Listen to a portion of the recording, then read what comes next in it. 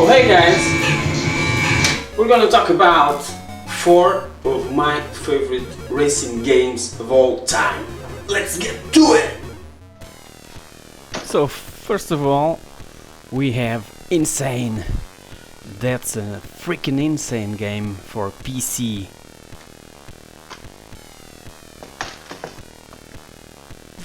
So inside the case we have the disc, obviously the disc, and the manual, and some stuff besides that.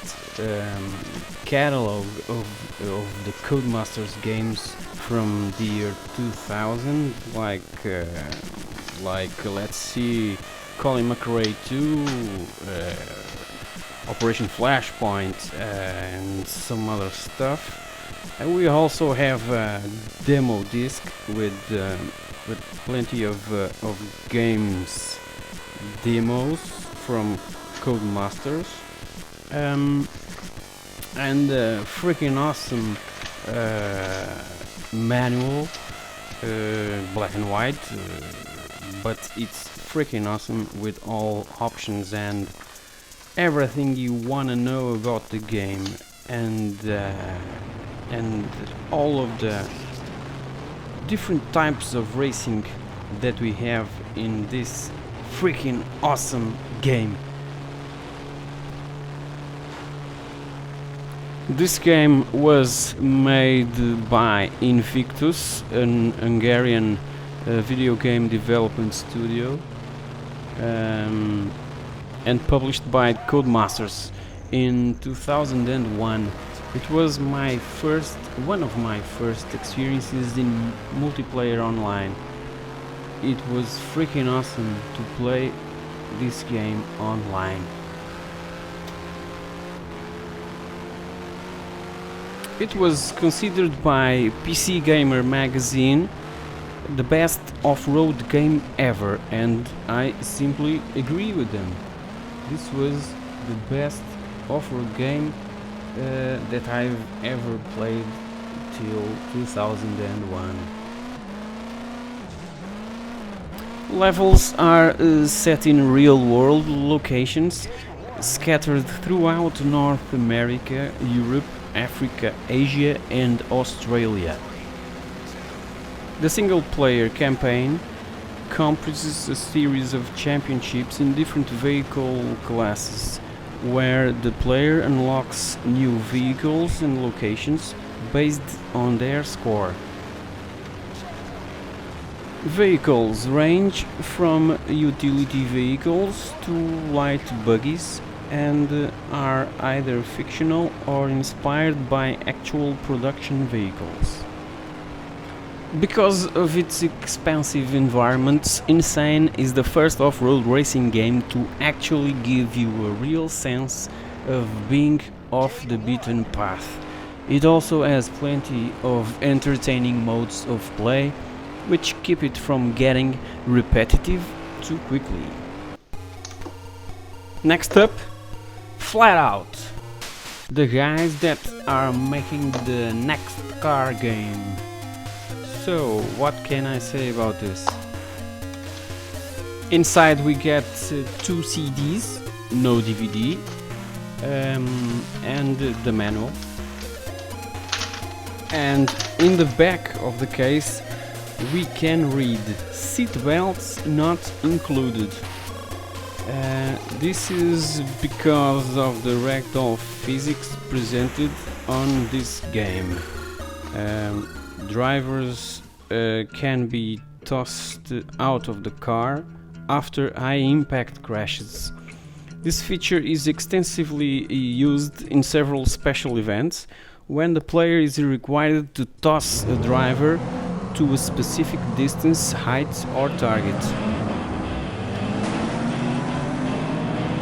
There was a sequel in 2006, Flat Out 2. It was a good sequel, but this first one was better in all aspects. The tracks were better, the environment was better, Then, 1 year later, in 2007, Bugbear released Flat Out Ultimate Carnage. It was basically an enhanced remake of Flat Out 2 for the Xbox 360, and later it was out for the PC also. Modes in Flat Out include standard lap races in either open environments or stadium laps, and demolition derby death matches in which the driver of the sole surviving vehicle is declared the winner. The next one that I have here is Baja Edge of Control for the Xbox 360 and was also on the PlayStation 3. Dominate the Desert. This game is, with no doubt, the best off-road driving game ever.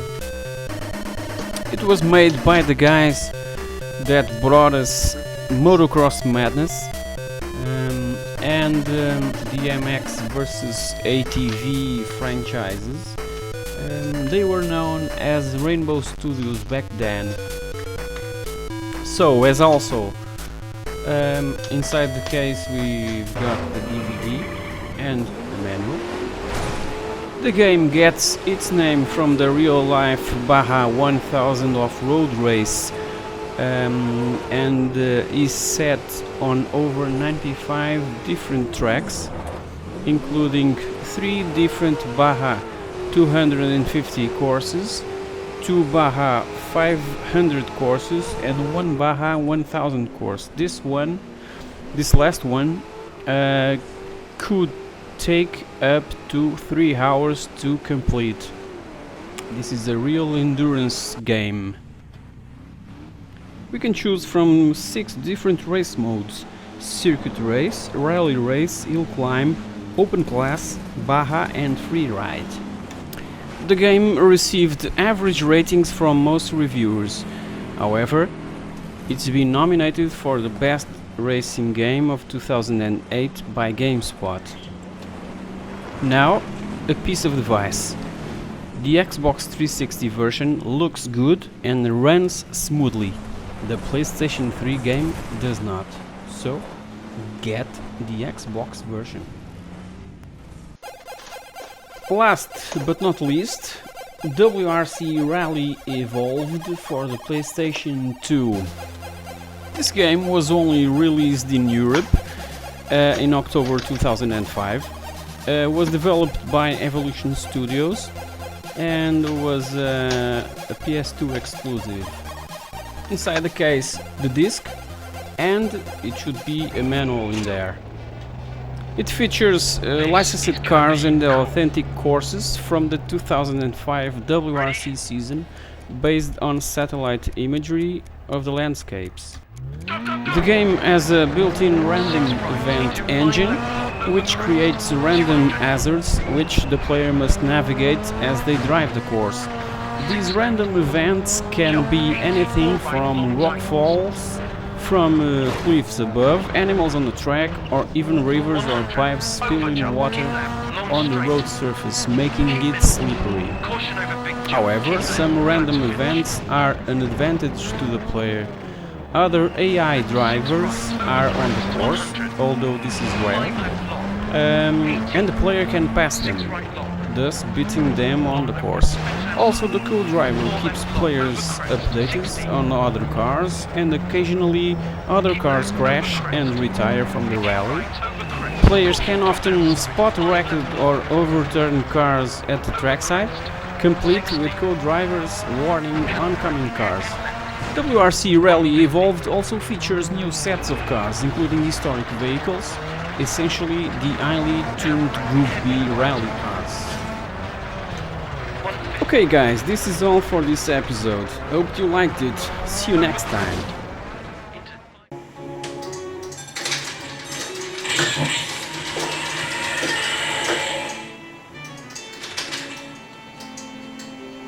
Hi guys!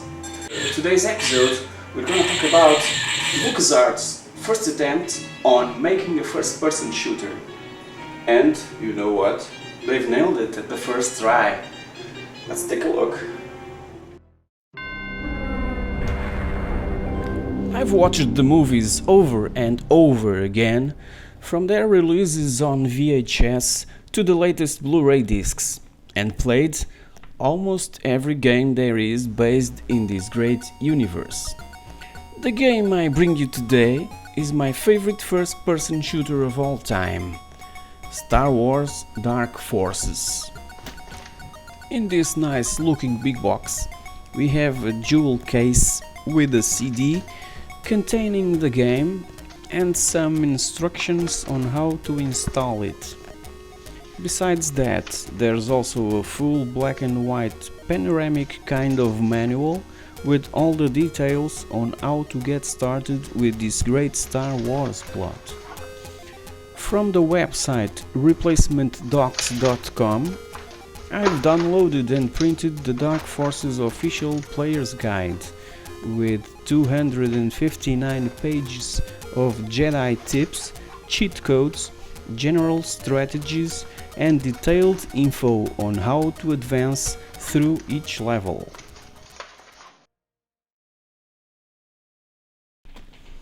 After the unprecedented success of ID Software's Doom, the PC gaming market shifted towards production of three-dimensional first-person shooters. LucasArts contributed to this trend with the 1995 release of Star Wars Dark Forces, a first-person shooter that successfully transplanted the Doom formula to a Star Wars setting. The game was well received and spawned a new franchise, the Jedi Knight games. This began with the sequel to Dark Forces, Jedi Knight Dark Forces 2, released in 1997. This game reflected the changing face of PC gaming, being one of the first games to appreciably benefit when used in conjunction with a dedicated 3D graphics card like 3DFX Voodoo range. Star Wars Dark Forces was released in 1995 for Microsoft DOS and Apple Macintosh, and in 1996 for the PlayStation. The storyline is set in the Star Wars fictional universe and follows the character Kyle Katarn, a mercenary working on behalf of the Rebel Alliance. He discovers the Empire's Dark Trooper project, which involves the development of a series of powerful new battle droids and power-armored stormtroopers. Dark Forces uses the Jedi game engine, which was developed specifically for the game. It was commonly called a Doom clone, but this brand new engine adds gameplay features to the first-person shooter genre, which were uncommon at the day of release, including level designs with multiple floors and the abilities to look up and down, duck, jump and swim. The Jedi game engine can also create gameplay and graphical elements such as fully 3D objects, atmospheric effects such as fog and haze, animated textures and shading. The game has a unique active environment and special features were included. Ships come and go at the flight decks, rivers sweep along, platforms and conveyor belts move, and much of the machinery functions. It was a major breakthrough. The Dark Forces soundtrack uses the iMuse system to create interactive music using the Star Wars soundtrack composed by the great John Williams. What it does is that it simply synchronizes music with the visual action in the game and transitions from one musical theme to another. iMuse sounds like something that came out of the creative mind of Steve Jobs, but no, it was developed in the early 1990s by composers Michael Land and Peter McConnell while working at LucasArts and is patented by LucasArts. The first game to use iMuse was Monkey Island 2: LeChuck's Revenge, and it has been used in all LucasArts adventure games since. Critics gave very favorable reviews to the DOS and Macintosh versions of Star Wars Dark Forces, but not to the PlayStation version. The DOS and Macintosh versions were praised for the level design and technological advances. The PlayStation version was criticized for having poor graphics and slow frame rates, reducing playability. Doom and Doom 2 are considered to be classics, and even the newer players have heard of them. But I believe that Star Wars Dark Forces is a far superior title for all those reasons I've mentioned before. The Dark Forces strategy guide even claims that development was well underway before the original Doom was released, and that the game was pushed back so that it could be polished. Now, a fun fact. The game was banned from Germany because they saw it as a Doom clone. How stupid is that? More stupid is that when I captured some footage from Dark Forces using Nvidia's brand new Shadowplay software, it created a folder on my computer called Wolfenstein 3D. Even today, Dark Forces continues to be seen as a Doom clone. How sad is that? Star Wars Dark Forces will forever be one of my favorite games of all time. Besides being this phenomenal game, it was the first one that I bought with my own money and holds a special place in my collection.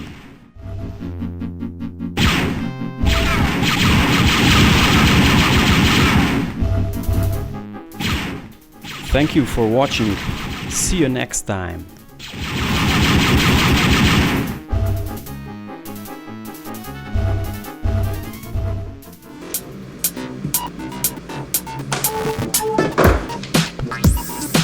Driving games have always been a priority in my acquisitions.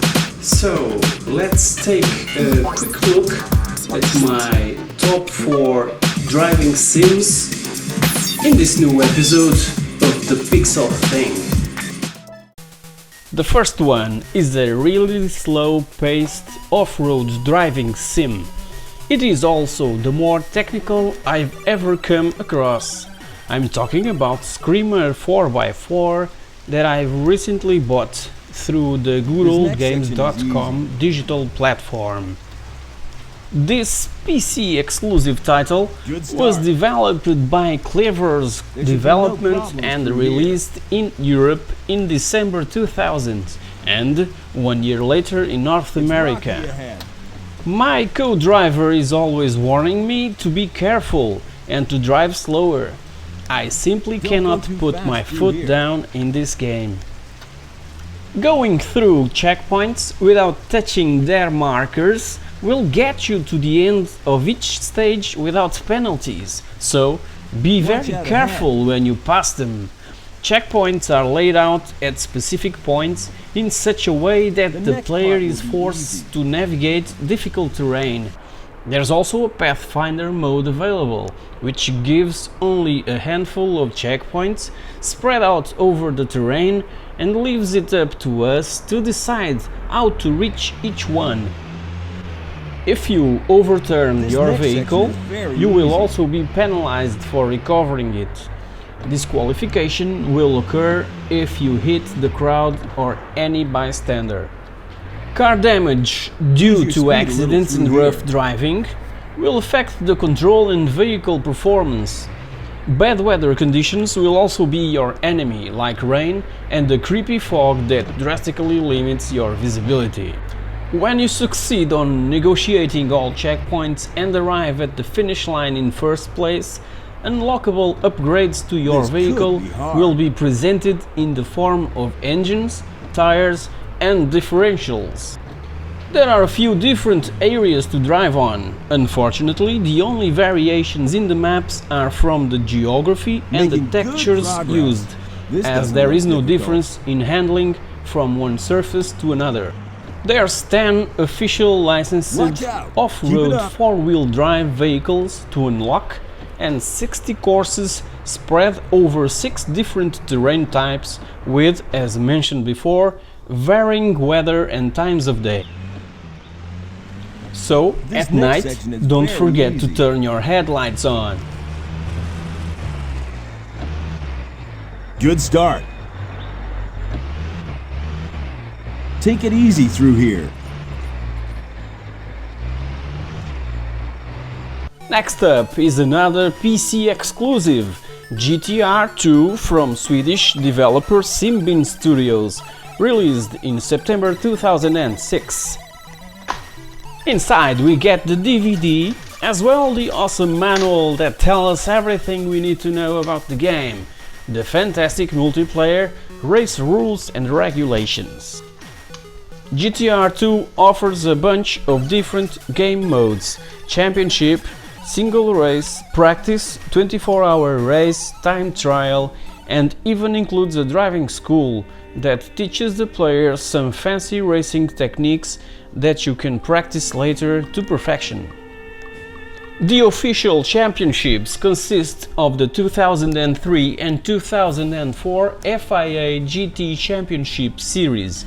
However, unlike its predecessor, GTR 2 offers smaller unlockable championships as well as the ability to create custom championships. The 24-hour races offers dynamic day and night cycles.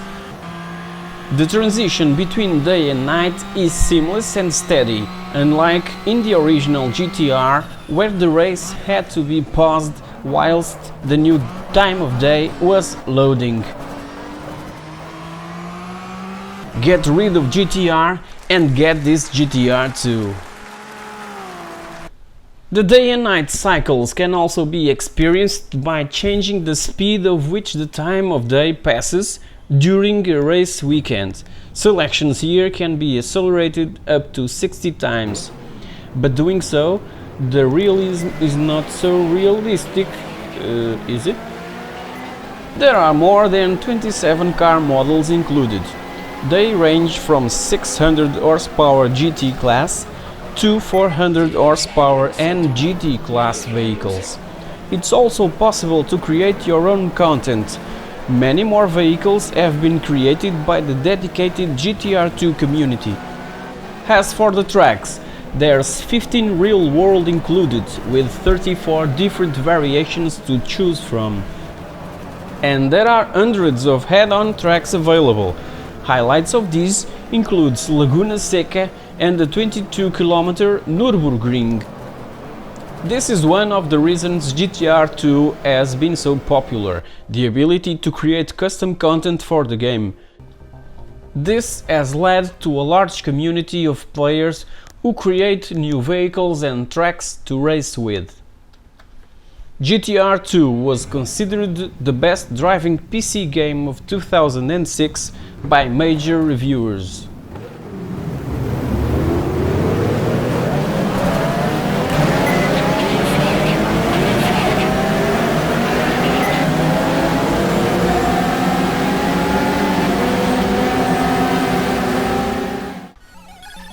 Since we're talking about Simbin and their driving games, a year before GTR 2 was released, other simulator was the delight of gamers around the world. This game was GT Legends. The cover art is simply awesome, with a retro kind of look to it. Inside we get the DVD, the manual, and some other stuff just to add more weight to the whole package and pay more in the post office. Most of the features that were already mentioned in GTR 2 are also present in GT Legends, except for the 24-hour races. It is based on the 2005 FIA Historic Racing Championships for GTC and TC cars of the 60s and 70s. This is a modern-day championship for historic cars, and so the circuit designs in GT Legends are those of the modern era. GT Legends has the same graphics engine as the magnificent R-Factor, a similar physics engine but different multiplayer programming. Reviewers from all around the world were blown away by the extreme good quality sounds and realism.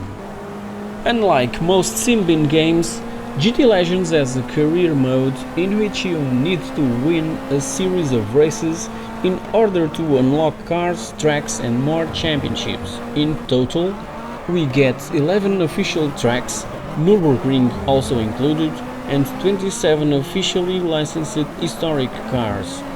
Just like GTR 2, the game supports many add-on tracks and cars provided by the sim racing community.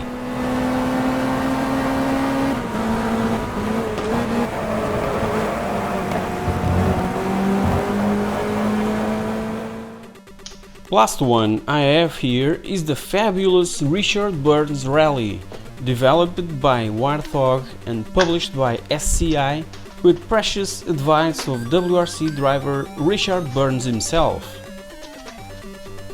In the back cover, there's a PC Gamer quote that says, "Richard Burns Rally is the scariest driving game we've ever played." And they were right about that. Inside the case there's the DVD and the manual that gives us an intro into the rally world, explaining everything from setting up the game to exhaustive comprehension of the pace notes given to us by the co-driver. It was released in July 2004 for PlayStation 2, Xbox and PC, and even to this day it's considered to be one of the most realistic and difficult racing simulators.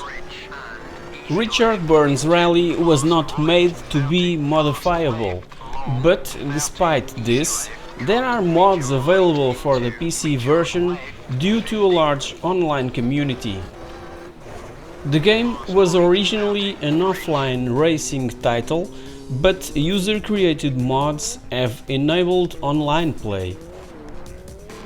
Every day there are hundreds of online championships to enter. No other title comes even close to the difficulty, realism and, most of all, rewarding sense of fear and speed that this game has to offer. If you know you're gonna crash, instinctively you close your eyes, grab the wheel hard and just wait for it to stop. If you're tired of arcade-ish stuff that the only thing needed is to floor the throttle and go around corners hitting everything, give these titles a chance and maybe, just maybe, you'll convert yourself into a virtual pro driver. Easy left, medium right, flat left, easy right, easy left, keep middle over crest, 30, flat left, easy right, tightens, 30.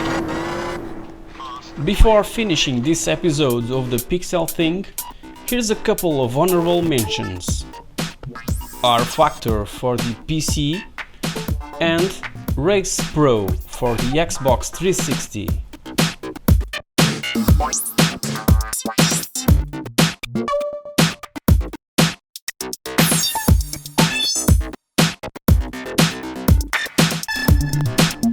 Thanks for watching, see you next time.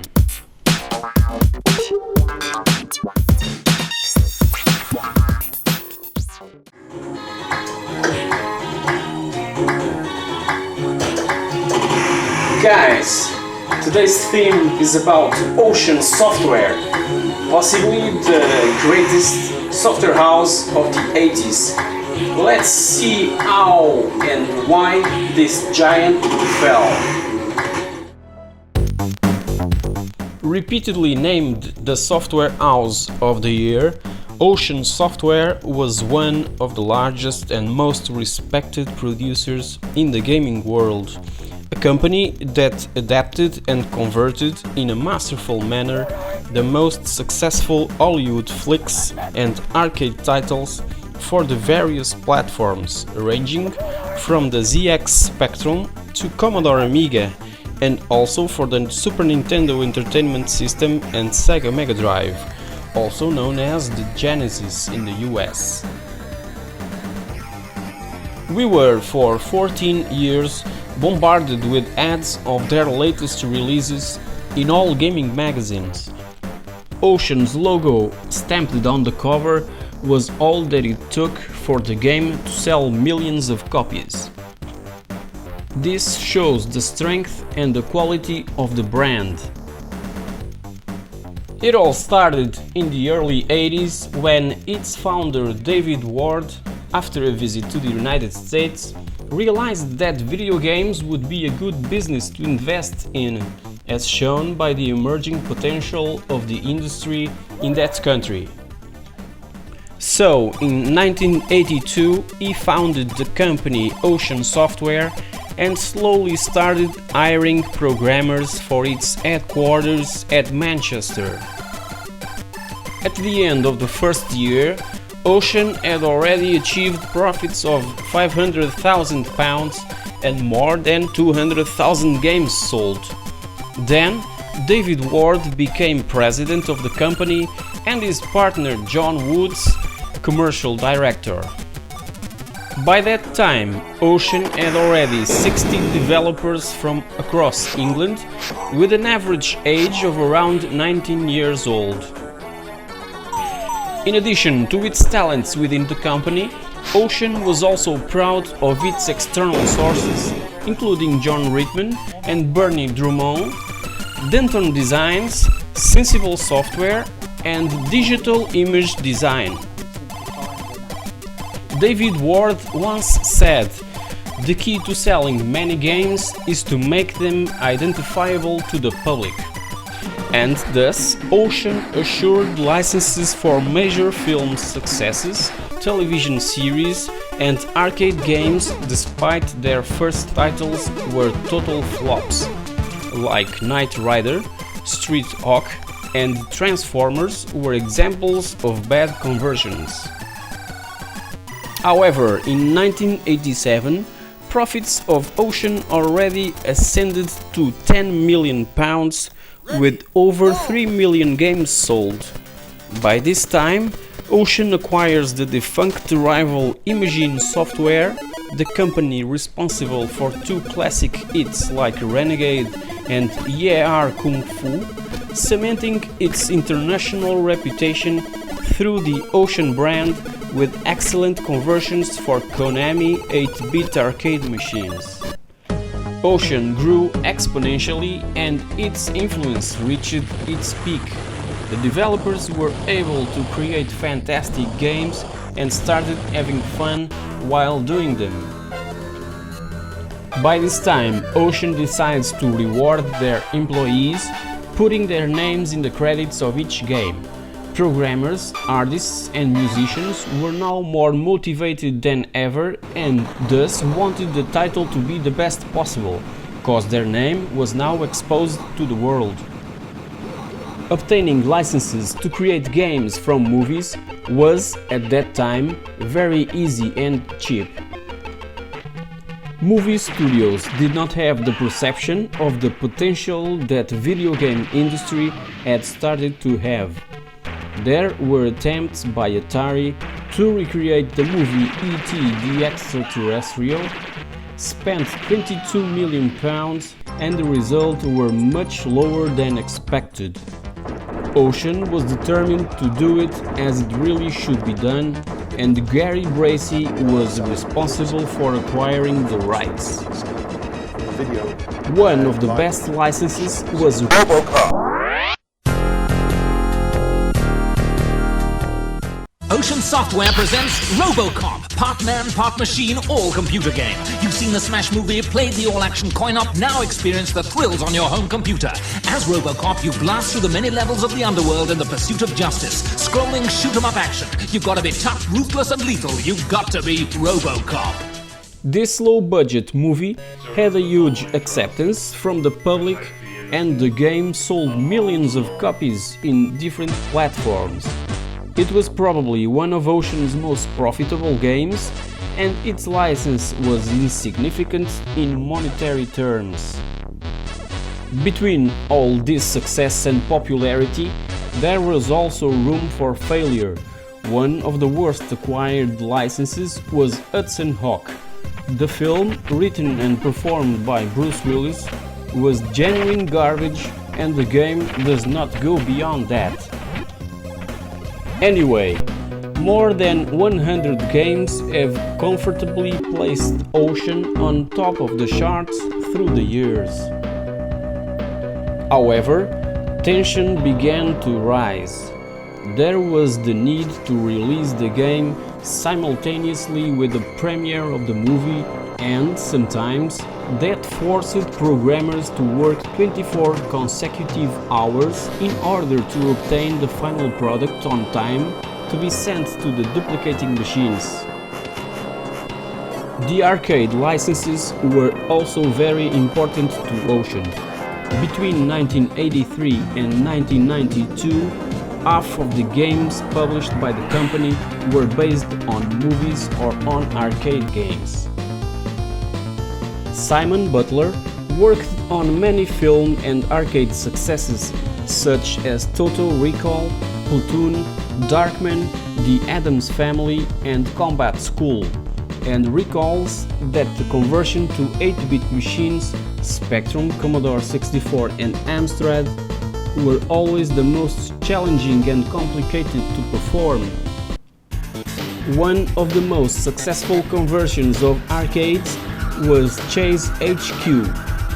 Bill Harbison, who joined the team in 1988, confessed that to do an arcade game conversion, he needed to have the machine itself in the office, and while playing, he would draw sketches of the scenarios as reference. There has always been competition and Ocean wanted to be the best. Its biggest opponent was initially US Gold. Later, when the first consoles started to emerge, the extinct Acclaim also became Ocean's largest rival. Even internally, healthy competition also existed. The various teams were always wanting to better themselves and exceed expectations. The evolution and changing time eventually came with the 16-bit machines. Programming for these new machines now takes twice as long, and Ocean was not afraid of the challenge. They were excited. The early 90s were for Ocean times for reflection. Remained the question of how the industry would develop. Then, in 1994, a new company within Ocean, Tribe, was formed to meet future challenges that had to be overcome. The giant leap from 8 16-bit for the 32 64-bit. Were then created separate teams, each comprising a team leader, programmer and main designer. Games began to be planned 6 months before any programming was initiated, and in 1996, Tribe was already composed by 80 members. That same year, the company ended up bought by French Infogrames. The headquarters remained in Manchester until Infogrames also purchased Gremlin Graphics in 1999, which led them to change the entire base of operations to Sheffield. Shortly after, Ocean brand was extinguished. GT64 Championship Edition for Nintendo 64 was Ocean's last game. Who is between 30 and 40 years old recall with some sadness and nostalgia the disappearance of Ocean. They left a remarkable legacy that, even today, still manages to impress. Thank you for watching. See you next time.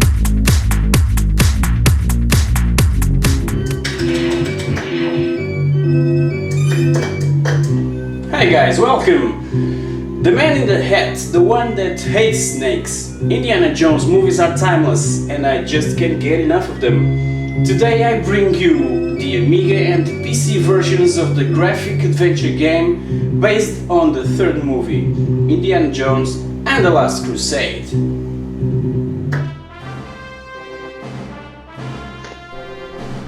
For the PC, I've recently purchased this game through Steam, but I've also got the Amiga's Kix XL 1992 floppy re-release of this awesome title. Inside this pretty looking box, there's the 3 floppy disks, a folded manual that includes, besides all basic info, the translation table that is simply the copy protection codes that are asked when you start the game. Also inside comes a Kix XL complete catalog of their re-releases back in 1992, and finally the crown jewel, Dr. Henry Jones' diary, like the one we see in the movie. I haven't read it yet, but I believe that it's filled with interesting stuff. It has hand drawings, sketches, newspaper pieces, letters, and even the map showing the canyon of the crescent moon. It looks like it was written by hand. It's just amazing the awesome stuff that used to come inside these big boxes back in the day. Back in 1989, Steven Spielberg brought us the 3rd movie of the Indiana Jones adventures, my favorite one. The Last Crusade transports us into the quest for the Holy Grail, where we have to fight against the Nazis and avoid Hitler getting his hands on the Cup of Christ. The graphic adventure point-and-click game was released for PC, Atari ST, Macintosh and the Amiga. There were also a CD-TV edition of the game, but it had any graphical improvements over the original.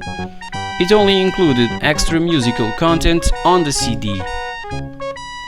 It was published by Lucasfilm Games, the defunct LucasArts, and it was the 3rd game to use the SCUM engine. It follows closely the film's plot and sometimes go beyond that. Being a graphic adventure, it misses almost all the action scenes of the movie. These were present in the extreme difficult action game version that I played to exhaustion in my ZX Spectrum.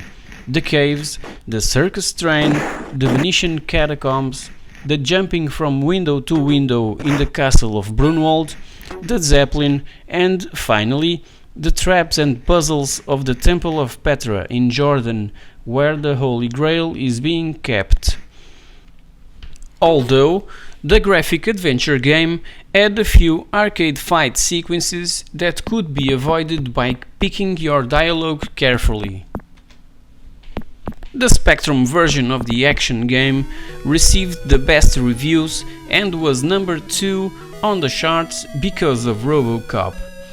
As seen on my last video about Ocean Software, RoboCop was number 1 for 18 consecutive months. Lucasfilm Games introduced in this graphic adventure the possibility to complete the game in several different ways. They called it the IQ score or Indie quotient. By doing this, George Lucas Games Studio found a way to maintain players interested in finishing the game more than once. This was one big problem with Sierra's adventure games and made all the difference. As mentioned before, this title has a built-in copy protection at the start of the game. If you enter incorrect codes for 3 times in a row, the game goes into demo mode, and when Indy is asked by Donovan to translate the tablet, he fails completely and he's thrown outside by Donovan himself, ending the game. Later was also released a PC CD-ROM version with 256 color graphics that didn't have the copy protection. Many of the scenes unique to the game were conceived by George Lucas and Steven Spielberg themselves during the creation of the movie. This explains the almost singular success of LucasArts in this area, not only with the Indiana Jones series, but also with their many Star Wars titles. George Lucas was always present to give some ideas and transmit confidence to the teams behind these awesome titles. This game is a must for all indie fans and point-and-click enthusiasts. Hope you enjoyed this look back at the roots of the golden age of point-and-click adventure games. Thanks for watching, see you next time!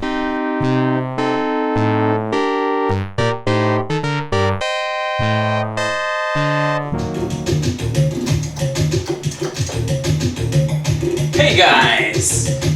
You've never heard of Hug? And now it's the time! Let's get some awesome prehistoric platforming action! Come on! Back in 1992, the guys at Playbyte decided to publish a lunar lander and space taxi prehistoric clone. And I'm glad they did, because even today, this is a truly freaking awesome game to play. Life in the Stone Age was nice and peaceful. Sitting on your ass all day long, food everywhere, and even a gorgeous girlfriend to play naughty games with. But your girlfriend is eager for money and jewelry, so you need to think of something to appease her needs. So, a huge apple falls onto your head, giving you the idea of creating a flying taxi kind of business to help your fellow cave friends travel faster and consequently make you rich. Originally developed by Ego Software for the Amiga, it was also available for Commodore 64 and DOS. You control a muscle-powered helicopter kind of elevator, and to make some money for your future wedding with your pretty lovely cave girl, you need to transport passengers from one place to another through 69, yes, 69 levels of pure joy. You only need to land near the cave people and they will automatically board your vehicle and tell you which platform they want you to fly them to. You'll get extra bonus points for getting passengers to their destination before time runs out. In the process, you need to avoid all kinds of hazards that will try to finish you off. Besides the natural obstacles, you must evade hostile dinosaurs, pterosaurs, the so-called birds, and rising water level. Also be careful maneuvering your flying vehicle. Touching obstacles with its rotor, as well as hard landings or colliding with solid surfaces, will result in mechanical damage. Once it's you, the player, that fuels the helicopter/elevator, you will become more and more exhausted. Your energy may be recovered by picking up fruit that can be knocked off the tree with blinking eyes, using the stone that also blinks its eyes. Both appear on every single level of the game. The stone can also be tossed over enemies, making them unconscious for moments. But be careful how to use it. If you lose the stone, the more difficult it will be to finish that particular level. There's also present a very entertaining two-player cooperative mode, where you and your cave buddy will most likely fight for the passengers rather than help each other. Sound effects and music are very soft and relaxing, and you'll find yourself playing this game for hours.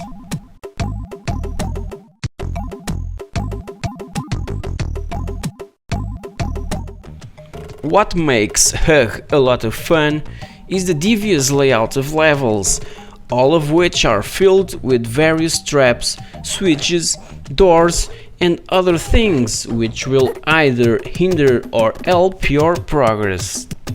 Some levels feature strange physics that affect your control of the taxi, while others contain magnetic fields and wind. At the end of each level, you'll be given a code for keeping track of your progress. Being initially a boxed game, it was later re-released as shareware mainly on magazine cover discs. Playing this game won't certainly make your day boring. If this game were made for today's smartphones and tablets, I'm sure that it would make its creator a millionaire, just like Flappy Bird did to Dong Nguyen. UGG is the perfect example of the good old reflex coordination puzzle arcade game. If you're after a good old enjoyable and relaxing Amiga game with beautiful graphics, UGG is the game to play. I hope you enjoyed this review. Don't forget to subscribe, cause I've got so many more memories to share with you.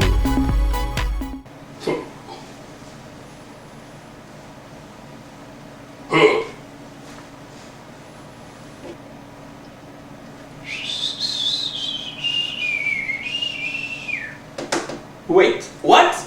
You've never heard of UGG? Now it's a time. Let's get some awesome prehistoric platforming action. Press button.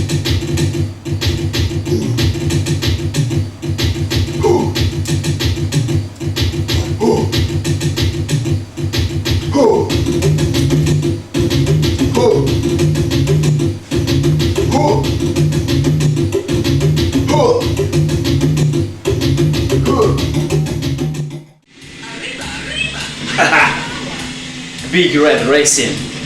What great memories this game brings. Besides its great playability, it's freaking hilarious. So, let's get on board, shall we? Initially planned for a bunch of different systems, the only version that has seen the light of day was the PC. Developed by Big Red Software and published by Dolmark, Big Red Racing was released in the beginning of 1996, and when I play it, I still laugh so hard that I end up losing all the races. There are 6 cups and 24 courses to master, that covers various points of the globe and also the Moon, the planet Mars and Venus. To drive through them, you must choose one of 2 vehicle options available before each race.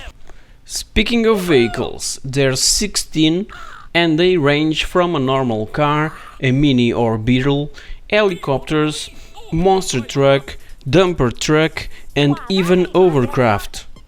In some tracks it is also possible to ignore the path and discover other areas with jumps and various obstacles. Just imagine the craziness present in this game. Also, in the selection screen, you can customize your player and vehicle color and decals. It was released only on CD-ROM and it takes advantage of the extra CD storage space to give you some groovy themes by Ang Nail and Gerard Gurley. It offers also a split-screen multiplayer mode and the possibility to play through your own network with up to 6 players. So, there's a lot going on in this crazy title. And the game is incredibly fun in multiplayer mode. You and your buddies just can't stop laughing because of all the craziness and dumb commentaries. What are you waiting for? Christmas? Wussy, wussy, wussy.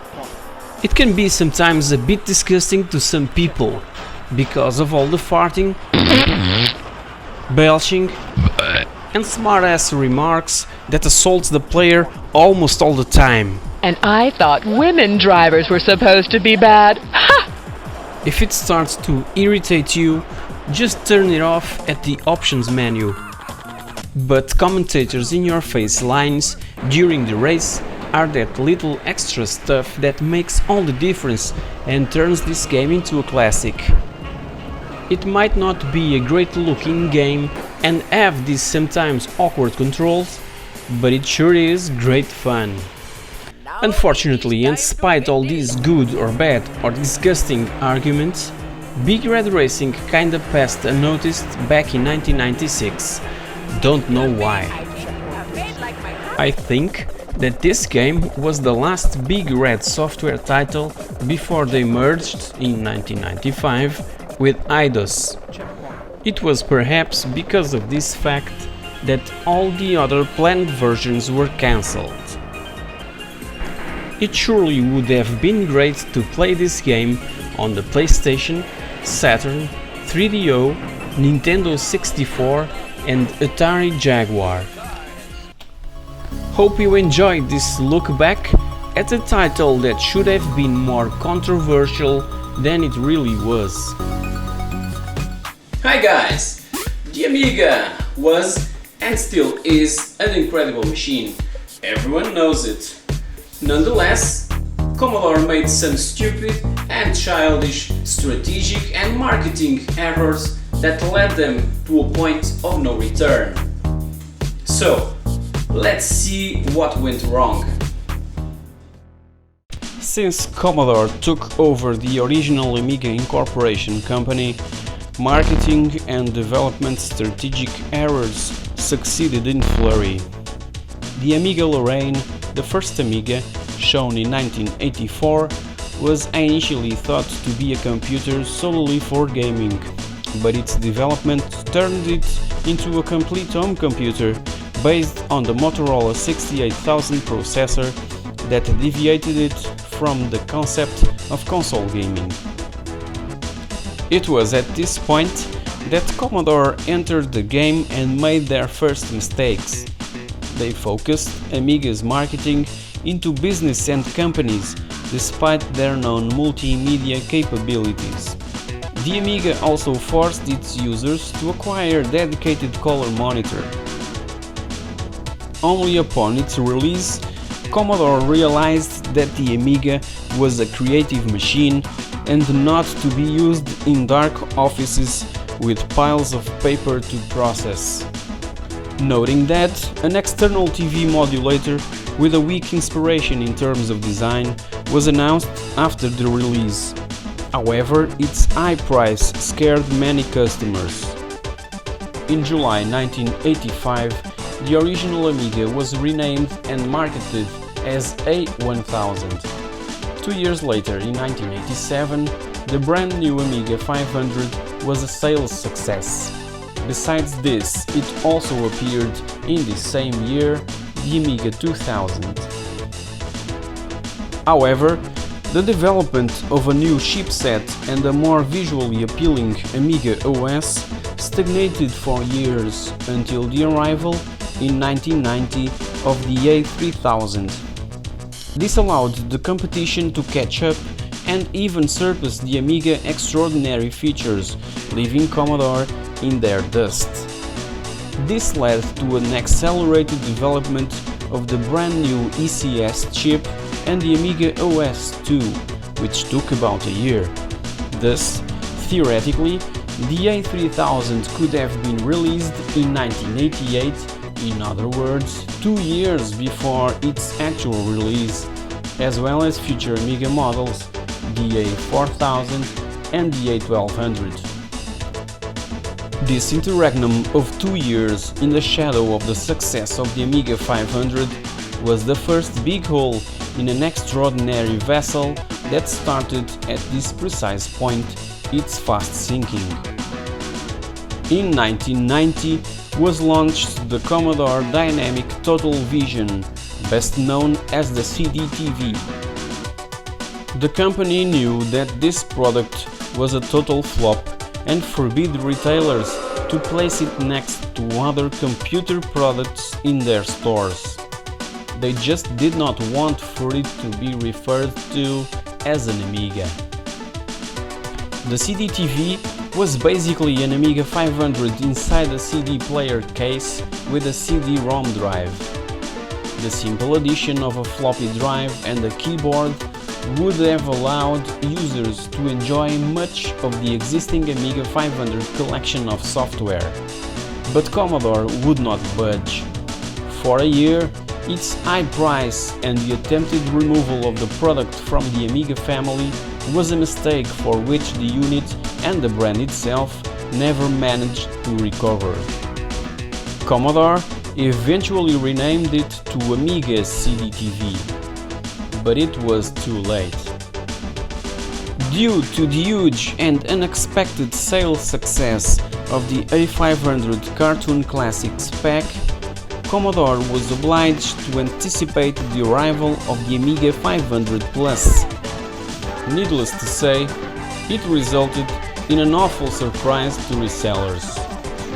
The Amiga 500 Plus was, without notice by Commodore, included in bundles and put on sale, which caused embarrassment to stores and driven customers to despair because much of the already released software was incompatible with the new ECS chipset and Amiga OS 2.04 from the A3000 model.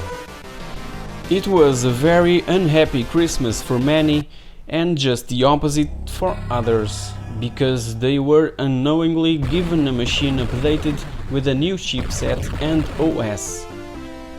The year was 1991 and the plan to replace the best-selling Commodore 64 was on the move. This would probably be Commodore's biggest mistake, the Amiga 300.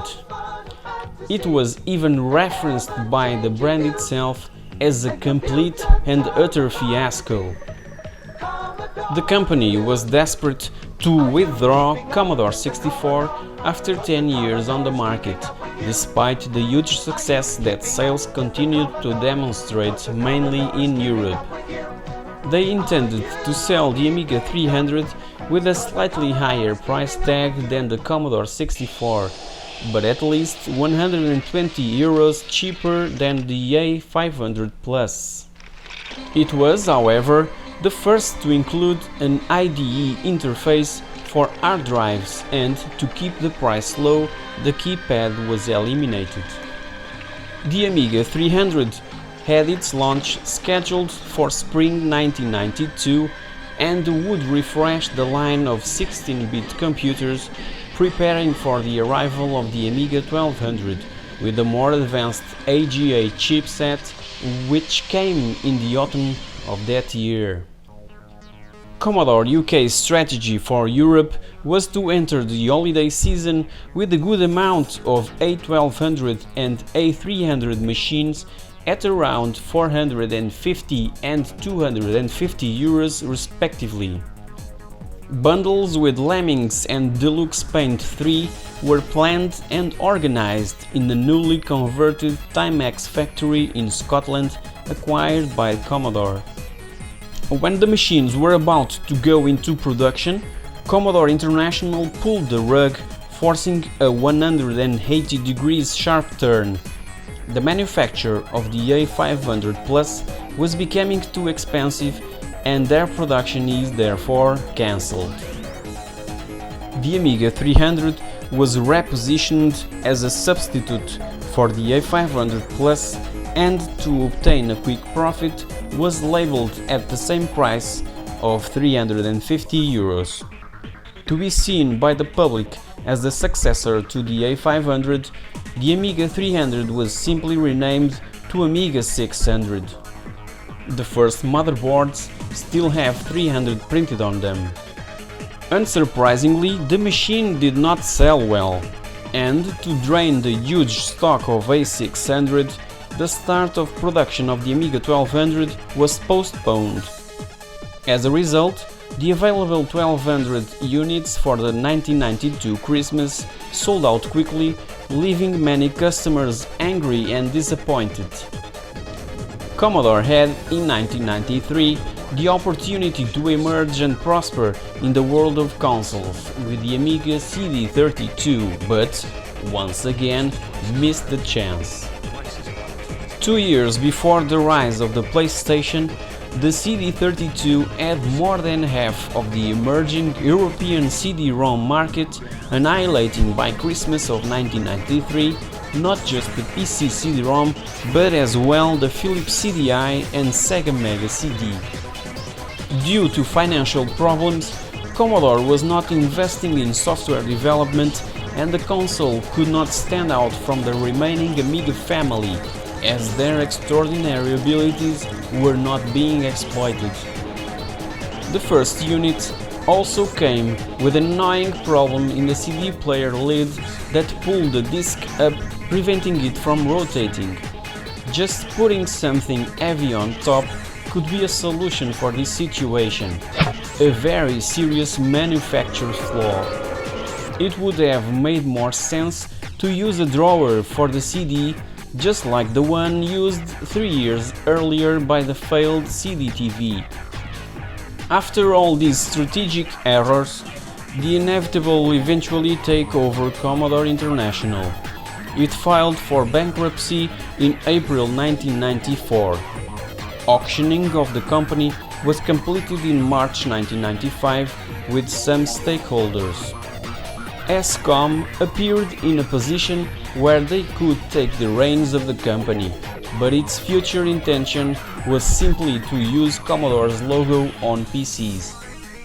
In the other corner of the ring were the managers of Commodore UK, David Pleasance and Colin Proudfoot, who possessed the necessary funds and a well-designed strategic plan relocating the company's headquarters to Maidenhead, UK, as well as changing the name of the company itself.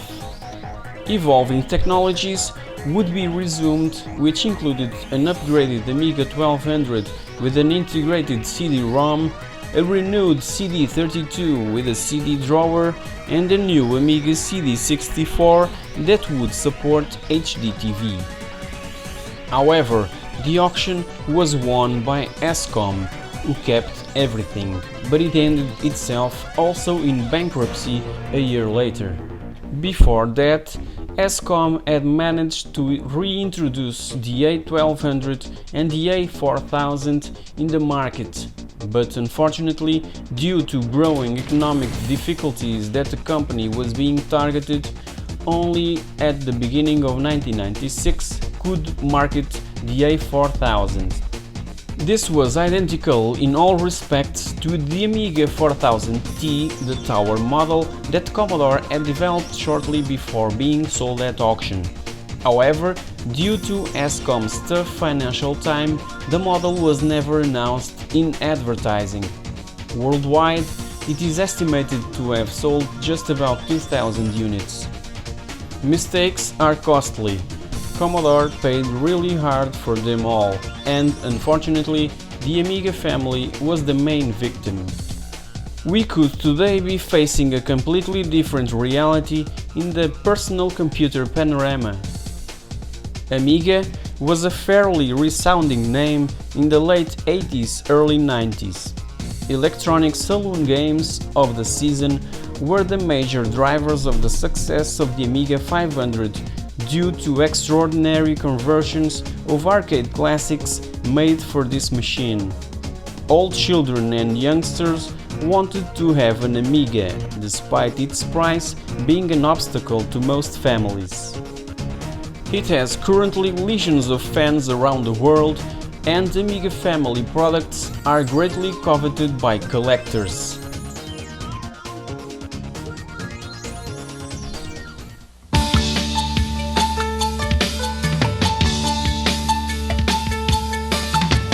It is the best machine that is around anywhere in the world. The professional machine of the future.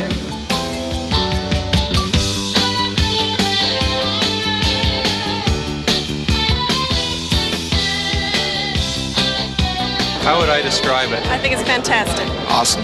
It's going to skyrocket. Only Amiga makes it possible. Only Amiga makes it possible. Only Amiga makes it happen. Only Amiga makes it possible. Only Amiga makes it happen. Amiga's got the guts to do things that you can't do on other hardware. And it does all the work for you. Wow. State-of-the-art technology at a price that everybody can afford. The Amiga is the best graphics machine available in the world today. Only Amiga. Only Amiga. Only Amiga. Only Amiga. Only Amiga. Only Amiga. Only Amiga. Only Amiga. Makes it possible. Only Amiga. Only Amiga makes it possible. Only Amiga. Outrageous. Makes it possible. Fabulous. Only Amiga makes it possible. Only Amiga. This is it. Makes it possible.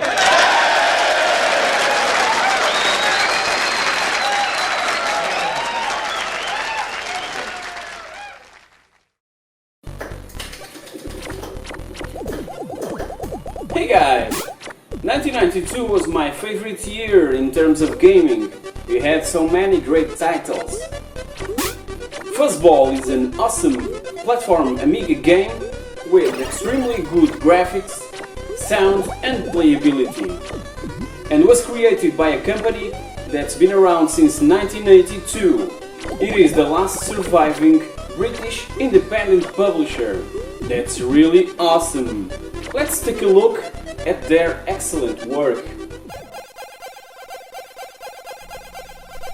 Developed by Scan Games Norway and published by System 3 Software, Europe's #1 name in original games, Fuzzball is platforming cuteness that you could even play with your girlfriend. In one particularly stormy night, the Great Wizard had stepped outside for a drink with his buddies, leaving his apprentice all by himself in the mighty castle. He had this great chance to snoop around through one of the wizard's chambers. The chamber had a strange aura about it, and the apprentice could feel the electrical energy generated within the air by the heavy storm blowing outside. The mischievous apprentice had come to a chamber to have another look at the big old chest, the contents of which had been a closely guarded secret by the wizard for years. The apprentice wanted to know why the wizard would not show or even tell him what was inside. Through the book of spells, he found one to open. He thought, "This is it!" After reading the spell, a magic glow appeared in his hand, but he forgot to read the entire spell. The storms outside were higher, and the boy's eyes lit up with excitement as the magic began to appear in his hand. He aimed the glowing energy at the lock on the chest and then launched his creation at the target. In an instant, the lid of the chest flew back and hundreds of strange fluffy balls began to leap from the chest. Fuzzball after fuzzball leapt to their freedom and began to fill the chamber. "What have I done?" screamed the young apprentice. The stream of fuzzballs seemed endless, and as they hit the floor, they began to grow and grow. Trying to reverse the spell, he brought another spell. The magic energy engulfed the young apprentice in a huge blue flash of light. He turned himself into a large blue fuzzball.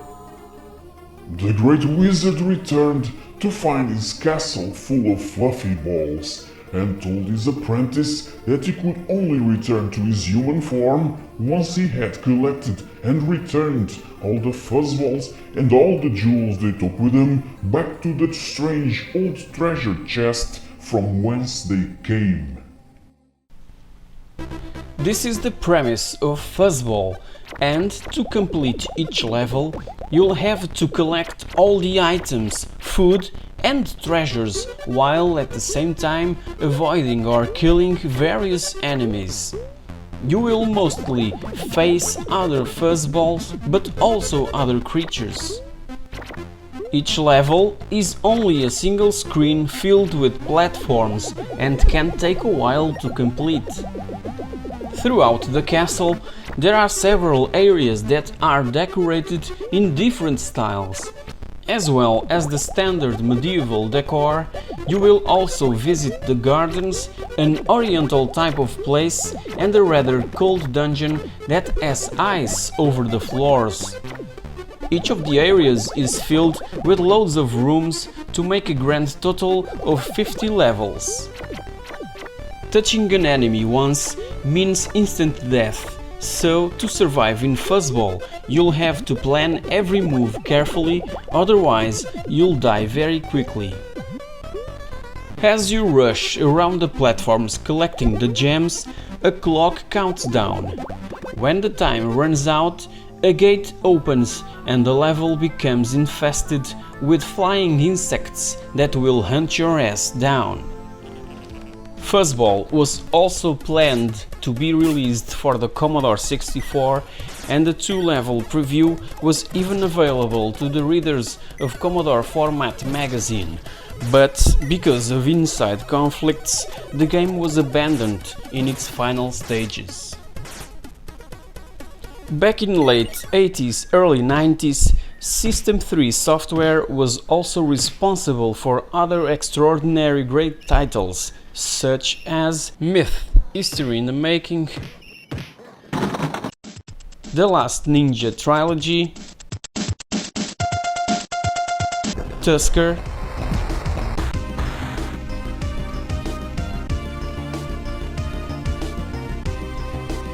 and Flimbo's Quest. Hey guys! Almost 4,000 titles have been released for the PlayStation 2, and as you can imagine, there's hundreds of hidden gems out there. These are my 5 underrated PS2 games that belongs on the shelves of every game collector. Splashdown was one of the first games that I've played on a PlayStation 2. Back then, I was really impressed with what they've accomplished.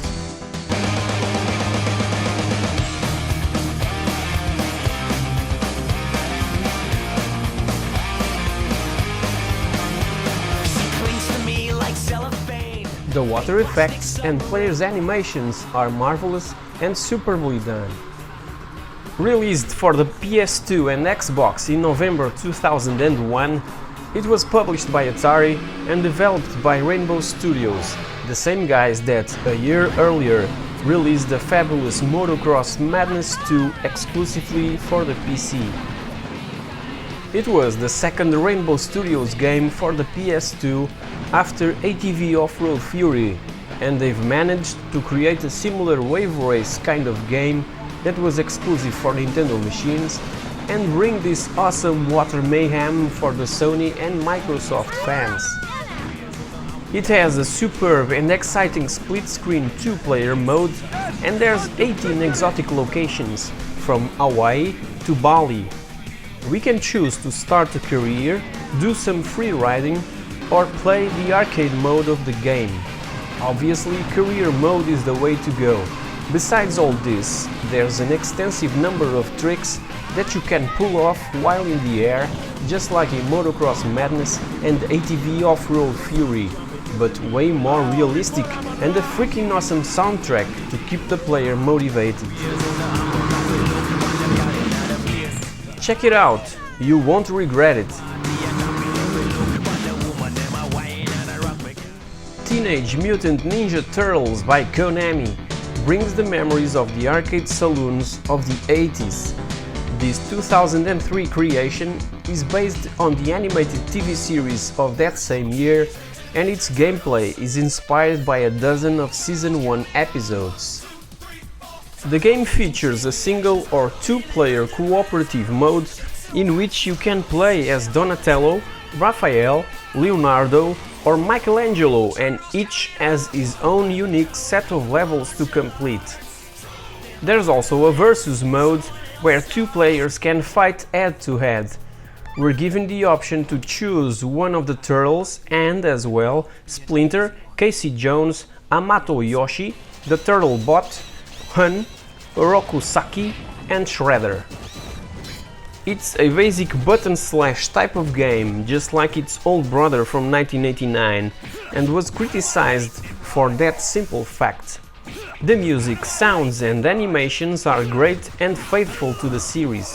It keeps the player hunger for action, and there's plenty of it. Out of my way, Nimrod! Going down too!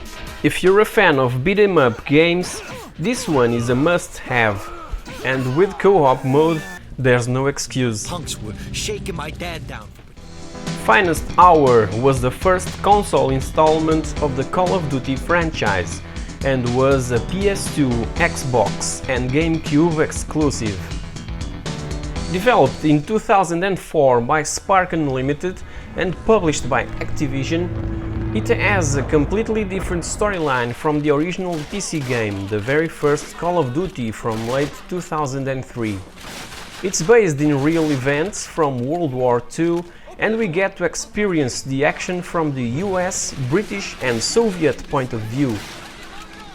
It featured an online multiplayer mode for up to 16 players simultaneously. The audio is of exceptional quality, from the sound effects to the music itself. It looks like we're watching an interactive movie.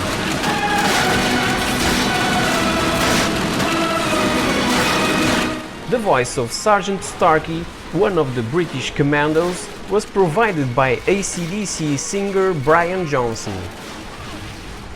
Playing first-person shooters on a console may be awkward, but Call of Duty Finest Hour is an essential add-on for all the fans of the franchise.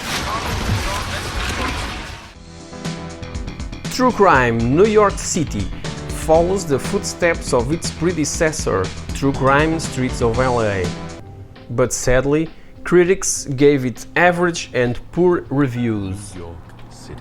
For me, though, the vast depiction of Manhattan and its many landmarks, the innovative transportation options, like using the New York City subway system, and the simple fact that many buildings are accessible to the player, are extreme good qualities that sets this game apart from previous open-world titles. Okay, maybe there's some bad frame rates from time to time and minor technical issues here and there that seem to have resulted from a rushed release. It became available before Christmas of 2005 and was published by Activision. In this game, you're the cop. You need to avenge the murder of your mentor and take control of the streets. You can arrest, interrogate, use informants, extort, frisk, and more. But at the end, your fate will be tested. Your actions may turn you into a bad cop. Due to its bad reception, a planned sequel named True Crime Hong Kong was cancelled.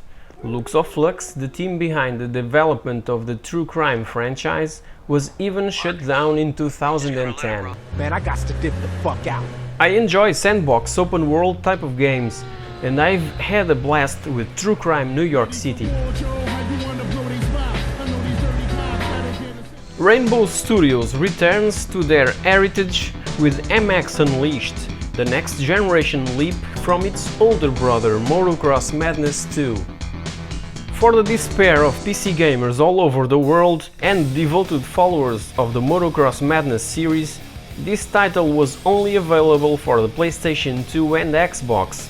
But for the record, if Rainbow Studios hadn't been acquired by THQ, MX Unleashed would have been called with no doubt Motocross Madness 3 and also available for the PC.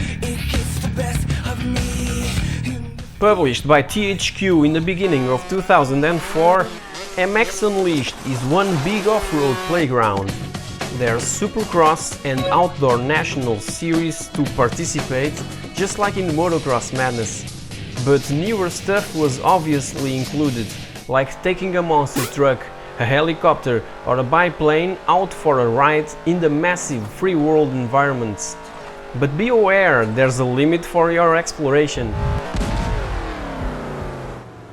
MX Unleashed features an accurate physics engine.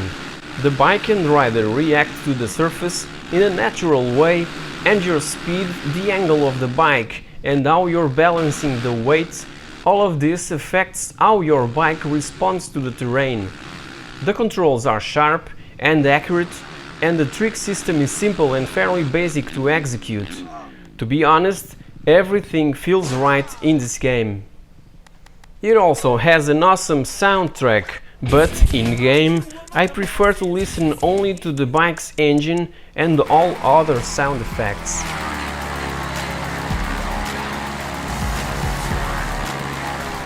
The PS2 has a great library of games. I'll be covering much more titles from the best-selling video game console in history. Hey guys, welcome back. Movie conversions were very popular in late 80s and Ocean Software got almost all the licenses. One of the best was Batman the movie, and in the Spectrum I can still remember the combination of keys that we needed to press at the same time to go automatically to the next level. Let's take a look. Batman the movie from 1989 is an action game based on Tim Burton's amazing film of the same name and was released for a bunch of systems: the ZX Spectrum, the Amiga, Commodore 64, Amstrad CPC, MS-DOS, Apple II and Atari ST. There's 5 action-packed stages based on the movie, and when I first tried to load the 128K version of the game on my Spectrum, about 14 minutes later I was blown away by the fantastic music by Matthew Conan and all the 5 levels loaded at the same time. That was just freaking amazing! In the first level, we control Batman through the maze of platforms. We're looking for Jack Napier and the action takes place at his Axis chemical plant. You know what happens next. Jack falls into a container filled with acid. The Joker is born. In the Spectrum version, the second level is a horizontal scroller where you take the wheel of the Batmobile through the streets of Gotham, dodging traffic and avoiding the police, using, for that matter, the grapple gun to go super fast around corners. On the other versions of the game, the action is seen from behind the car, making it look more natural but harder. The third level is a puzzle section where Batman needs to identify all the components of the deadly chemical called Smilex that the Joker launched into the market. Succeeding this stage, we'll be facing the parade sequence in which we'll be flying the Batwing and use it to cut away the balloons filled with poisonous gas without hitting them. If you get bored and wish to see right away the last level of this great game, just hold down one of the following combination of keys: ED209 in reference to RoboCop, or MICK, probably referred to Mike Lamb, the programmer of the Spectrum version, and you're ready to go. The fifth and last level is similar to the first one and takes place at Gotham Cathedral to finally get Joker on its knees. Although there's new hazards to consider, like rats and platforms that crumble as you walk on them. The map seems bigger than the one on the Axis chemical plant, and you need extra skills to get to the top of this huge cathedral. At the very top, Joker makes his last move and tries to flee using an helicopter. You need to throw one more batarang and you get a great end sequence watching Joker falling down outside of the building.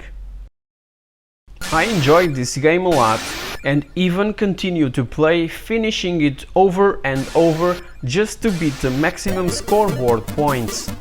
Was I crazy or what? Spectrum version of Batman the movie was #1 on the charts and was awarded Game of the Year in Crash magazine. Commodore 64 got the worst version that was filled with annoying bugs. If you're into some platforming action featuring a legendary comic book hero, you need to try this game. Hey guys, welcome. I enjoy mountain biking a lot, so in this episode we're going to look at the best mountain biking games of all time. Let's go. I enjoy exploring the wilderness and everything off-road related. Mountain biking is a thing that I love to do ever since I learned to ride a bicycle. Forever I've been on a lookout for MTB games that could keep me occupied in those cold winter Saturday mornings. In this video, you'll get to know the titles that grab me and even today makes me smile when I play them. Number 6.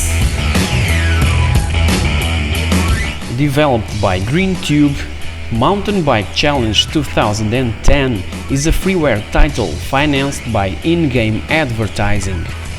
Graphics are great, the controls are simple, but the music is a bit repetitive. It still has a huge online community and thousands of people still play it online. There's only 5 tracks available, but in a free game, what else could you ask? It's freaking fun, go play it!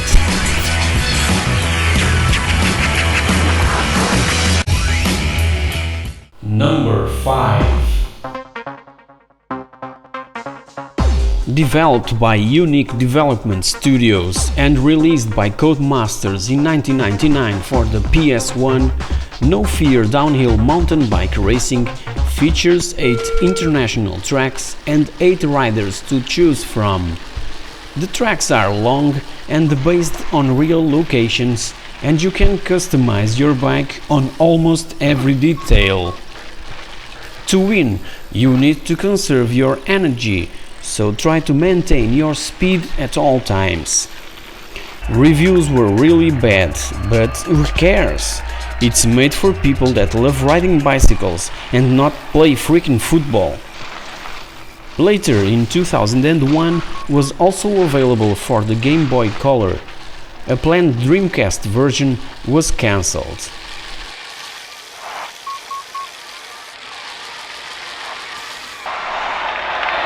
Number 4. Mountain bike adrenaline isn't as bad as most people praise. It tries to be a real mountain bike simulator, and when you get used to the controls, it's great fun. Developed by Fresh 3D and released in 2008 by Nobilis, it has a sense of freedom that no other mountain bike game has to offer, and I love that feeling. You control separately the front and the rear brakes and use automatic or manual shifting. Unfortunately, the physics engine is a piece of crap. The budget that the developers had for this title was really low compared to other games made for the PS2 at the time. So they couldn't use the Evoque physics engine in this game, it was too expensive. Those who are actual mountain bikers are the only ones that will probably enjoy this game's open tracks. It was ported in 2008 for the PC.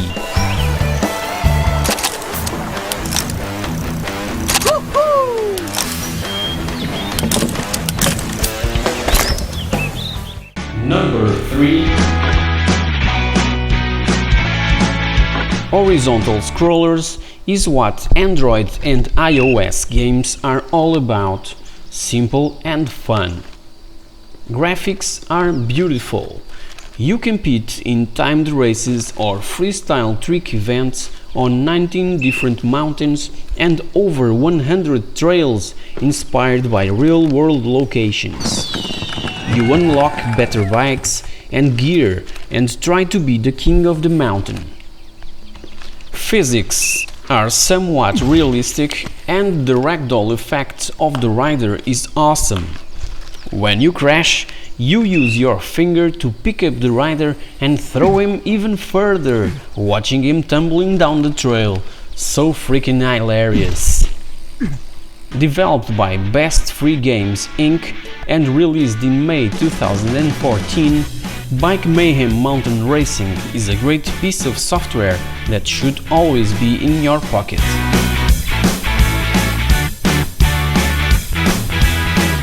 Number 2.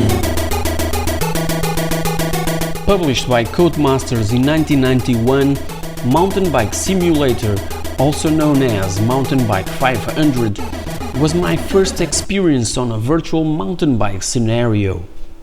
It's an horizontal scroller, just like actual Android and iOS games, that glued me to the ZX Spectrum for hours. In a time that BMX bikes ruled, mountain bikes started to gain followers, despite the prohibitive price tag of the machines. Obviously that this game fails to replicate the actual feel of riding a bike over rough terrain, but that would be a tad difficult to do on a Spectrum anyway. You have to navigate through small and large bumps, jump over ditches and pools of water or oil. You only need to control the speed of the bike and whether you want to jump or wheelie or both. There's 6 levels of increased difficulty and it's really hard to win in all of them, but the smoothness of the scrolling is what makes this game a winner. The game received shitty reviews mainly because the sport was a novelty, and back then either you buy a ZX Spectrum or a brand new mountain bike. You just couldn't have them both. You'll be bankrupt, that's for sure.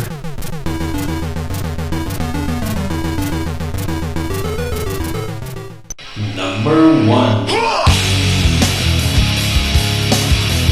Downhill Domination is simply my favorite mountain bike game of all time. The action, the soundtrack, the graphics, the speed, oh man, everything is amazing and super fun. It's totally an hidden gem and reviewers were, as always in this sport, total crap. Guys that sit all day on their asses playing games and making reviews for websites and magazines should go out to the mountains more often. Exclusive to the PlayStation 2, Downhill Domination was developed by Incognito Entertainment and released by Codemasters in 2004 in Europe and a year earlier in the US by Sony Computer Entertainment of America. It's based on fictional locations and riders, but you can unlock 5 professional racers such as Brian Lopez and Eric Carter. Due to the incline of the tracks, you're always riding downhill and there's 27 of them to conquer. You travel around the world from the Grand Canyon to Japan and there's a bunch of different styles of riding from which to choose, including freeride, mountain cross and technical downhill. There's some impressive and huge courses to play with an amazing level of detail and the environment changes often. In a minute you're on the top of this mountain covered with snow and seconds later you'll find yourself on the stony section or blasting your way through a mine shaft that leads to a completely different section again. There's even polar bears, deers, vehicles and hikers that you can hit or be hit by. This game was designed to be played fast and do stuff that you'll normally won't do in real life. You got no skills. Hey guys, welcome back! You know Fuel, right? Today we're gonna talk about what Fuel should have been if Codemasters didn't put their hands on. Let's take a look. Fuel, as you might know, features a gigantic open-world environment set in a post-apocalyptic Earth ravaged by extreme weather. Fuel has become more valuable than gold, though your focus will be on finishing the races to get more of that precious liquid, something we've seen on the cult movie Mad Max. Published by Codemasters in 2009, this game received average reviews, and its massive 5,500 square miles of land was certified by the Guinness Book of Records as, and I quote, the largest playable area in a console game. To this day, Fuel sold about 670,000 units worldwide. There are 75 vehicles to unlock, 70 races and 190 challenges. In some of these challenges, you'll not only be facing your opponents, but as well huge tornadoes and massive sandstorms. All these features were kind of unique on a video game, but this wasn't the original idea. As you might know, France is home of the world's greatest off-road event, the Dakar. In consequence, France is also a country that built fantastic drivers.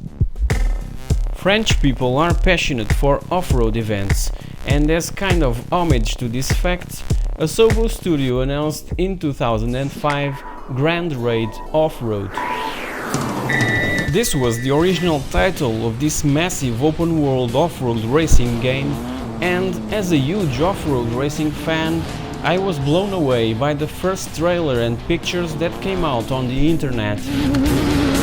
Back in September of 2005, I interviewed for my blog Sebastian Loch, CEO of Asobo, in an attempt to know more details about Grand Raid Off-Road. The game would feature typical 4x4 off-road vehicles, motorbikes and trucks, just like in the real Dakar race, and the number of tracks to be unlocked would be, as Sebastian mentioned, insane. It would include online features such as trading car parts, creating race teams, sharing car improvements, parts research, etc. As for the length of the tracks, I was told that races would range from 3 minutes up to several hours with no pausing, but all this depended on the publishing deal that they were looking for. So there came Codemasters knocking on Asobo's door, probably afraid of the competition. In order to get a publishing deal, Asobo Studio complied to Codemasters' demands and performed all the graphical and gameplay changes asked. The game no longer featured vehicles based in real models like the Volkswagen Touareg, and no longer presented a threat to future off-road rally games that Codemasters were planning to release for the next generation consoles, like the beginning of a new brand series of Colin McRae games, Dirt in 2007 and Dirt 2 in 2009. Fuel was born and placed right in the middle between off-road games and open-world racing. June of 2009 was the release date, 90 days before the highly anticipated worldwide launch of Dirt 2. A few elements though remained intact. The free roaming mode that allows us to drive anywhere in the game world without incurring loading times, except if you crash or reset your vehicle, and the exploration mode where you'll discover new challenges as you go.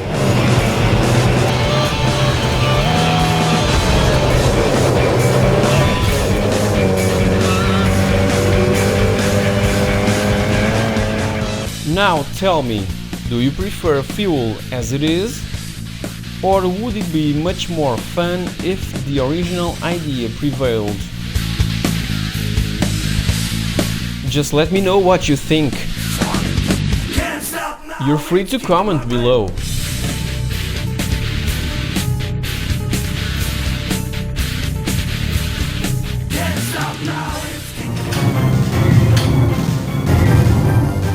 Hey guys! Alien 3 was based on the movie with the same name, and it was out for a bunch of systems. The best one was, with no doubt, the Super Nintendo version, and still is great fun to play. Let's take a look. Alien 3, directed by David Fincher, was a good-looking movie with a crappy story that didn't do so well on the box office. As for the game based on the movie, it still is one of my best alien-based video game of all time. Developed by Probe Entertainment and released between the end of 1992 and the beginning of 1993 for a crapload of 8 and 16-bit systems, the one that really was worth playing was the Super Nintendo version. The game wasn't at all faithful to the movie. There were only 3 things that makes us remind Alien 3: the title, the intro scene, and Ripley's haircut.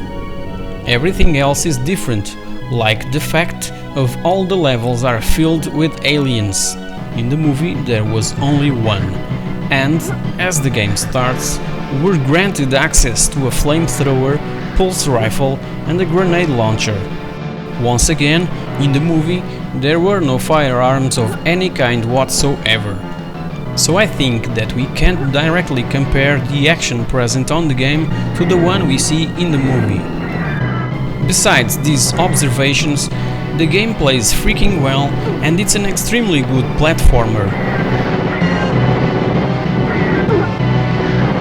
With its dark environment, creepy soundtrack and a well-known motion tracker that was also absent from the movie, the 6 action-packed levels of the Super Nintendo version features a well-structured mission-based system with a series of goals to complete in each one. Computer terminals can be found within the hallways, which link up to a static list of tasks that must be completed to advance to the next section.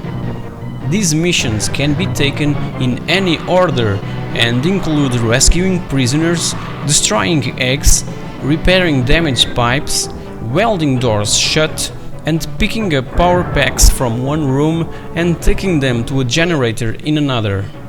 These were the main differences to all other previously released versions of the game, where you only have to destroy all aliens, free all abducted Fiorina 161 convicts, and head to the exit before time runs out. Other big advantage of the Super Nintendo port was that there was no time limit. Alien 3 on the Super Nintendo is a time killer of a game. You start playing it and in an instant 4 hours have passed without even notice. The extremely well-drawn graphics and its awesome parallax scrolling, which produce a beautiful illusion of depth, keeps us focused and even absorbed by its awesome gameplay.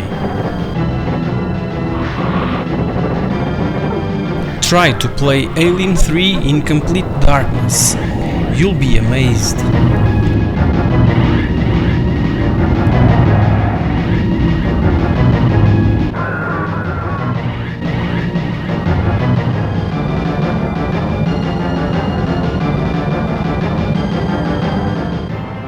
This is pixelthing, last survivor of the Nostromo, signing off. Game over, man! Hey guys! Indiana Jones and the Infernal Machine from 1999 was the first 3D installment in the series and puts Indy against the Soviets right before the events of the movie Indiana Jones and the Kingdom of the Crystal Skull. So, was it any good? Let's find out. Inside this box with, by the way, a simple but superb illustration of Indy's magnificence, we've got a jewel case containing the 2 CDs for its massive 800 megabytes of data for the full install of the game, and as well its full-color manual with the beautiful art of Drew Struzan, the guy responsible for the Indiana Jones, Star Wars, Back to the Future, Harry Potter movie posters and also some of Alice Cooper's cover albums. In my honest opinion, Indiana Jones and the Infernal Machine is a huge overlooked gem.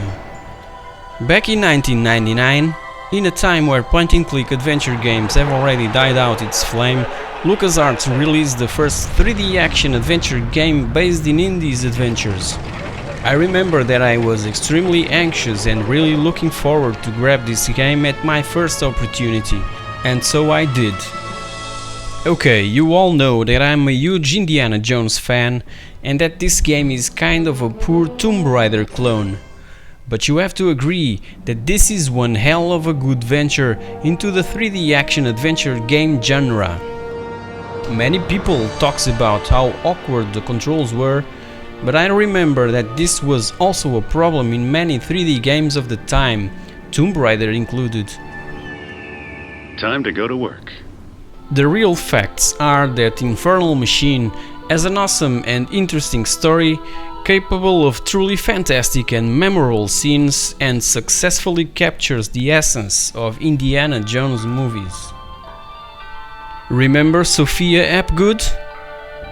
Well, probably not like this.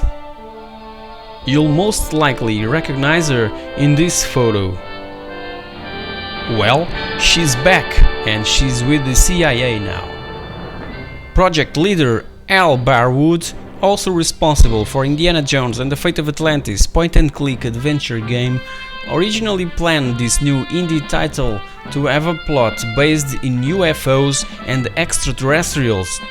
But this idea was vetoed by George Lucas because at that time he was already thinking of a similar story for the fourth Indiana Jones movie, later subtitled, as everyone knows, The Kingdom of the Crystal Skull, and only released 9 years later in 2008. Infernal Machine's story is set in 1947, after the end of World War II, where Indy was involved. While in his dig site in the Canyon lands, Indy is approached by Sophia, who tells him that the Soviets are excavating the ruins of Babylon. They are searching for a weapon more powerful than the atomic bomb that would give them an advantage in the Cold War that had already begun. Then, Indy is hired by Sophia to investigate firsthand, taking us on a fabulous journey around the world through 16 levels, from Kazakhstan to the Philippines, Mexico, Sudan and many others. Basically, in each level we're required to kill enemies, jump or climb from platform to platform and search for the exit to advance to the next level. It's that simple. But its execution is amazing, and each area feels unique and true to the Indiana Jones movies. Graphics for today's standards can look really poor, but back in the day they were beautifully designed. The exterior may seem a bit artificial, but indoors the level of detail is amazing. Also, in my opinion, Indy actually resembles Harrison Ford, and its voice acting is superb and faithful to the man in the hat, who has got really smooth movement animations as well. Level design is also magnificent and really can take us on this great quest. There are plenty of different situations and you won't be easily bored.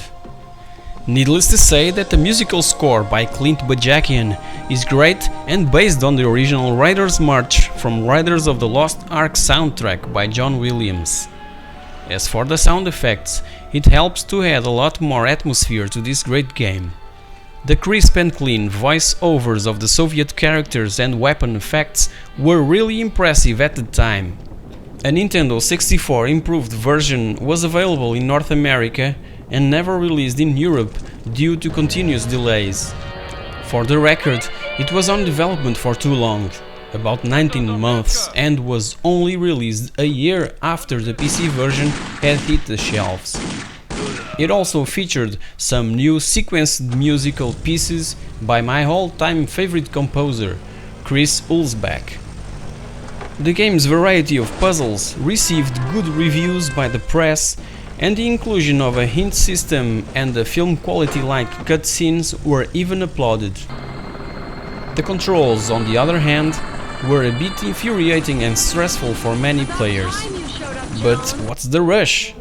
With such a good story and beautiful landscapes to explore, this game is to be taken slow, trying to enjoy every bit of it.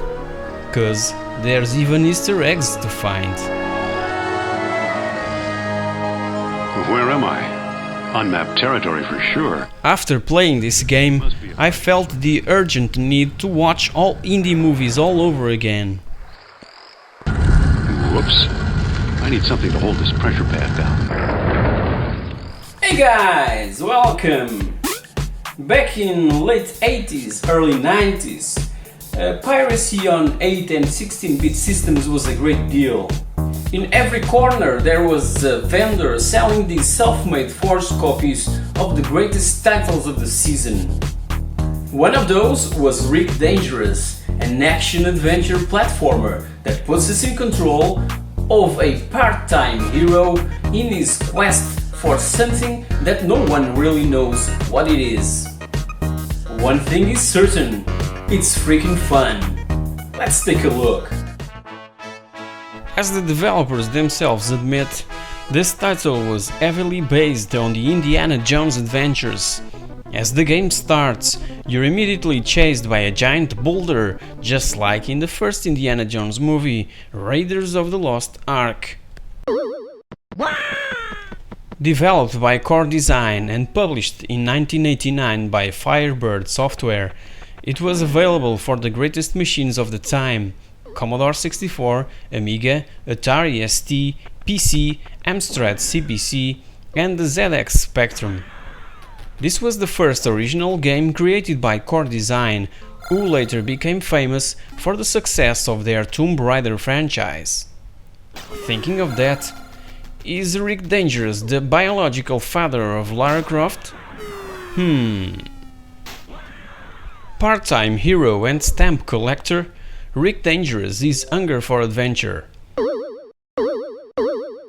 Set in 1945, he hears a rumor about a lost tribe somewhere on the Amazon jungle. He plans his trip and, moments before landing, something went wrong with the airplane. A normal thing to happen when you travel Air Penguin. Thanks again for choosing Air Penguin. Rick's plane crash lands in the jungle, right in the spot where the tribe was supposed to be lost. The Gulu people felt somewhat disturbed by the wreckage and starts hunting the adventurer down. Between all the mayhem, Rick Dangerous manages to get some ammo for his gun and also some dynamite to give the natives a taste of hell. Come get some. There are 4 levels of constant action and peril, where Rick must avoid at all costs the hostile natives and countless traps. A good feature, kind of unique at the time, is the presence of reset points scattered throughout each level. So if you lose a life, you won't have to start the level all over again.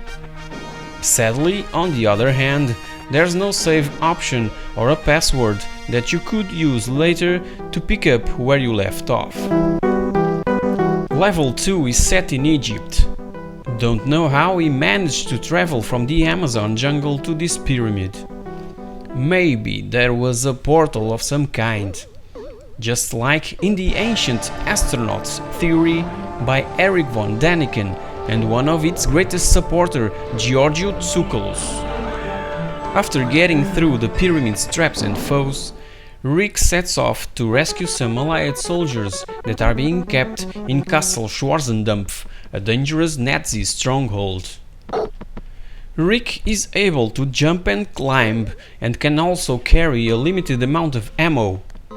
Always remember that most of the traps that can kill you can also be used against the enemy. It's very useful when you're out of ammo.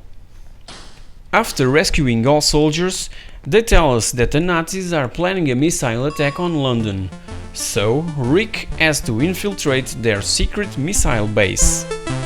If he successfully completes this last mission, Rick returns to London, finding that the city is under attack by aliens. And this is the premise for its second installment, Rick Dangerous 2, released a year later in 1990, that I personally didn't enjoy much. Back to Rick Dangerous 1, and now examining the whole package, there's a huge discrepancy between the cover art and the game's cartoonish approach. Even the artwork on the instructions booklet is totally different from the box art. There was also an 8-page comic book that introduces Rick and works as an intro to the game. As we can see, the original idea was to make a more serious game with Rick dangerously close to the Indiana Jones character. To conclude, Rick Dangerous is a brilliant game that combines humorous graphics and devious gameplay. There are plenty of horrible shocks and surprises. When you think the coast is clear, a poisoned dart whizzes out of a hole in the wall, or spikes pop up from the ground. There are also moving blocks, traps to puzzle out, and pallets of angry enemies to dodge. Graphical differences apart, Rick Dangerous plays identical on all formats and machines. Try it, you won't regret it.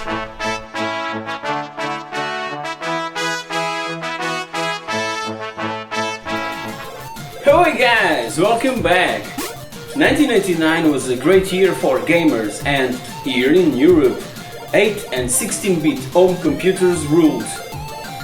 The Amiga 500 and the ZX Spectrum were kings, and for those systems, movie and arcade conversions were pouring down like raindrops. Original titles were a bit unusual in late 80s, and just a few managed to impress.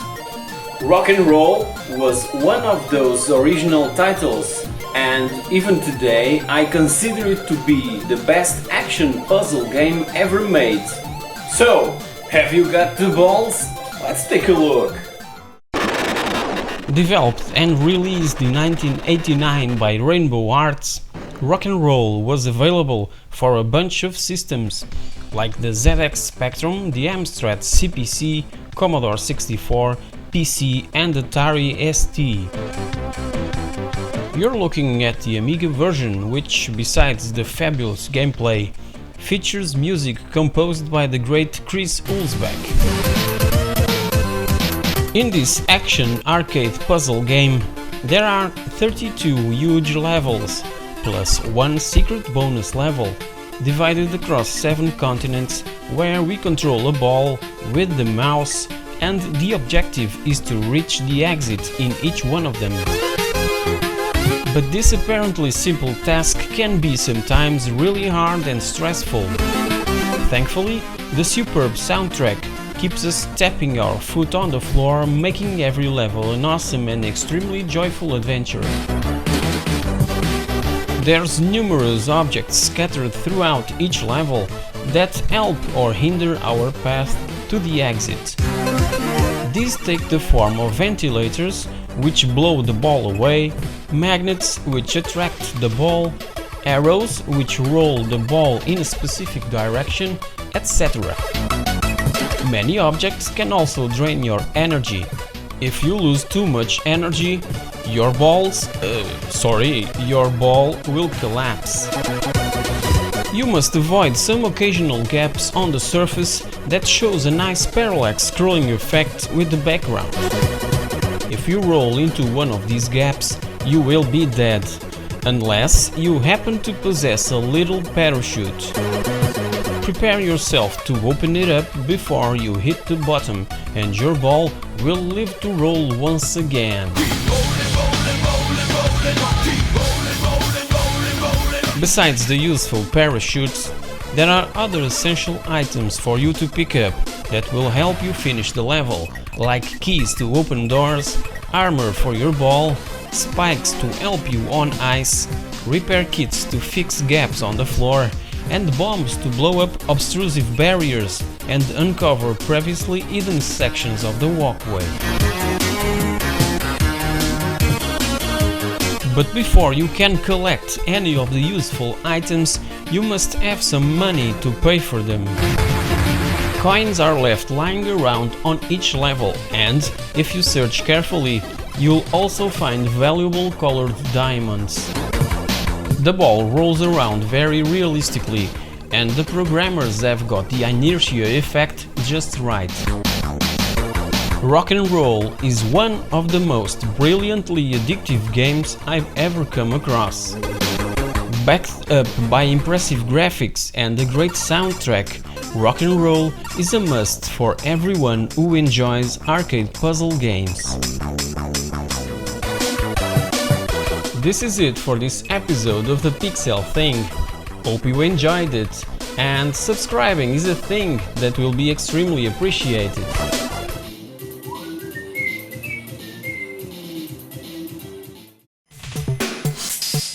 Hey guys, welcome back! I was 10 years old when I first experienced video games, and the title that introduced me to this amazing world was Deathchase on a 48K ZX Spectrum. As you can deduce, it had a huge impact on my way of life. So, let's take a look at this awesome game. Many players still insist on calling it 3D Deathchase. It's just Deathchase, people.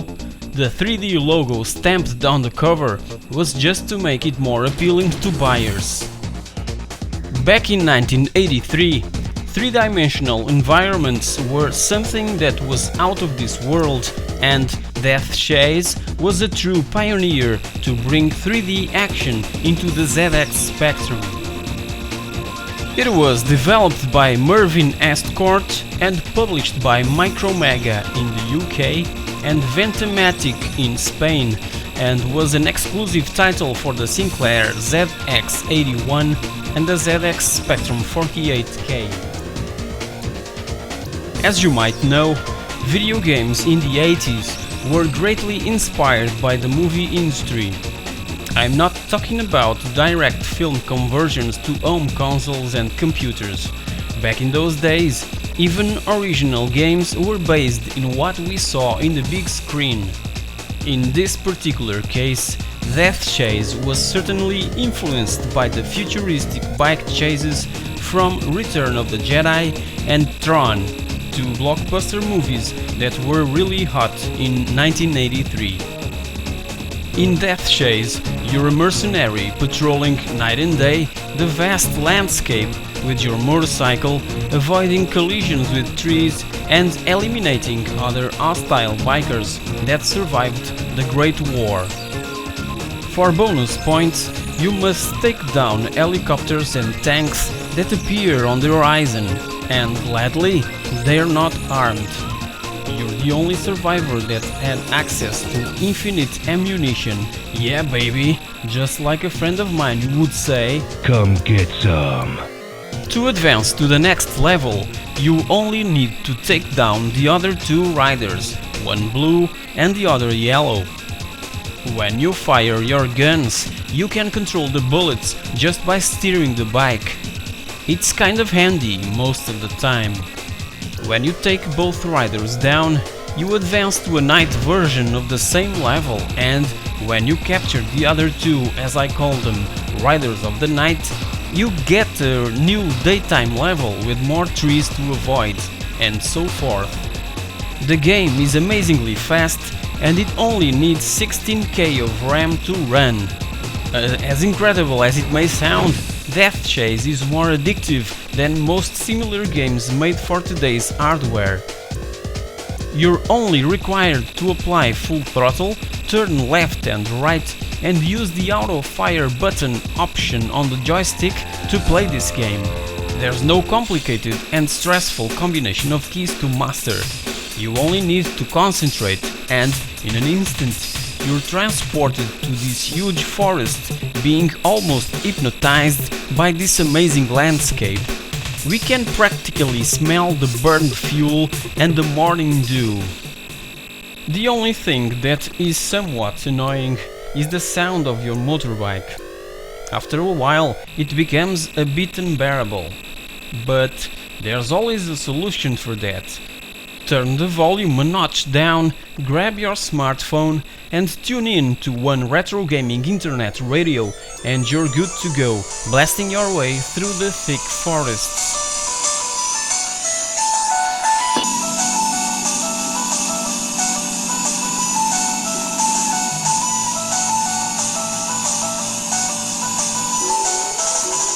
Deathchase was well received by the press and got a 92% rating from Crash magazine. 9 years later, in 1992, was even considered by Your Sinclair magazine as the best Spectrum game ever. As you can see, I was introduced to this wonderful world of video gaming by a title that, in the last days of the ZX Spectrum, was considered to be the #1 game for that particular gaming platform. It was such an honor, believe me. I don't understand why the creator of this awesome game, Mr. Mervyn Estcourt, refuses to grant interviews to the retro gaming community. It kind of reminds me of the infamous and most famous Portuguese ZX Spectrum exclusive title called Paradise Café, that even to this day no one knows who made it. Perhaps because of its sexual and controversial contents, we'll never discover who was behind this gem. Probably someone that is nowadays well known from the public and doesn't want to be linked to Reynaldo. 31 years have passed and Deathchase is still capable of giving a sense of accomplishment for every concluded level. You'll be wanting to play it one more time, again and again and again. Thanks to its extremely accurate controls and collision system, it is a truly addictive game even for today's standards. Hope you enjoyed this episode of the pixelthing with this review of one of the most important titles of my gaming life. As they say, you always remember your first time. I'm dead! Woohoo! Oh, yeah. Oh! Hey guys, welcome back! Myth was one of those awesome games that I enjoyed playing at night. The sound effects combined with its gameplay somewhat elevates the atmosphere and takes us on a journey to ancient times where gods and beasts ruled the earth. Are you up to the challenge? Let's take a look. I grew up enjoying all Ray Harryhausen's extraordinary movies with cutting-edge stop-motion technology, and one of my favorite films of all time is Jason and the Argonauts. Ray left us a remarkable legacy of adventure and action-packed titles that will prevail for many years to come. So, where Myth fits into all this? Well, if you played the ZX Spectrum or Commodore 64 version back in 1989, or this one, the Amiga version released in 1992, you'll know what I'm trying to say. Myth is a stupendous video game title, extremely based on Ray Harryhausen's movies. As seen on my last episode, video games in the 80s were highly influenced by the movie industry. Developed and released by UK-based software house System 3 for the greatest machines of late 80s, its pinnacle is the Amiga version. This version was on development for over 2 years after the 8-bit versions were out, so it had to be good. An Atari ST port of the Amiga game was also on development, but it ended up on the recycle bin. So, if you want to grab a 16-bit version of Myth, the Amiga is the only one available, but in two flavors, disc or CD. Yes, there was a CD32 port that unfortunately didn't have any improvement over the original Amiga game. The game is split into 5 stages and, as opposed to what we saw in the ZX Spectrum and C64 versions, we play with a barbarian character. Each stage consists of 3 levels which contain different styles of strategy and gameplay. Obviously, mythology is what this game is all about, and it covers Greek, Egyptian, Celtic and Norse. You'll be traveling to these mythological sites, which include the appropriate monsters and beasts to each particular mythology. The objective is to slay the most evil god that ever walked this earth, named Dameron, that killed a close friend of the main barbarian character. You must go through all this maze of platforms, killing everything that moves and solving puzzles as you go. In the very first level, we begin in Hades, the Greek hell, and its mythology is instantly apparent as the first skeletons and blood-sucking harpies appear on screen. Killing the harpies, you can pick up extra energy and very important weapons to face the enemy in a more confident way. To escape from hell, you must find a way to get the trident weapon, cause it's the only way to kill the Cerberus, the 3-headed dog, whilst in the second level you find yourself on the crypts of Medusa, where you need to collect the Medusa's shield so you can protect yourself from her evil rays. There's other mythological creatures to confront, such as the Hydra, Achilles and Nidok. Each one requires different skills to kill it. This is one of the things that makes this game so enjoyable, the non-linear approach that we're asked to make on every single level. Thinking of that, it is also kind of educational, forcing us to find ways of reaching victorious to the end of each level. We'll also be visiting amazing places like Valhalla's castle and the Great Pyramid of Egypt, where you'll be searching for King Tut's tomb and treasure chamber. The final battle against Dameron has a shoot-'em-up kind of feel to it. You're flying and trying to kill the giant head of heads in this fast-scrolling section. Just for curiosity, the NES version of this game, that probably was the only one available in the United States, was an enormous piece of royal crap. They even used Conan as the main character and changed the name to Conan the Mysteries of Time. Upon its release in 1991, all magazines were unanimous. This is an ugly, sad and uninspired version of an extraordinary game. The basic idea in all platform games is to kill everything in sight and reach for the end of each level. Well, Myth is this and much more.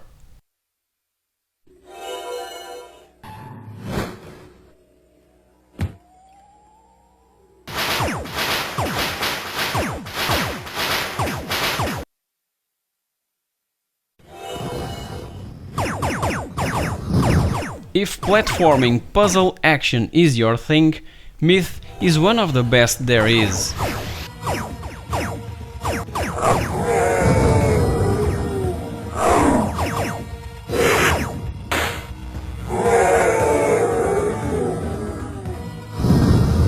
Hope you enjoyed this episode of the Pixel Thing with a review of a title that made me pull off all my hair trying to solve those devious puzzles.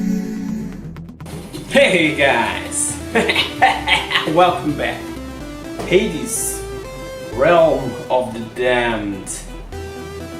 First level. Whoa. Hey man. Hey guys, welcome back. Micro Machines is one of those pretty little games that are so extremely addictive that it hurts. You just want to keep on playing it just to beat your funny opponent one more time.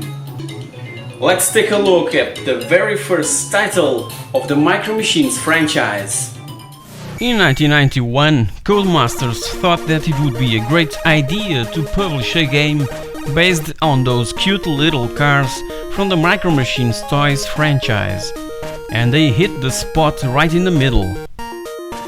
After the huge success on the NES, Sega Mega Drive and Amiga, the DOS version was inevitable. It came 3 years later in 1994 and was only available in Europe, featuring improved graphics and some awesome groovy music and sound effects. This particular version was developed by Big Red Software, the same guys that 2 years later made the crazy DOS exclusive title Big Red Racing that I've already reviewed. If you missed it, just click on the rectangle shown on your screen. From the kitchen table to the children's playground, from the pool table to the bathroom, etc., etc., Micro Machines will have you discover many different tracks, each one more difficult than the other, that you'll eventually master using normal or even peculiar tiny vehicles to do so. There's race cars, helicopters, tanks, dune buggies and even boats to use, each one in their special, strange and at the same time familiar environment in which you must navigate your way around obstacles such as sandcastles, coffee mugs and pot plants, whilst navigating jumps set up using books and the like, whilst sticking to a makeshift track painted onto the floor in chalk. If in your childhood you used to play with toy cars around the house, you'll be awfully attracted to this game. Even today it happens to me. Different options are available. If you play against the computer, you'll have to choose 3 opponents that are very different from each other, with their personal strengths and weaknesses. Nice touch. You can also play against a friend on the same computer. You and your buddy have 4 lives each, and you will try to go as fast as you can so that your mate will be behind you and consequently ends up crossing the boundaries of the screen, losing, for that matter, one of his precious 4 lives. This makes the game more tense and exciting. Bear in mind, to win a race you need to know the course. There's no room for wimps in this game, as you attempt to barge your opponents into trackside obstacles or off the track altogether, and several of the courses were designed with this in mind. Controlling the different types of vehicle is extremely fun. Its handling is responsive and varies from one vehicle to the next, adding yet further longevity. It is also possible to play Micro Machines hooking up to computers using a modem through a telephone connection or even using a null modem cable. The in-game atmosphere is also extremely enjoyable, with nice music and a ton of sound effects on jumps, crossing the finish line, skidding, crashing, you name it. This game only needs 1 megabyte of hard disk space. If you don't have that 1 megabyte available, just play it directly from a 3.5-inch floppy disk by clicking on the executable file. It may be a small game in size, but huge on quality of gameplay and production. Micro Machines is an addictive top-down racing game that captivates your attention for hours, so be prepared. It is a wonderfully simple game with a brilliant concept that can, even today, be enjoyed by all age groups.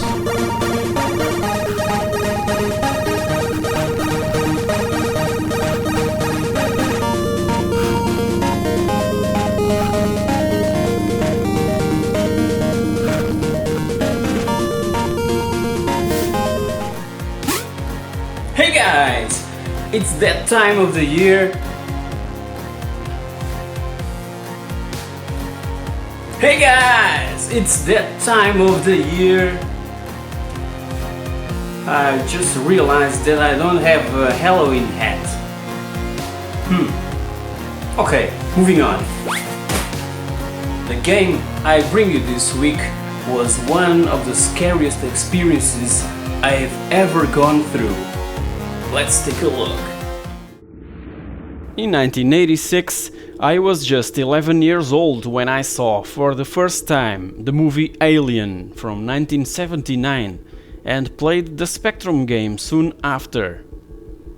Developed by Concept Software and originally published by Mind Games in 1984 for Commodore 64, Amstrad CPC and the ZX Spectrum, it wasn't the first game based on the Alien franchise. The Atari 2600 was the first system to get a Pac-Man game, an Alien game. In 1982, Pac-Man was one of the most popular games out there, so the Atari people thought that it would be a nice touch to adapt the maze-style gameplay to this first Alien title. Well, it's totally a piece of crap. So, in my modest opinion, the first title that can really put us in that creepy environment is this one. Alien provides an authentic recreation of the film's plot. You control the crew of the Nostromo spaceship by manipulating all the characters through a series of menus. A plan of the 3 decks displays the current position of the character you are controlling and, beneath, their status or damage to the ship. On the 3 decks there are 35 different rooms that are connected by ducting, which the alien uses freely. To win in this game you have 2 options: herd the alien into an airlock and blow it into space, or destroy the Nostromo while escaping in a shuttle. All characters have minds of their own and sometimes disobey orders if they are too scared. Jones the cat is an important guide to the nearness of the alien, but unfortunately he only likes certain members of the crew. Remember to take him with you when you're preparing your escape in the shuttle, and to catch him you need a cat box. Another very important item that you need to find is the electronic tracker that beeps if anything is moving in an adjacent room. The sound effects help to create suspense.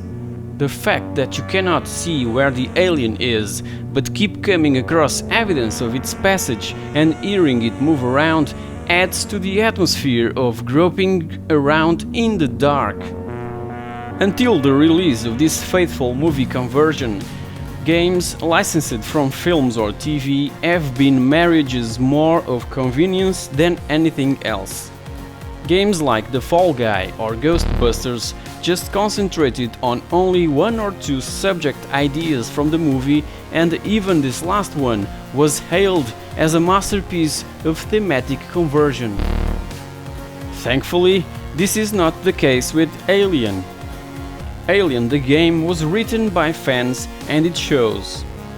There's even a quick summary of the film in the excellent booklet that came with the original release of the game.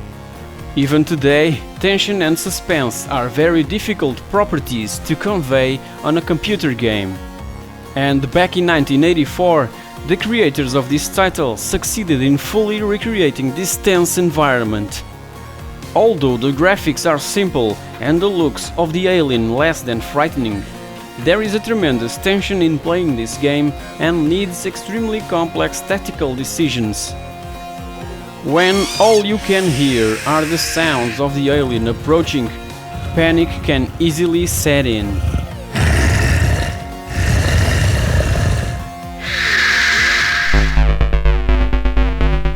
Hey guys, welcome back! Today we'll be looking at a not so retro game that drank its inspiration from its grandfather, Super Scramble Simulator, released by Gremlin Graphics in 1989.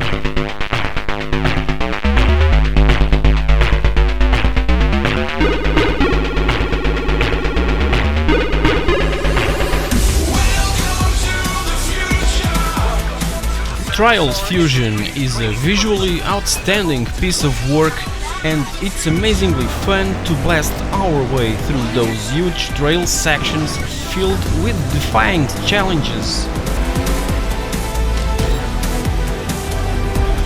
We begin in the training school by learning some basic moves to face certain kind of obstacles. When you're ready, just apply full throttle and try to reach the finish line as fast as you can and with the minimum of penalties. And that's just about it. Old school fun is what this game is all about. The game features an awesome and exhaustive track editor and, obviously, a truly competitive multiplayer mode.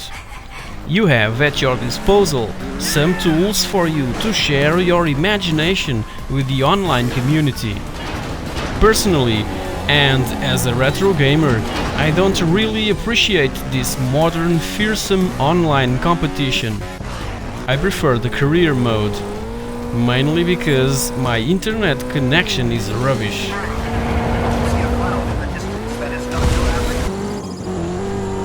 This track is an homage to the fabulous Limbo. Look at this awesome artwork, just amazing.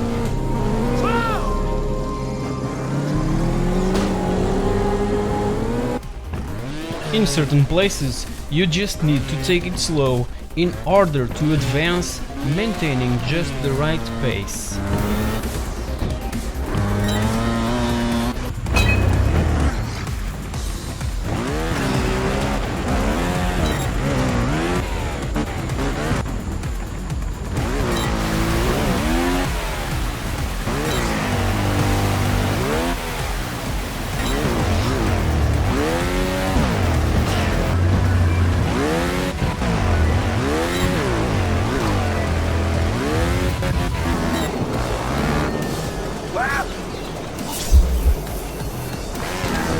From time to time, there's also tracks in which you must show all your skills doing FMX tricks to please the jury and get some essential extra points to advance in the game.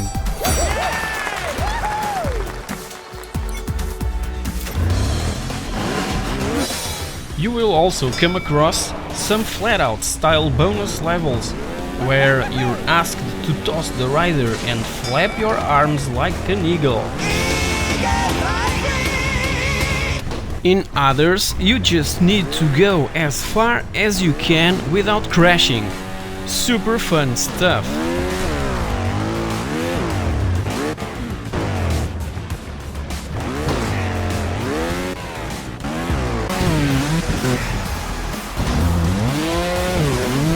Also in certain places, and as someone once said, you need fingernails to play the guitar.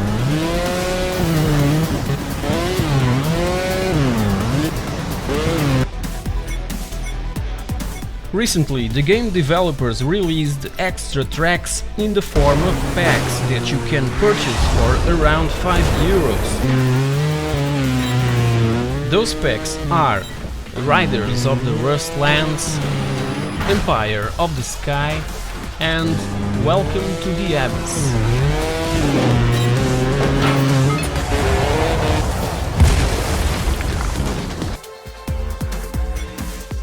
Personally, I don't think that these extra packs bring extra fun to this already hilarious and superb title. But if you want to explore new worlds and tracks, just buy those and prepare yourself to be amazed by these outstanding graphics, sounds and gameplay.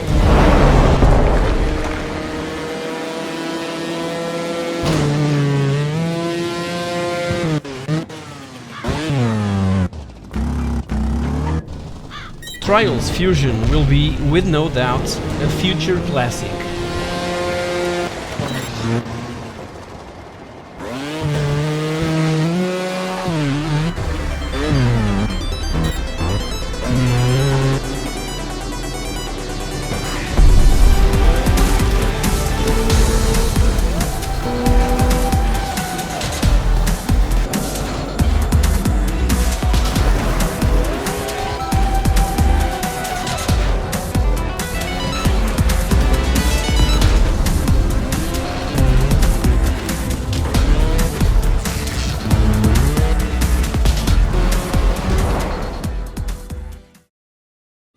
Hey guys, welcome back! Before Splinter Cell and even Metal Gear Solid stealth type of games, there was The Great Escape on the ZX Spectrum, slightly based on the 1963 blockbuster movie with the same name. The main goal is to escape from a German POW camp, but as simple as it may sound, that task needs serious thought and patience. Let's take a look. One freaking cool scene that remains in my conscience is the one of Steve McQueen riding his motorcycle and jumping over a fence. That was something that every small boy would dream on doing, and later receive visits on an hospital bedroom. The Great Escape was developed by Denton Designs and published by Ocean Software in 1986 for DOS, Commodore 64, Amstrad CPC and the ZX Spectrum. This arcade adventure game, with a slight stealth flavor, takes place in 1942 and puts us in control of a POW somewhere in northern Germany. In this quite unique single-stage game, you need to follow a certain strict routine along with all the other prisoners. You could just watch your character go off to his daily business. Let go of the controls, sit back and enjoy. But this is a computer game and it asks for human interaction, so let's jump right in. Now about the daily routine, we must attend the morning roll call in front of the German officers, report to the canteen for breakfast, lunch, do some exercise on the yard, dinner and, at the end of the day, attend the evening roll call and return to the hut for another night under the sheets. It's here where you need to start to explore your surroundings if you really want to escape from that dreadful routine. Look carefully around you and you'll find a stove in the corner, which, when pushed aside, reveals a secret tunnel. But it's too dark to explore though. You're gonna need a source of light. And this is just the beginning of our quest. The flying flag from the pole to the left of the main play area serves a number of functions. The higher the flag flies, the higher the morale of the central character. Getting Red Cross parcels or picking up or using an item of escape equipment, the morale improves. Morale is lowered with searches and arrests and gradually diminishes as time elapses. When the flag reaches the bottom, you're forced to start a new game. While the flag is green, you have limited control and you can only be searched by the camp commander. When you break the routine, the flag turns red and you're able to pick up and drop objects. Once you've learned all the moves and routines of the camp, it's time to get your hands dirty. The Great Escape is all about finding objects, keys, torches, tools, etc. Remember to have safe hiding places to drop all the objects you need for the escape. If the guards find any object, they will confiscate and return them to their original location. Avoiding the guards is rather simple. Just keep out of their line of sight and they won't notice you. During the night, powerful searchlights scout the camp and prisoners outside the huts get arrested on sight. Maybe wearing a German uniform might help in this situation, don't you think? Points are awarded for escape attempts and for collecting and using objects. There are various routes to choose, each needing its own type of equipment, and once you've got everything, you just wait for night to fall and away you go. Once outside, you'll need a compass and some papers or you won't get very far. The whole game generates a very real atmosphere of actually being there, and sometimes you do get very nervous if you're stuck somewhere when the roll call bell sounds. In 2003, a new game based on the Great Escape movie from 1963 was released for Windows, PlayStation 2 and the original Xbox. Sadly, it felt somewhat unfinished and received poor reviews from critics all around the world.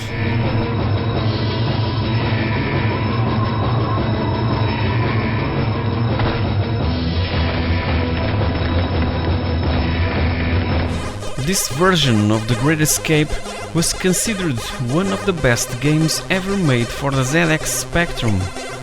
The DOS version was also extremely playable, but the simple sound effects from the PC speaker and the lack of color made it boring after a bit. The Great Escape is a brilliant game in both concept and design, and the non-linear gameplay and its isometric perspective was, in 1986, something totally new.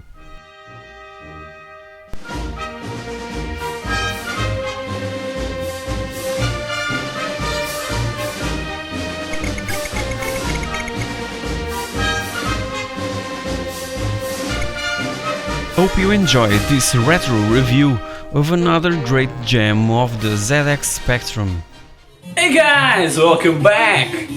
Before Splinter Cell and even Metal Gear Solid stealth type of games, there was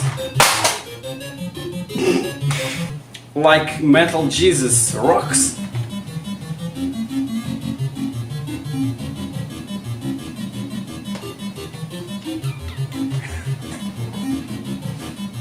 Peace, man. Oh hey guys, welcome back. In this awesome platform game, we embark on a quest as the first samurai in the history of ancient Japan. Our master has been killed by the Demon King, who has escaped to the future. It is our job to hunt down the creep and avenge the death of our fallen master. Let's take a look. Late 80s and early 90s were packed with martial arts movies. Jean-Claude Van Damme, Steven Seagal, Michael Dudikoff, and the most fearsome mustache of all time, just to name a few, were my favorite martial artists. Obviously, the video game industry followed this trend with the awesome Last Ninja and Shadow Dancer.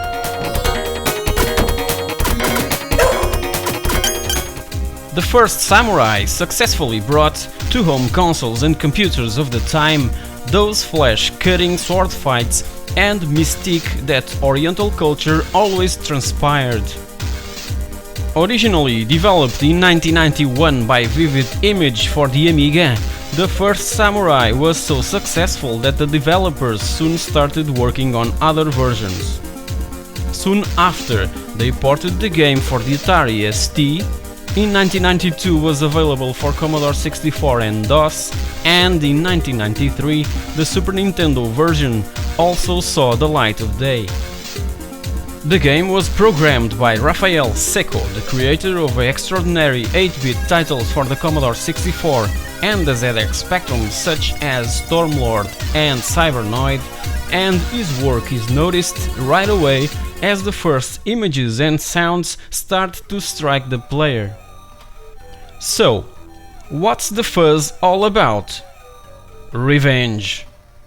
As I've mentioned in the beginning of the episode, our master has been killed by the so-called Demon King who flees to the future. Our task is to hunt him down and avenge the death of our mentor. This won't be easy. On our quest, we'll be visiting different worlds, from mystical places to futuristic ones.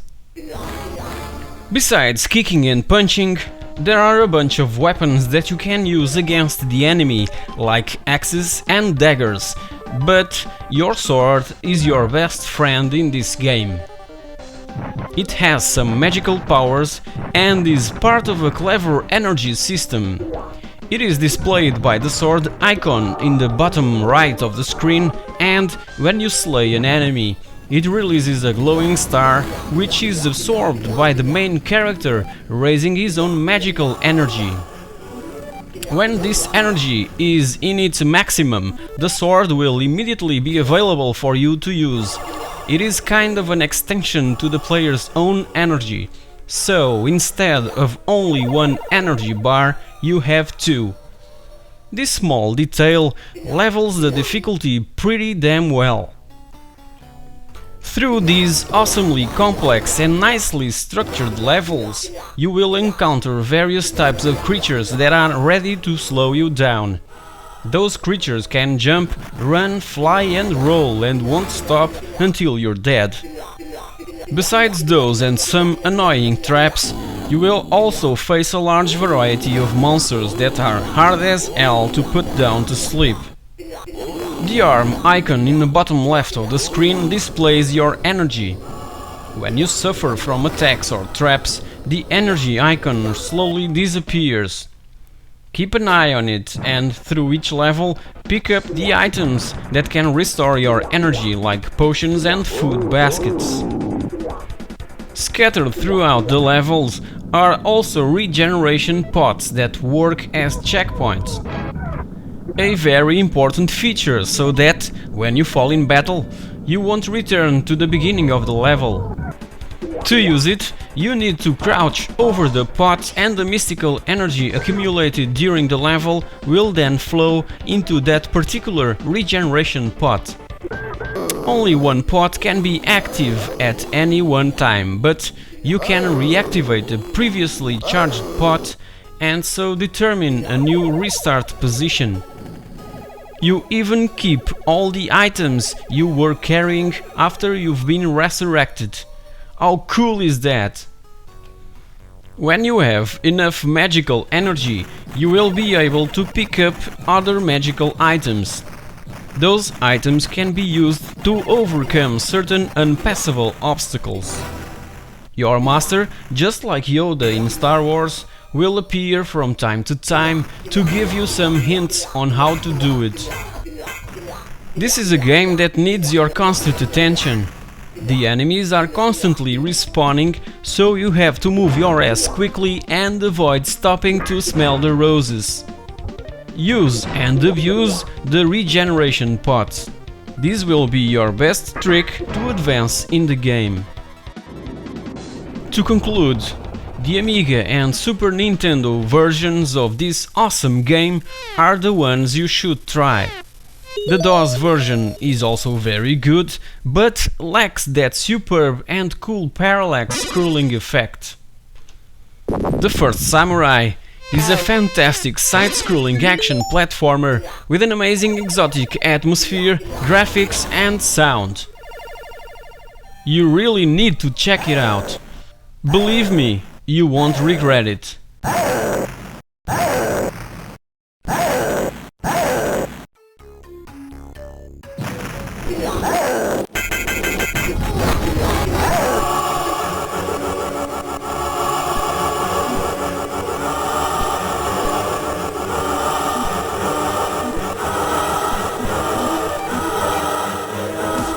Hey guys, welcome back! So, this week we'll be looking at my IBM NetVista from 2001 that I recently picked up to be my 90s PC gaming platform, so let's take a look. It's not the best looking case, but it isn't the ugliest either. I found this NetVista online and the seller was asking for 25 euros. After some conversation, I was able to bring this baby home for 20 euros. Looking closer, it's a bit crammed on the inside. These desktop cases not always add room for a lot of expansions, but there's more than we need for this purpose. About the specs of this IBM NetVista Type 6793, It has a 2 GHz Pentium 4 processor, 1 GB of RAM, a 30 GB hard disk, a Creative Labs soundboard model CT4810, and NVIDIA GeForce 4 MX440, a very popular AGP graphics card with pretty good graphical performances and was unbeatable on the OM market. It has 64 MB of 128-bit DDR memory, and this P6 IBM motherboard even comes with onboard Ethernet, audio and 4 USB ports.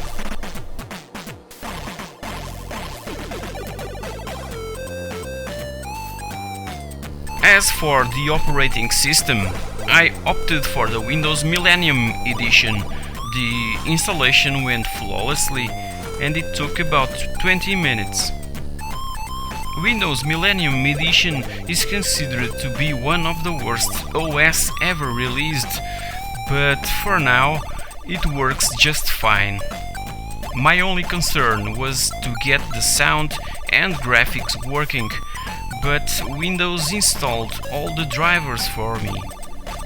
However, I searched online for the latest drivers for the Creative and for the NVIDIA cards. This way I was sure that everything is updated and probably errors free.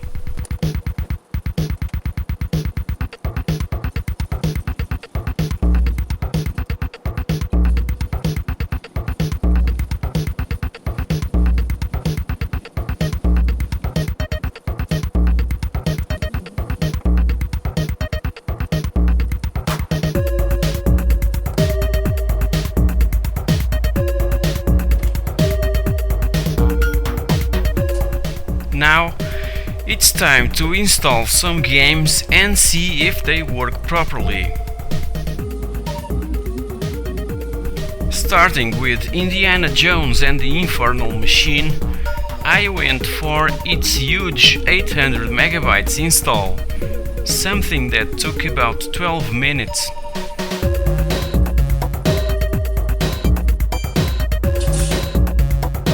Let's try it and see if it works.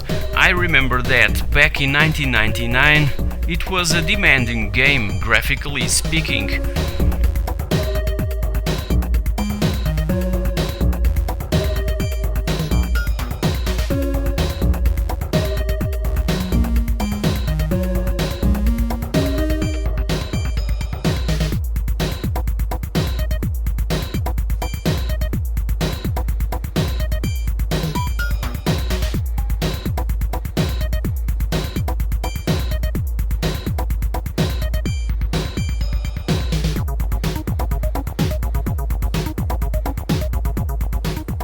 Let's turn up the volume a bit.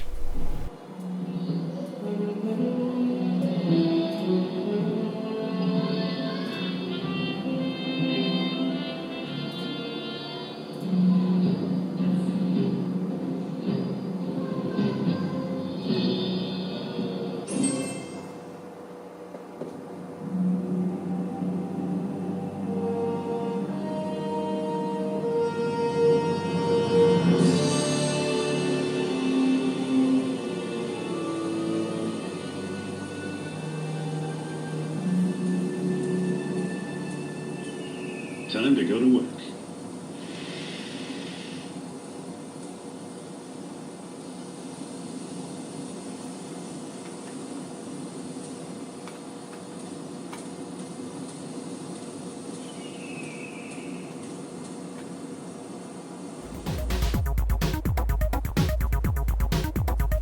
Next up, Grand Prix Legends from 1998. It's one of the greatest sim racing games ever made.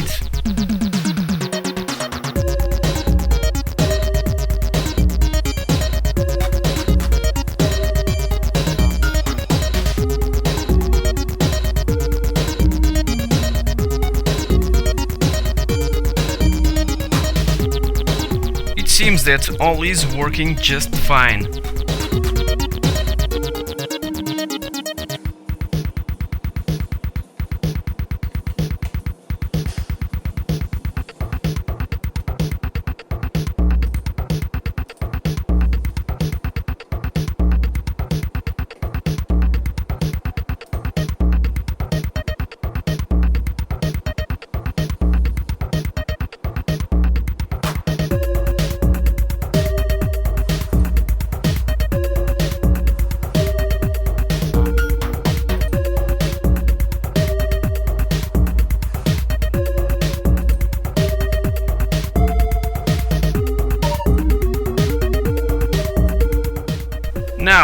here's a game that I've never played.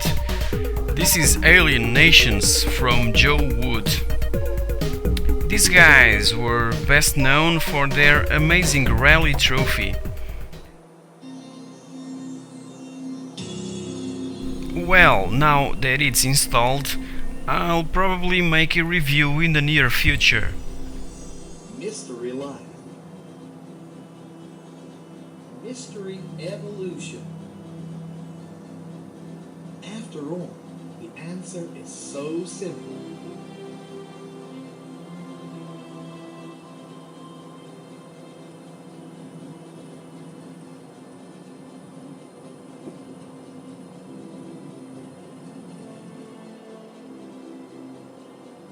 New life is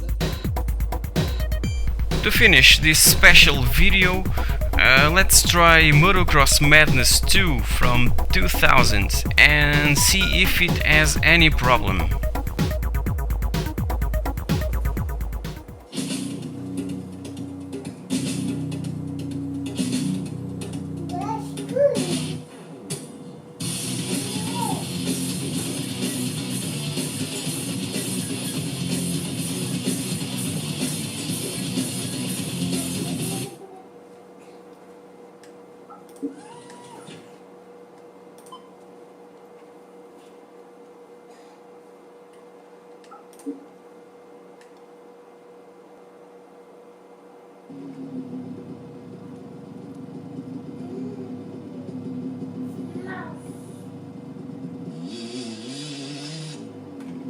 As you can see, it all seems to run really smoothly, no graphical or sound issues of any kind.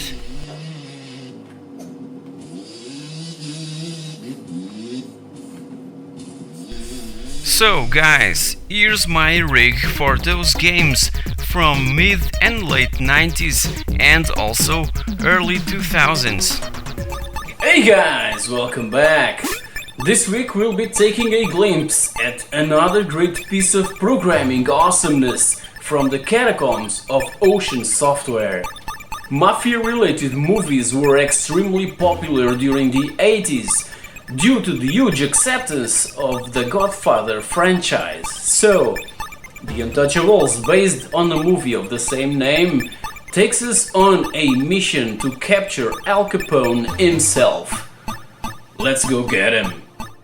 Kevin Costner, Sean Connery and Andy Garcia joined forces to hunt down Robert De Niro in this amazing movie from 1987 under the direction of Brian De Palma.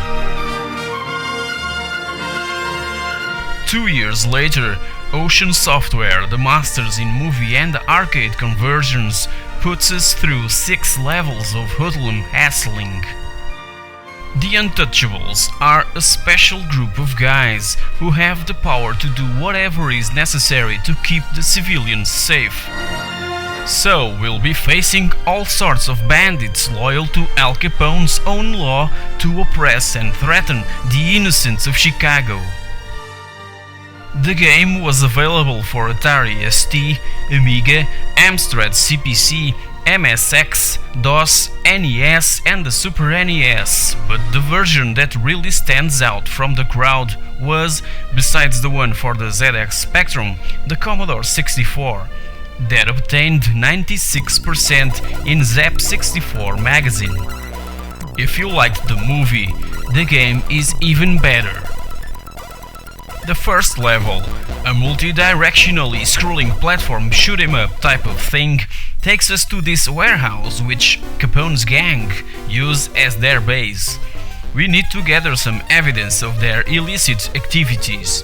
In the top right of the screen, an arrow will pop up showing you the direction to take to grab that evidence.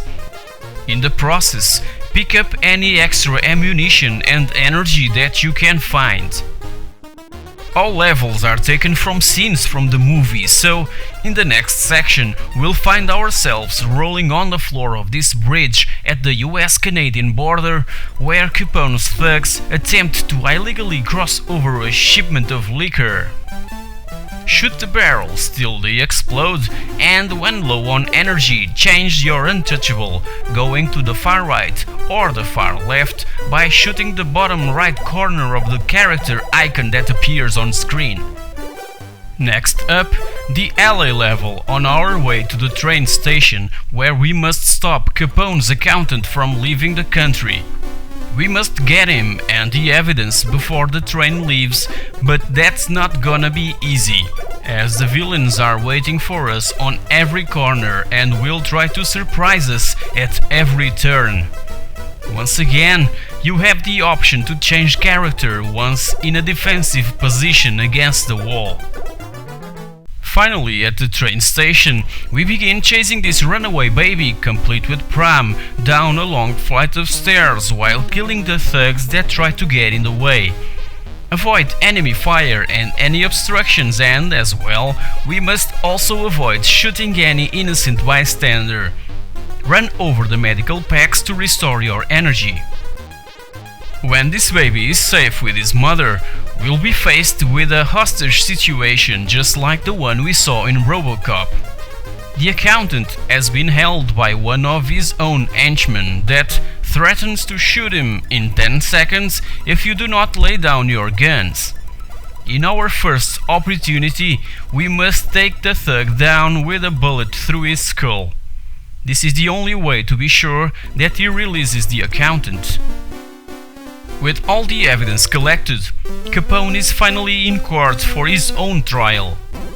However, Frank, Capone's hitman, is still at large. We must chase him across the court rooftop till he falls to his bloody death down on the streets. The Super NES version of the Untouchables have amazing graphics and sound, but failed to score big time on this platform cause it was really difficult to use the gamepad in the shooting sequences. The team behind the RoboCop game have come up with another blockbuster title. Commodore 64 version of the Untouchables has extremely detailed graphics and some outstanding music that really gets you into the action. Let me know below if you played this game or if movie conversions weren't your thing back in those days. Hey guys, welcome back! For this episode of the pixelthing, I've picked from my PS2 collection 10 titles that I consider to be extremely fun. Collecting for this system is nowadays my priority. There's thousands of games out there at a super cheap price, just waiting for someone to grab them. So, let's take a look. Released back then as a budget title for the PS2 by the small British development team Play It, Groove Rider does deliver in the fun factor. Its super fast action and innovative gameplay makes us struggle with our own brain to make decisions on the fly to avoid other cars and obstacles. You'll probably notice that all the graphical power of the PlayStation 2 is somewhere else, but that doesn't mean that this little game isn't enjoyable. Lighting effects are awesome and there's a pretty nice set of car types to choose. In my opinion, only the music could be a little better, but once again, for a budget title, we could not ask for much more. I've had a blast with this one, and it has some nice and fresh ideas that are missing in many of today's full-priced titles.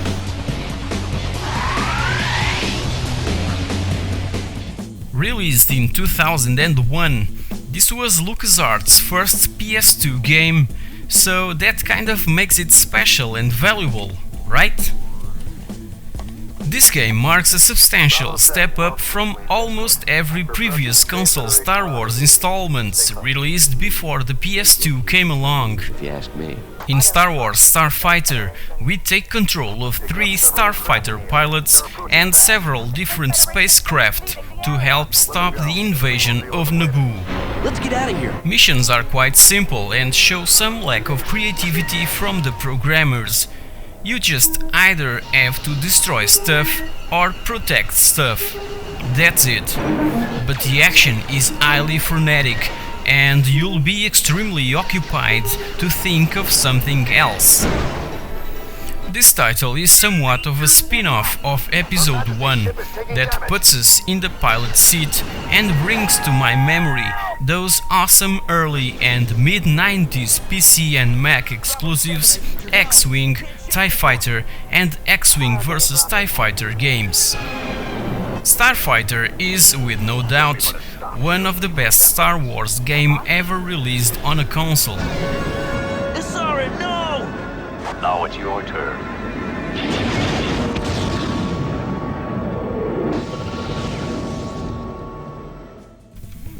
This PS2 game is a port of a very successful PSP title that was released in mid-2006 at half the price of the PSP version.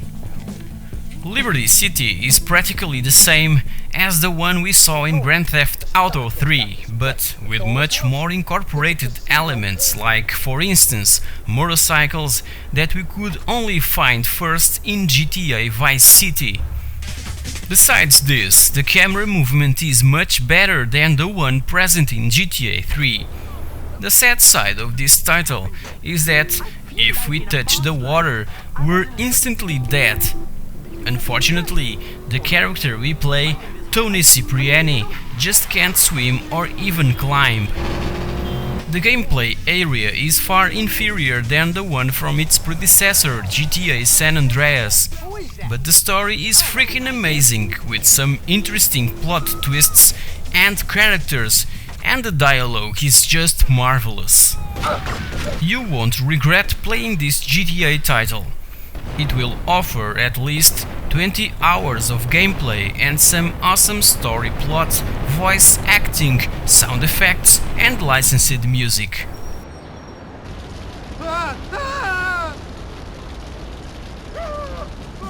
Alright, everyone says that this game is crap. Crappy story, crappy camera movement, etc. It was even announced for Xbox 360 and PS3, but it was eventually cancelled in those platforms after constant delays. The game was initially announced in 2005 and was only released in mid-2009 for the PS2, PSP, Nintendo DS and Wii. Staff of Kings is not an easy game, but in my opinion it offers a good combat system, nice puzzles and awesome interface. Enjoying this game depends largely on how much of a fan you are of Indiana Jones. And as I've mentioned in other videos, I'm a huge fan of the franchise and I'm enjoying it a lot.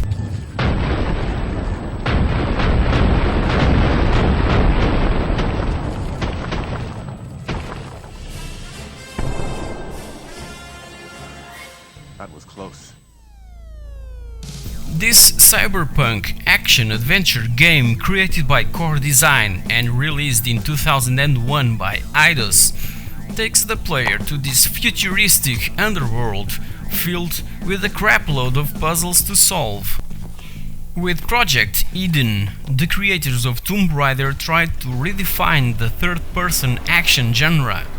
In this sort of squad-based gameplay, where we control at a time 4 different characters, we're faced with ingenious puzzles and clever level design that challenges our brain more than just shooting stuff up. Our mission is to find 2 technicians missing from a meat company. That's right, they worked for an organic meat corporation. Original stuff, to say the least.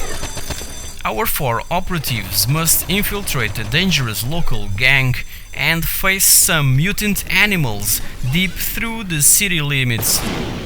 A great puzzle-solving type of game that will keep you occupied for quite a while.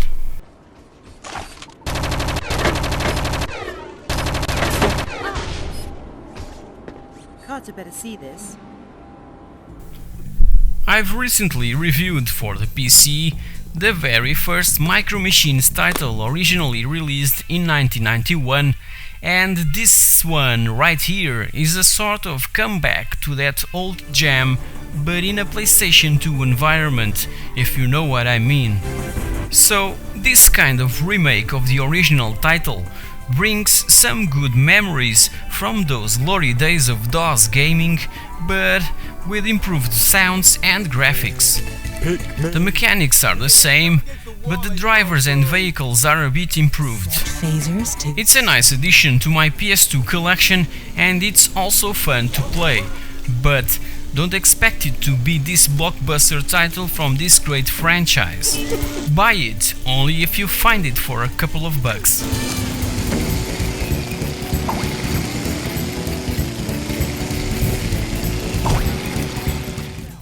This is simply one of the best games for this console. A must-have title for everyone that is collecting for the PS2, even if you've never played the arcade original from 1987.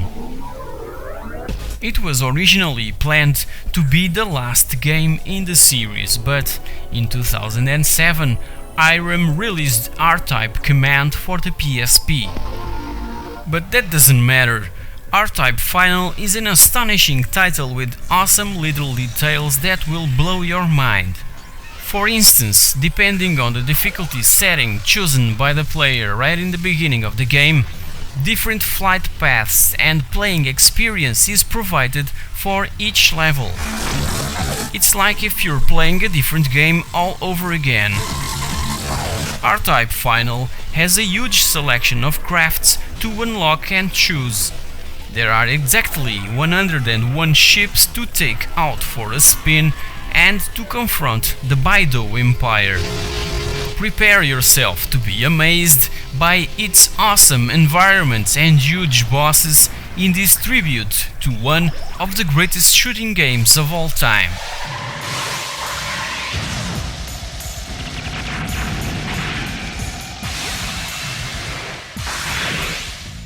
Probably the most famous run-and-gun franchise ever. When the first Metal Slug title hit the arcade saloons, it was an instant success story.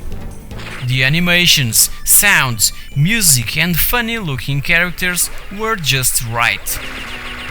In this PS2 installment of Metal Slug 3, we get all that good stuff that made this franchise a huge hit all over the world. It also introduced into the series alternative routes to choose and make it slightly different every time you play it. Back in 2004, it may have been kind of odd to see 2D games being released into the market, but this is such a good argument that everyone shouldn't resist.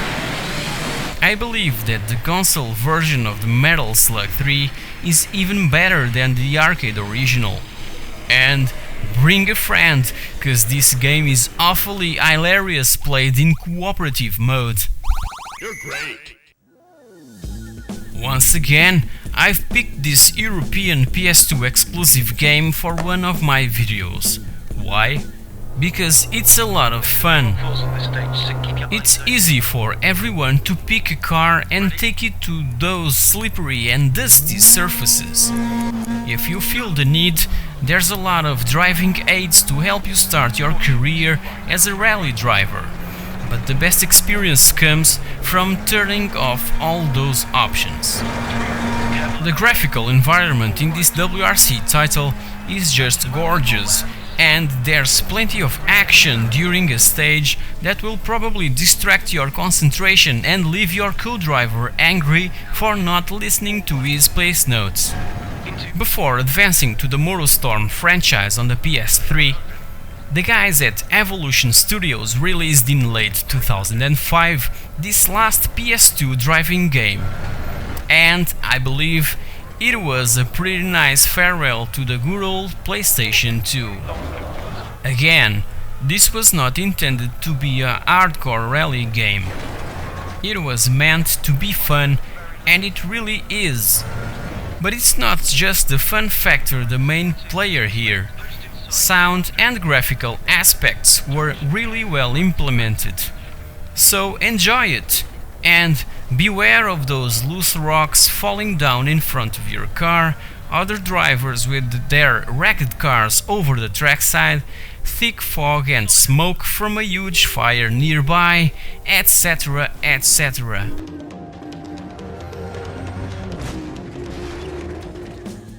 After two awful games from this amazing franchise, Crystal Dynamics came back to the series and revived it with, in 2006, Tomb Raider Legend, and a year later with this awesome remake of the original game from 1996. Everyone that played the original game should play this updated release. Back in 1996, not everyone had access to a Voodoo or 3DFX graphics accelerator card to play Tomb Raider with good frame rates and smooth graphics. So, if this was your case, here's your chance to play it, but with enhanced graphics and some new fancy moves from Miss Lara Croft. Try to pick up the 3disc collector's edition, like this one, that includes, besides the play disc, another one with extra bonus things and a soundtrack containing music from Anniversary and as well from Tomb Raider Legend.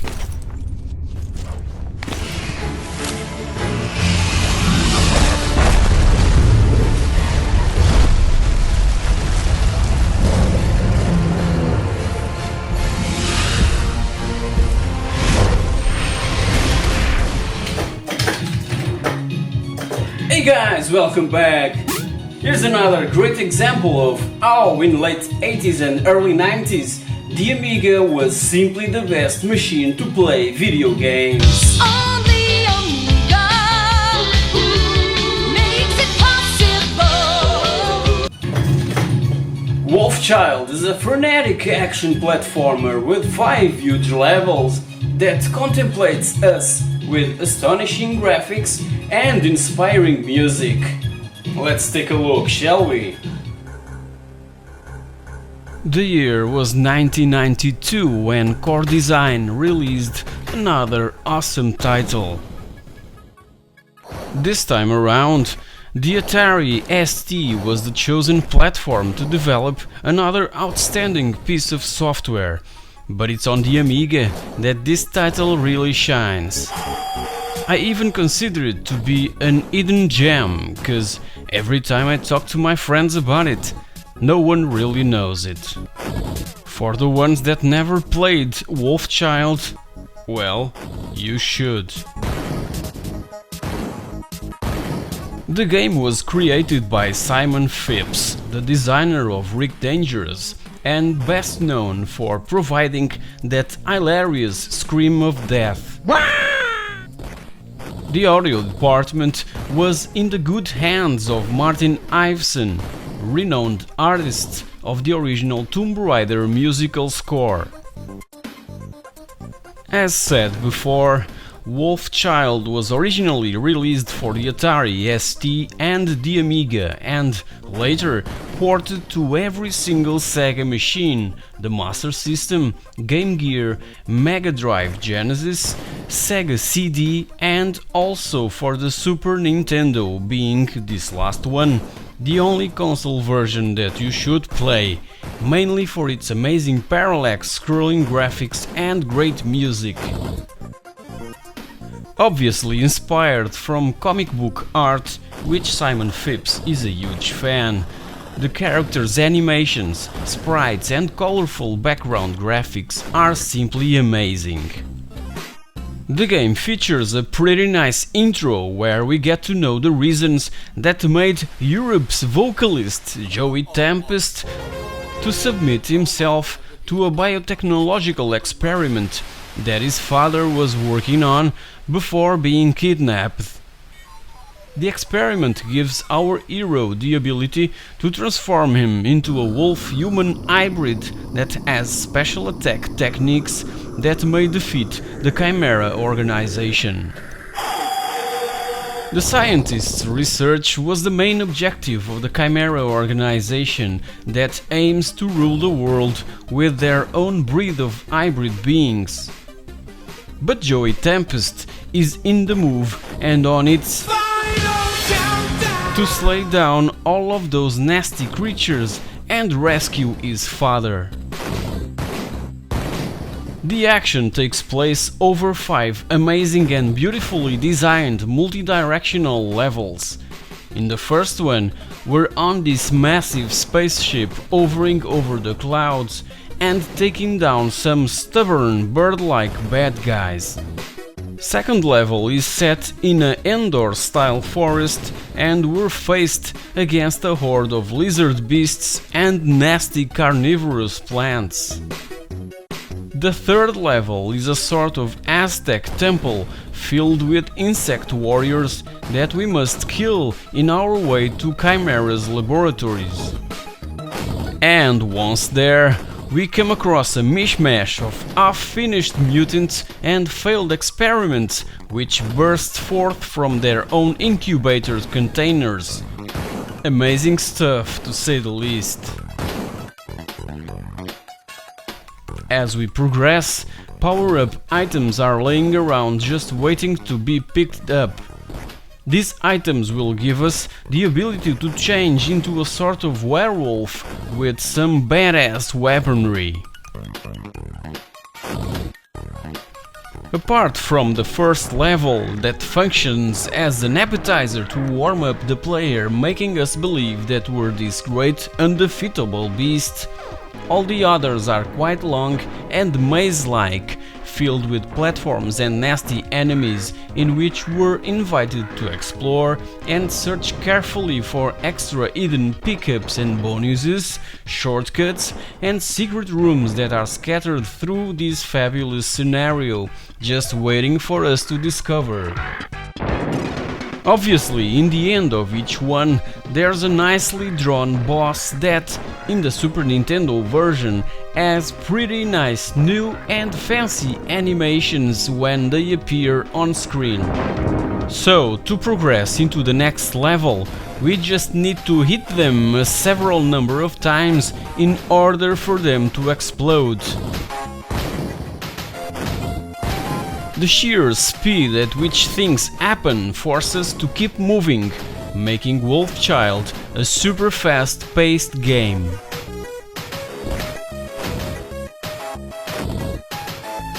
Technically superb, with its awesome atmospheric graphics, lightning effects and smooth scrolling, WolfChild is highly recommended to all fans of shoot-'em-up platforming action.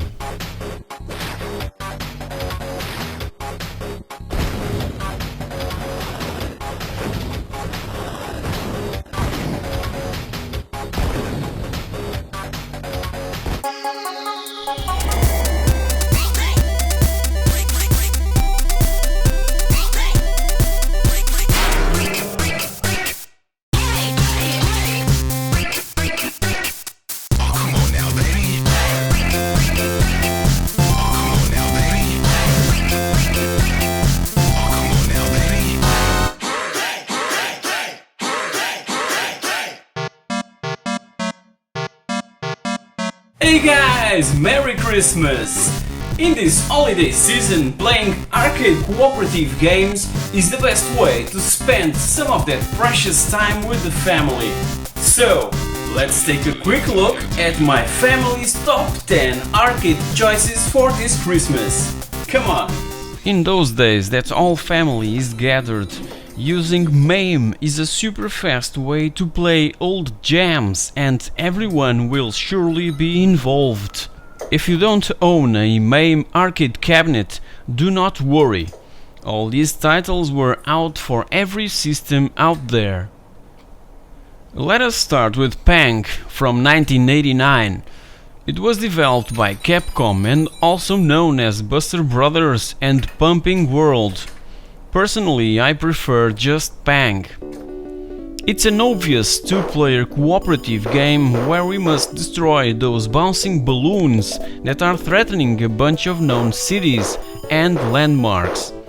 There are 50 levels through 17 locations, and this game was later ported by Ocean Software to all home systems: the ZX Spectrum, the Amiga, Commodore 64, Amstrad CPC, Atari ST, DOS, Super Nintendo, Game Boy, TurboGrafx, the PlayStation and, more recently, iOS devices.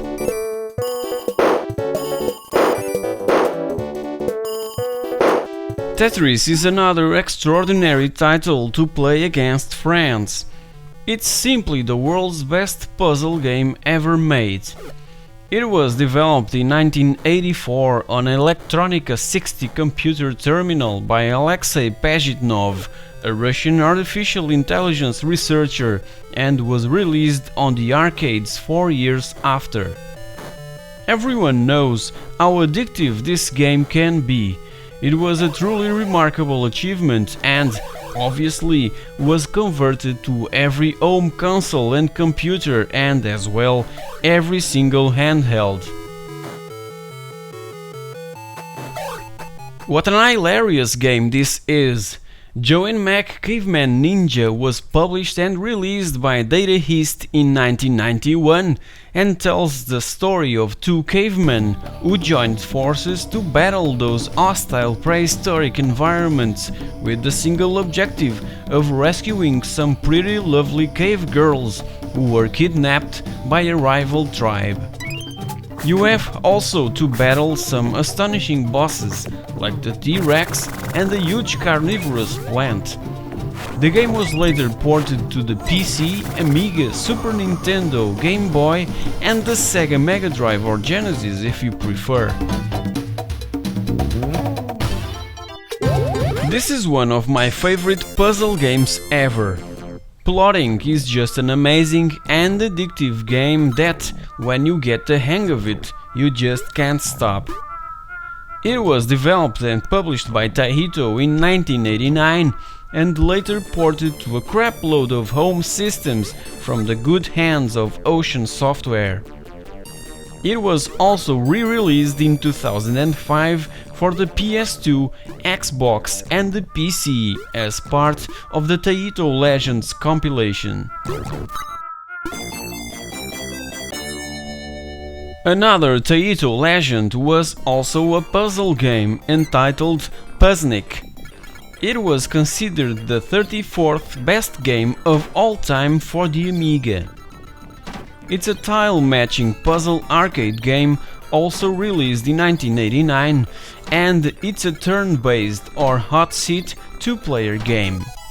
Again, this game is highly addictive, so be careful. Ocean Software was, once again, the company behind the conversion to all home systems of that era. Even in 2003, a late PS1 version was released.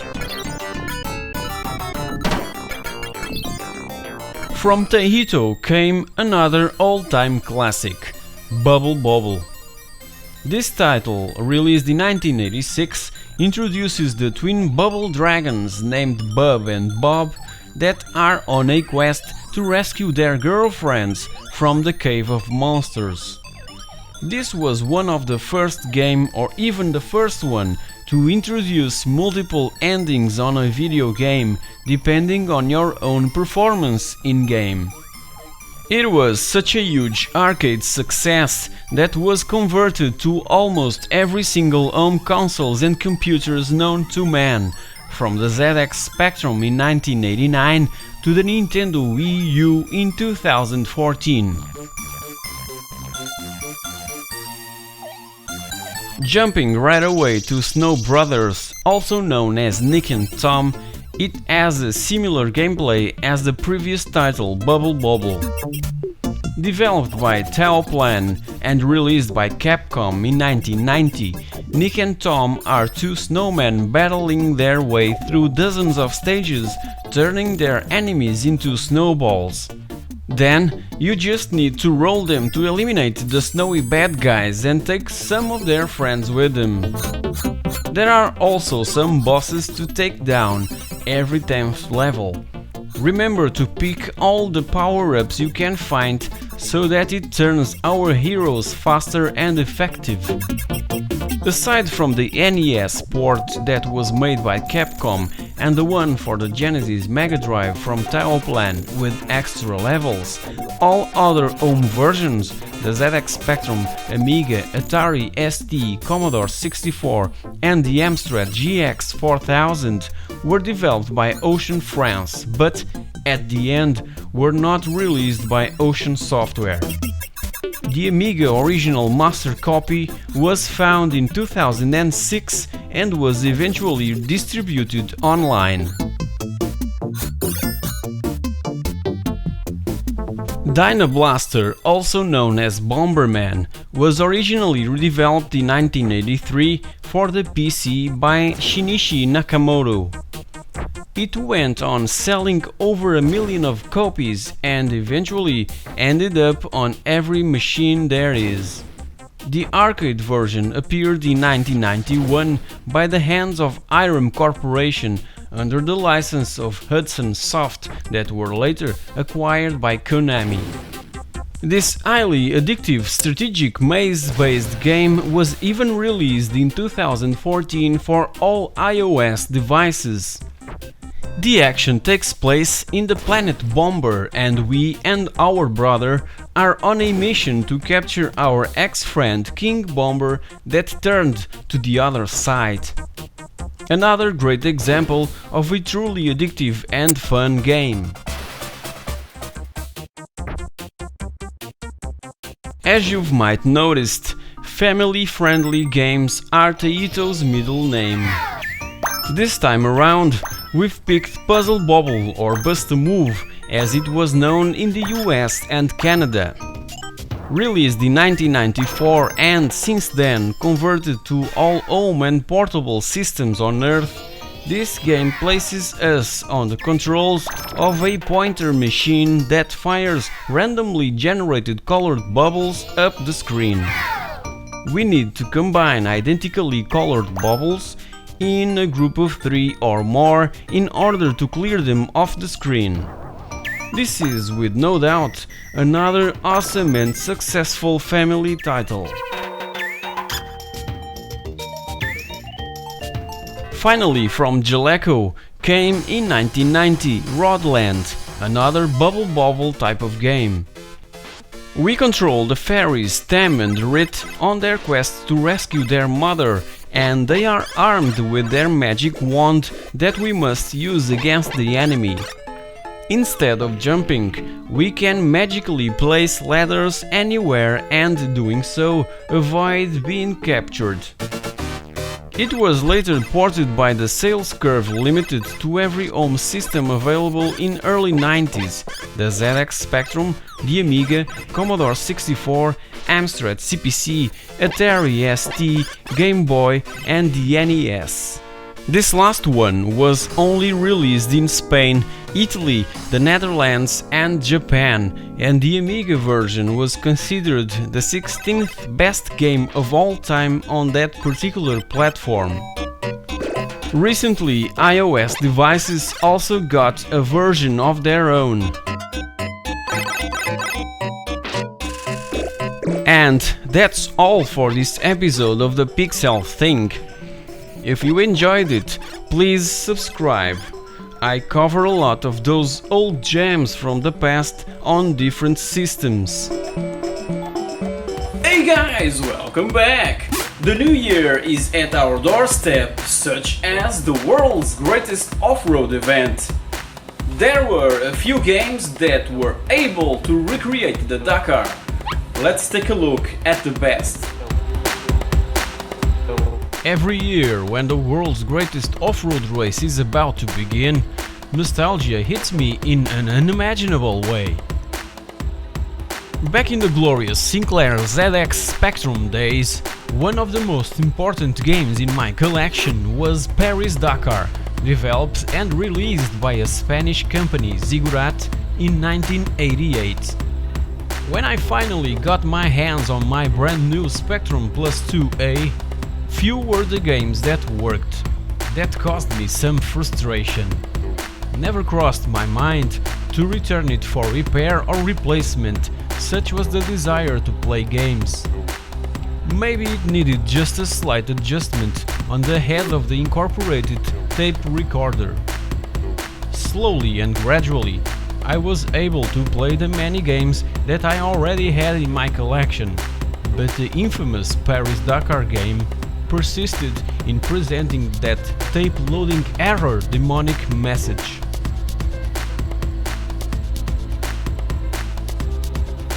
One fine afternoon, I placed the tape once more in the machine and held the enter key just to see what could happen.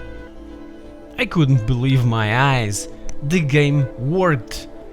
In short, Paris-Dakar in the ZX Spectrum is, until today, one of the most absorbing racing games I've ever experienced.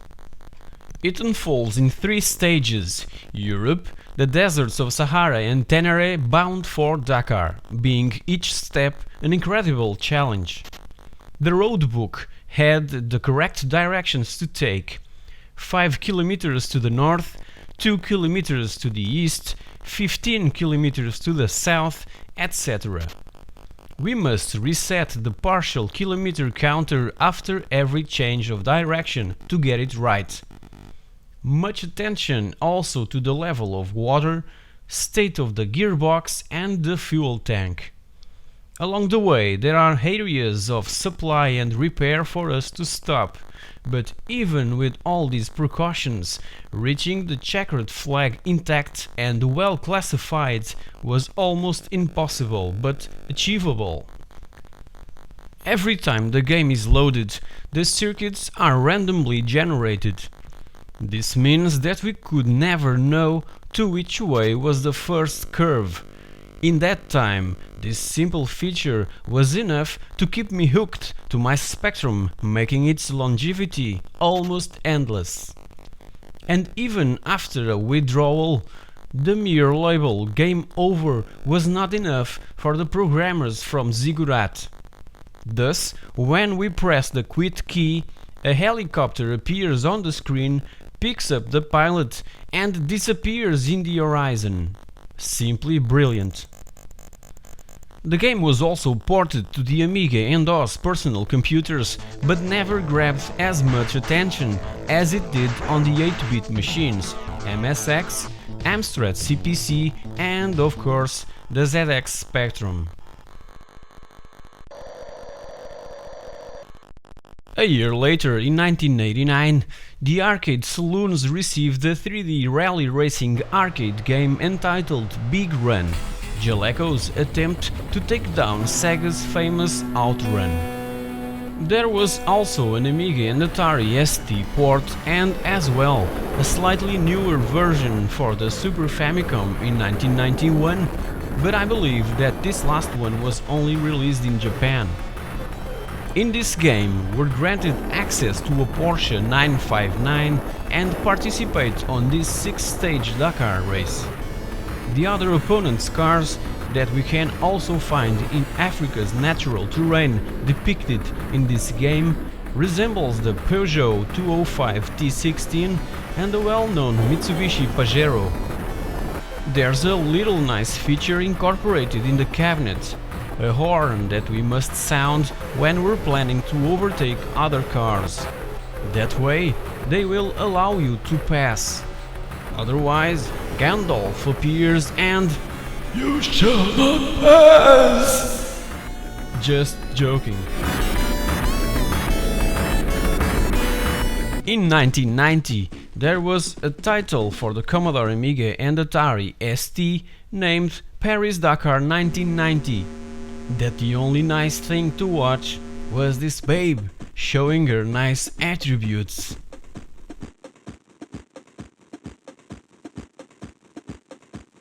Moving on, the next Dakar game that really deserves being brought up in this video was only released 11 years after the last one that I've mentioned here. From the developer Broadsword Interactive and publisher Acclaim came Paris-Dakar Rally in late 2001, where we've got the chance to participate in this mythic off-road event with a dirt bike, ATV, dune buggy or SUV. Press reviews were unanimous. What a piece of crap this game is. And that's kind of true. Controls are painful, sound is awful, with also some irritating music, but there's something of a challenge that makes me come back to it year after year right before the real race starts. I believe the reason for that is its difficulty. That is what the real Dakar race is all about. The extreme and complicated riding engine implemented in this game turns it into an awesome challenge, even if the game is painfully horrible. Am I insane? Believe me, it's like a drug. Every year I try to get to the top 10 after all those stages, and there's a lot of them. But I simply cannot achieve that. And I just love those free-roaming desert stages, where we must find the checkpoints and also pick up those repair icons in the form of wrenches. Give it a try, only if you're a fan of the real thing.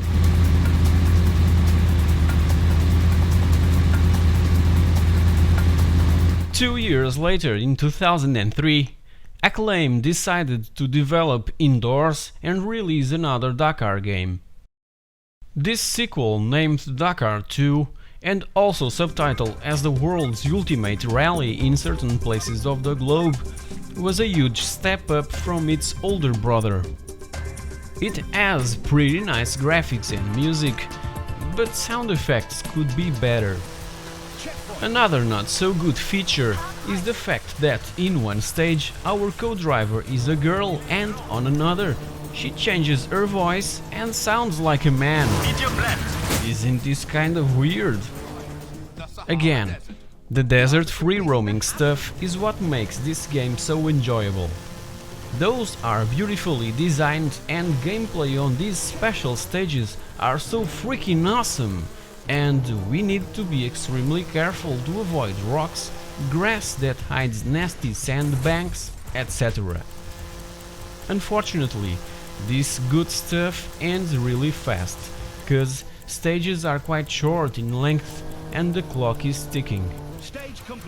There's the mighty trucks, SUVs and dirt bikes to pick and embrace the desert, but I found the SUVs and pickups the more suitable and an easy way to finish victorious in this 12-stage race that you can complete in about 15 minutes. This game was intended to appeal to the arcade racer and simply accomplishes it very well. Aside from some walls in a couple of stages that works as some kind of a magnet that insanely attracts our vehicle, this game is quite enjoyable to play, but don't expect it to have a Colin McRae or Dirt type of gameplay. It's really far from there. Once again, play it if you're a real fan of the world's greatest off-road event.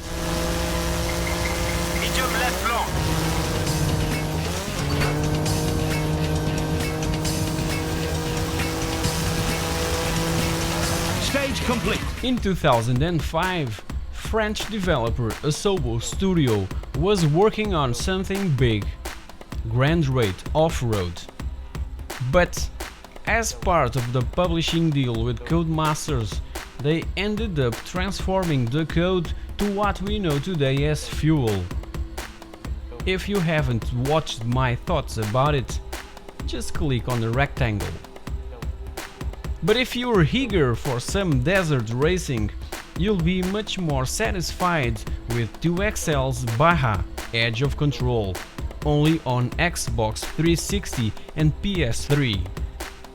It was developed by the same team that brought Motocross Madness 1 and 2 and MX vs ATV Unleashed games.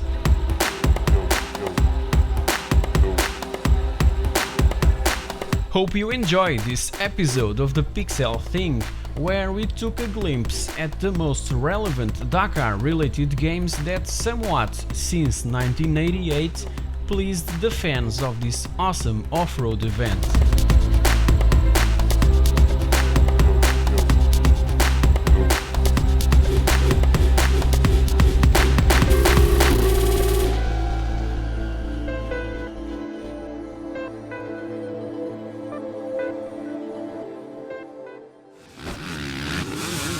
Hey guys, welcome back!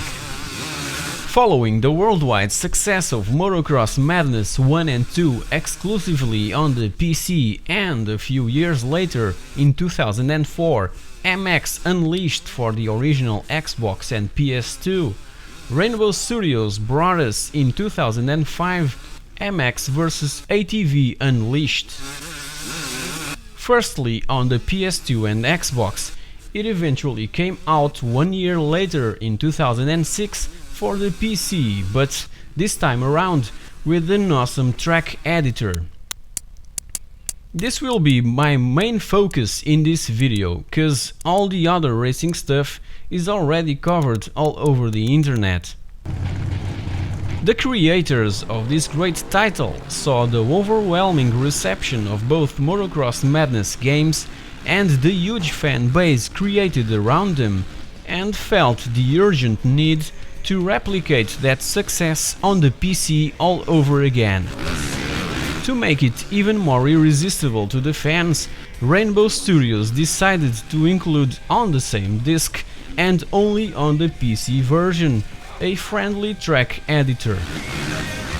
I won't be showing here how to create tracks or something like that. It's just a quick look at some of the great stuff that fans can do with that awesome tool.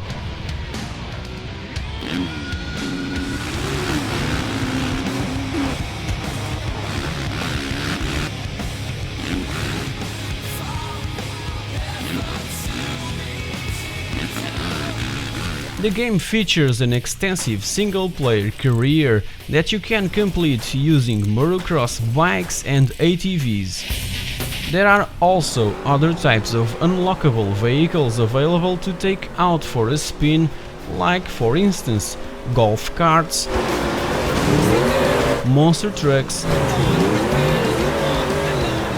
trophy trucks, off-road buggies, sand rails, biplanes and even helicopters.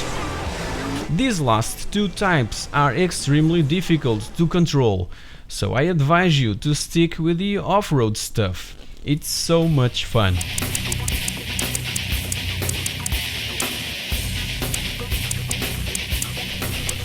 As for the controls, you can use the keyboard and remap it to whatever best suits your preferences. But the best controller around that you should use is, with no doubt, the Xbox 360 controller for Windows. As usually in this franchise, you can pull off some tricks whilst in the air to get extra points. Use those on the store to grab some new rides and gear, besides other great stuff.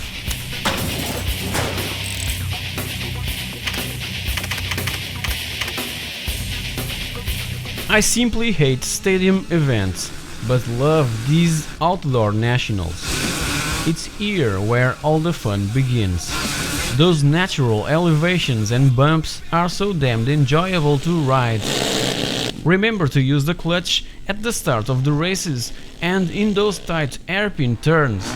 That way you can maintain your momentum with short bursts of speed. Another important move you can make to stay ahead of the pack is the suspension preload for the jumps. Learn how and when you should use it and you'll certainly start winning races.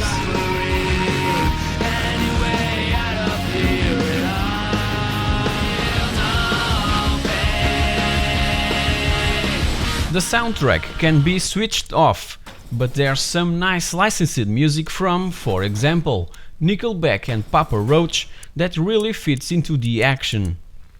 As for the sound effects, those were taken from real-life vehicles and they sound really good.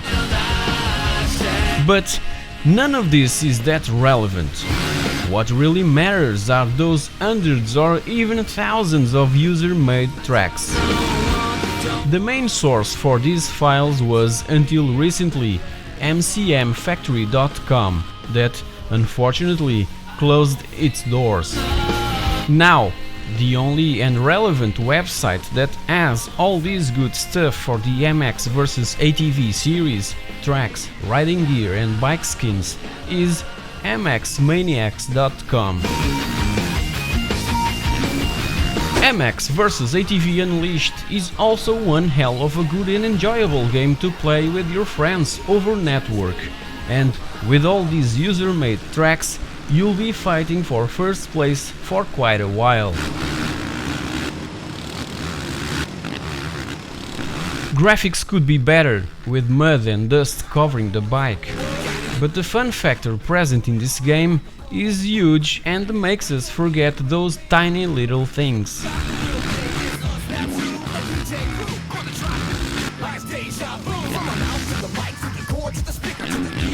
And this wraps it up for this not so retro review of one of the greatest motocross games ever. Hey guys, welcome back! This week's episode is all about those 8 and 16-bit intro tunes that are stuck in my mind and more than 20 years later still makes me whistle. Let's go and listen to my top 10 intro tunes. I must first remind you that in this video I only make reference to titles from 8 and 16-bit home computers of late 80s and early 90s. At that time, these were the gaming platforms here in Europe. In that era, the Amiga was the pinnacle, not only in terms of video, but also in the audio department. As for the 8-bit machines, and despite the superior audio chip of the Commodore 64, my preference goes directly to the ZX Spectrum. Let's dive right into my top 10 intro tunes from 8 and 16-bit home computers. Number 10. Developed by Scan Games Norway and published by System 3 Software in the beginning of 1992, Fuzzball features music from composers Thomas Dahlgren and John Carahag. The intro music is a really platform-friendly tune that fits right into the mood of this Amiga exclusive title. Let's listen for a while.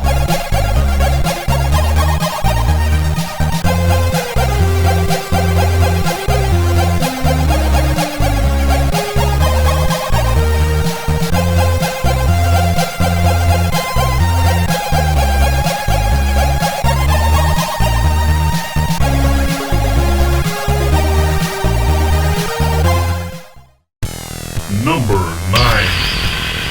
Back in 1988, I was blown away by Dark Fusion's drum-style intro music on the ZX Spectrum.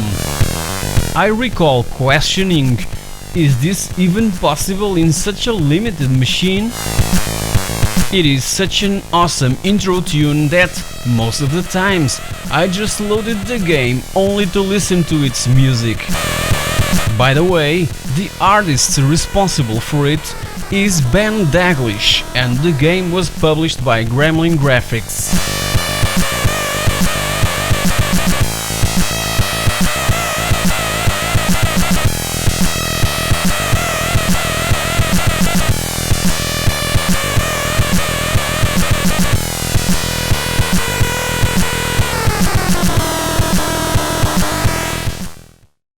Number 8.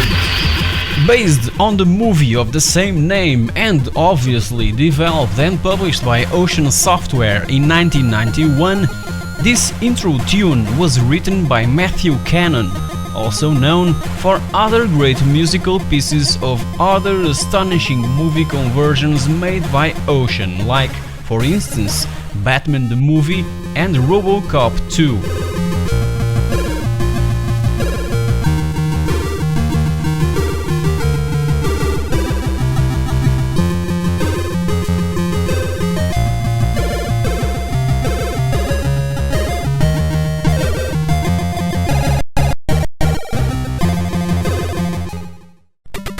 Number 7. Right after Xenophobe is loaded, this super fast pumping audio track shoots awesomeness everywhere. The original arcade game from where it was ported gave 3 players the opportunity to simultaneously exterminate all aliens. It was so much fun.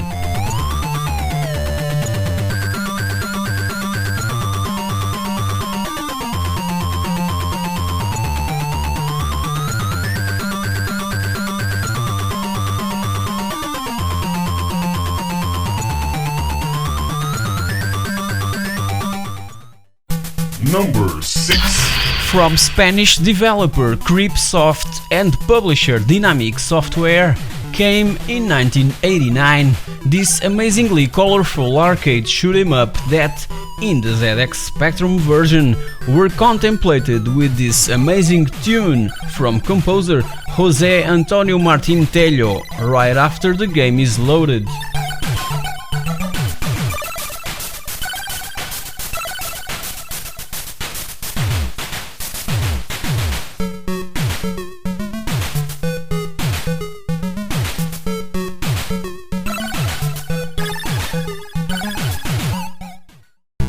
Number 5. Midnight Resistance soundtrack needs no introduction. It's simply one of the best ever created for a video game, and on the Mega Drive/Genesis is where it really shines. Even so, I've found the ZX Spectrum intro music the most enjoyable, and the game was considered one of the best ever made for this platform. Published by Ocean Software in 1990 for all available home computers of that time, Midnight Resistance was a conversion of another awesome arcade original. Credits for its music goes to composer Keith Thinman.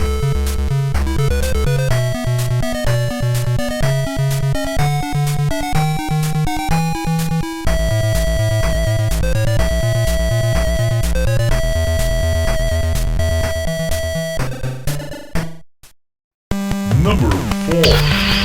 In 1988, Probe Software developed this awesome 8 and 16-bit gem, Savage.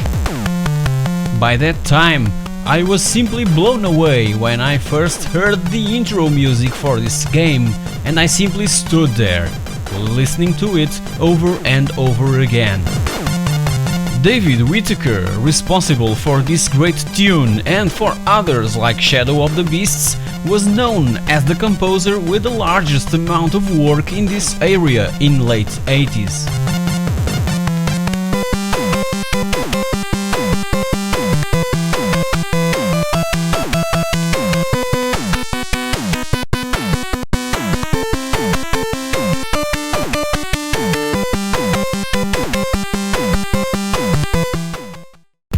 Number 3. Faithful to the arcade original, the intro music for the Ninja Warriors on the Commodore Amiga is one of the best I've ever heard since I began playing video games. This tune continues throughout the first level, and it has an extremely high quality taste from its original composer, Isayoshi Ogura of Taito. 16-bit versions were the responsibility of Ronald Piekut-Wizerick, and they sound really faithful to the original.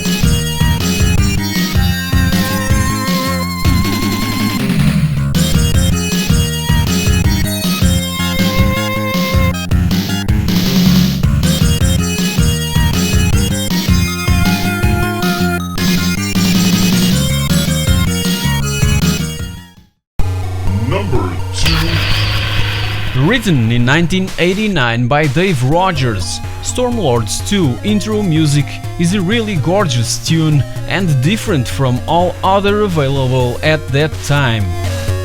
Let's just listen to it.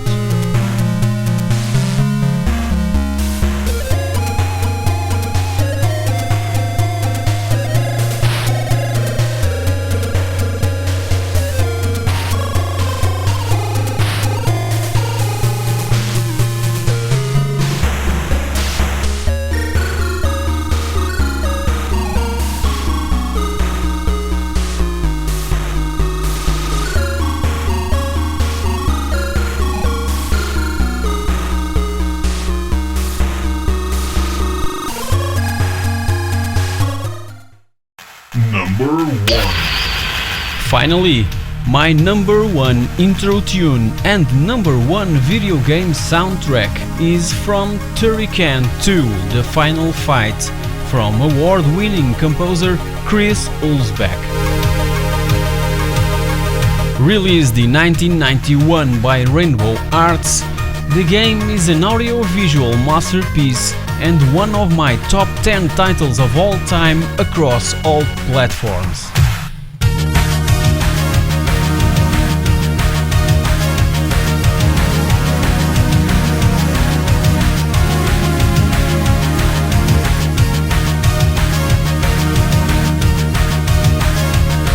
Please let me know on the comments section below your personal top 10 intro tunes that keep playing on your head over and over.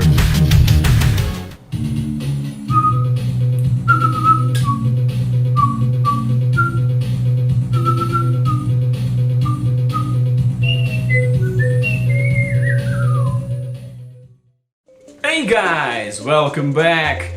Today we're going to examine a new brand of rice. Let's take a look.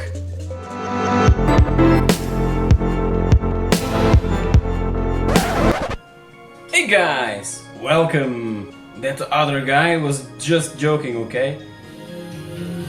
This week I bring you another Amiga exclusive game. Assassin is a fast and fluid Strider clone that instead of a sword were contemplated with a boomerang. An assassin with a boomerang? Let's take a look. Team 17, best known for their Worms franchise, was also responsible for other amazing titles like this one. Developed in conjunction with Psionic Systems and released in 1992, Assassin's plot is simple. Infiltrate an high-tech underground fortress and kill the main villain, Maiden. In the process, there's countless of genetically engineered mutants that we must destroy in order to reach and conquer the main objective. The programmers gave Assassin a number of friendly options, the ability to choose the number of lives, 1, 3 or 5, and the game's difficulty, Rookie, Arcade or Ultimate. That way any player can try out Assassin and, even if this type of game isn't your thing, you can really advance and be thrilled for doing so. 5 main levels awaits us and one final battle in the end with Maiden himself.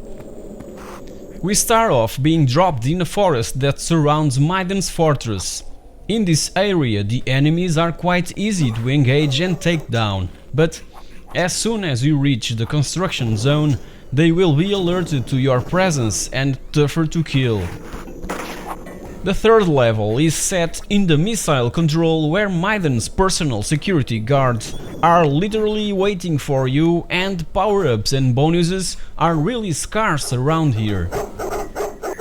Succeeding this, you'll find yourself in the genetic asylum, home of some nasty genetic experiments.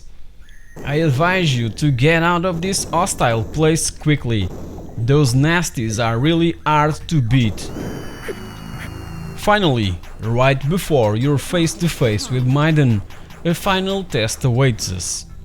A maze-like warren of corridors and shafts filled with Arnie's Terminator-like endoskeletons and wall-mounted laser cannons. As an Amiga fan, Martin Brown founded Team 17 to make games that required 1 MB of RAM, as he was tired of seeing 512K ones being made for machines that would be able to do more. Assassin was the least successful game from Team 17, mainly because of some bad reviews and a special edition released 2 years later that didn't bring anything new to the game. On the contrary, various gameplay elements were even removed. What were they thinking? Even the box art from the original game was way better and appealing than the one from that supposed special edition.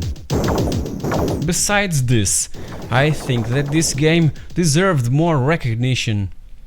Back in the day, I thought that it was a huge hit. How I was wrong.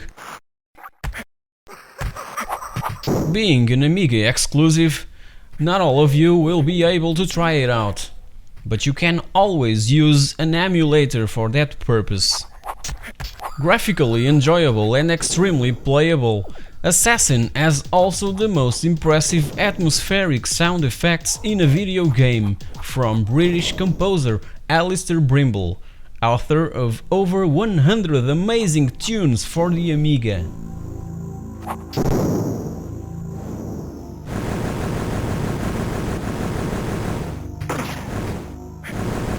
Speaking of playability, the fluid animation and the control that the player has over the main character, with some astonishing moves with a simple flick of the joystick, is just overwhelming.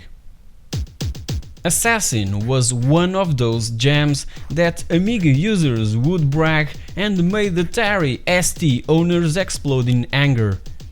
But again, I can't understand why it didn't sell well. Piracy? It was way better than US Gold Strider arcade conversion for home computers, no doubt about it. Anyway, try it.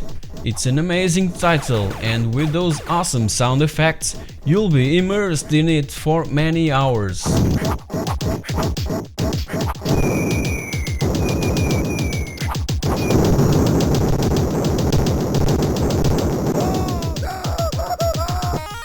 Hope you enjoyed this episode of the pixelthing, and I can't thank you enough for subscribing to my channel.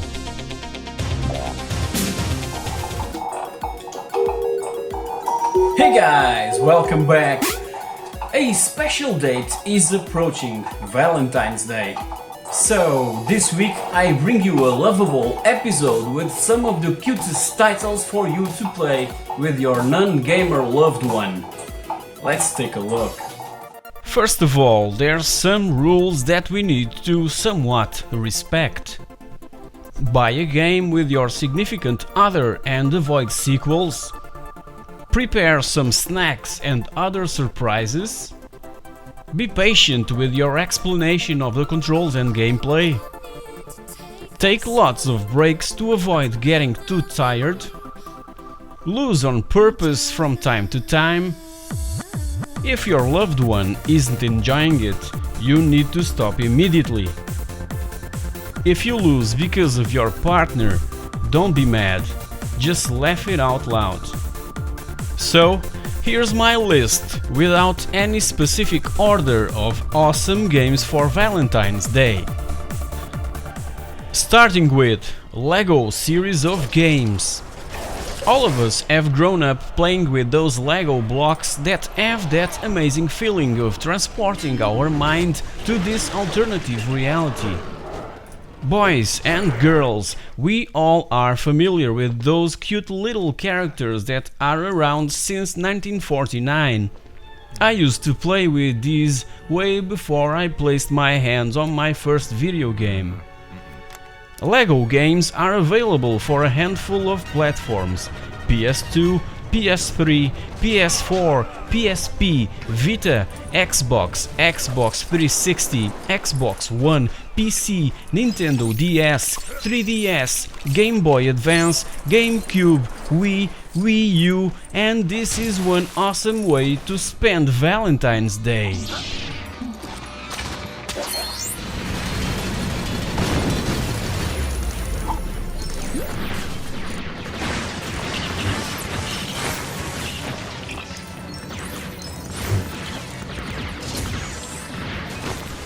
Next up, Sonic and All-Stars Racing Transformed. This is a funny mascot-based racing game in which players race against each other using characters from various Sega franchises. There's also several varieties of weapons to pick up and use against your opponent, just like in the beloved Revolt from 1999. Sonic is such a cute video game character that will certainly be recognized right away and even bring back some good old memories of playing the very first Sonic game on the Master System or Mega Drive Genesis.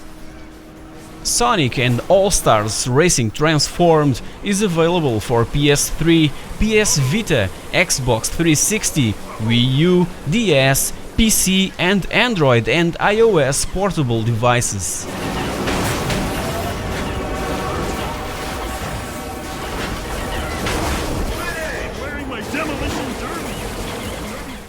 And what about a good old arcade game from 1982? Here's Mrs. Pac-Man.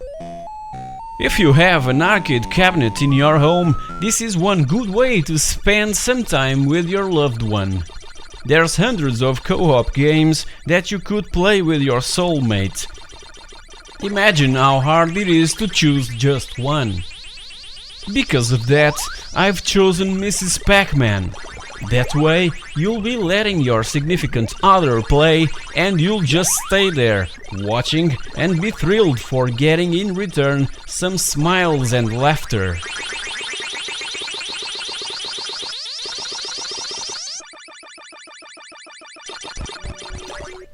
Plants vs. Zombies is one of those original ideas that turned certain games into great classics. Just imagine having a variety of different plants protecting your brain from getting eaten by zombies. Well, that's what this game is all about. Originally available for PC and Mac and later for portable systems, Xbox Live and PlayStation Network, this is a highly addictive and funny game to play alone or in co-op mode.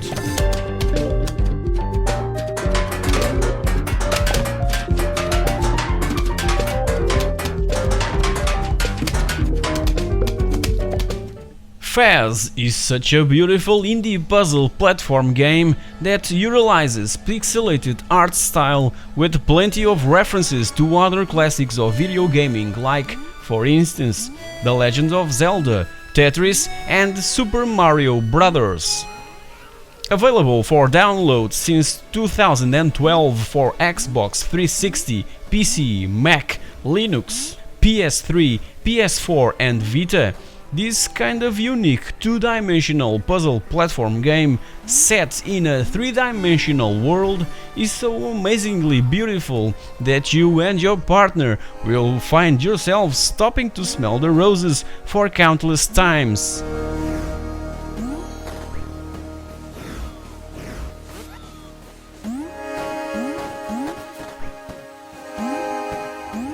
Set in a beautiful and challenging world, Rayman Origins is one of those games that you can't miss when trying to get someone into gaming.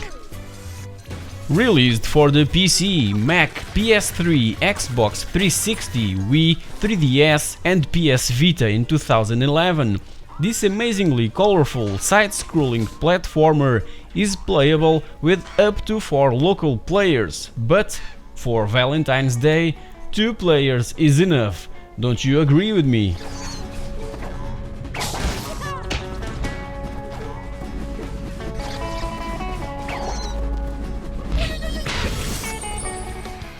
Rock Band series is another great opportunity to bring people together. Just form a band with your loved one and choose which instruments both will be using and free yourselves playing and singing some of the most charismatic, influential and brilliant songs ever made. Grab a PS3 or Xbox 360 and start making some noise. In the end, you'll be hugging and kissing, that's guaranteed, or your money back.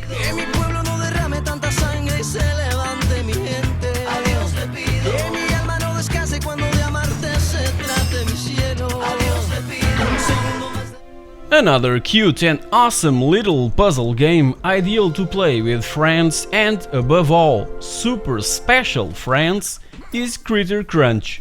Released for PS3, PC, Mac and all iOS devices between 2008 and 2012.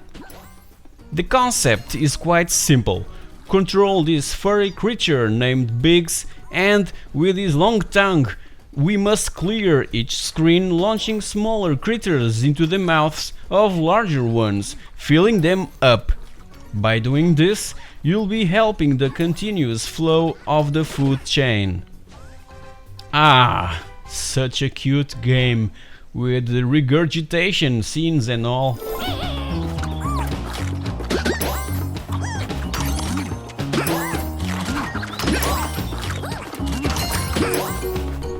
Castle Crasher, with its unique cartoon art style, is a side-scrolling beat-em-up with some RPG elements thrown in. That's so amazingly fun and addictive, set in a medieval scenario where a dark wizard has stolen a mystical gem and captured 4 princesses.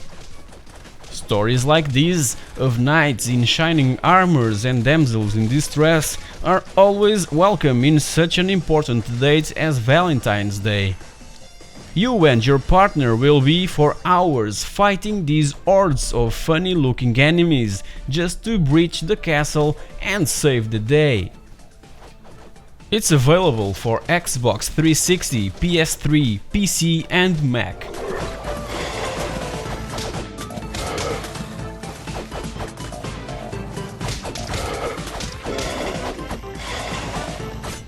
In this strategy and time management type of game, we'll find ourselves working hard on a diner, sitting and serving people. You just drag and drop customers on any available table, serve their meal, and when they finish, take their correspondent check. At this time, customers leave you a tip and all the dishes on the table for us to clear, so other customers can use that particular table. This is an ideal type of game to get someone into gaming, and it is available for PC, Mac, Wii, DS, PSP, PS3, Xbox 360, Android and iOS devices, and it spawned numerous sequels.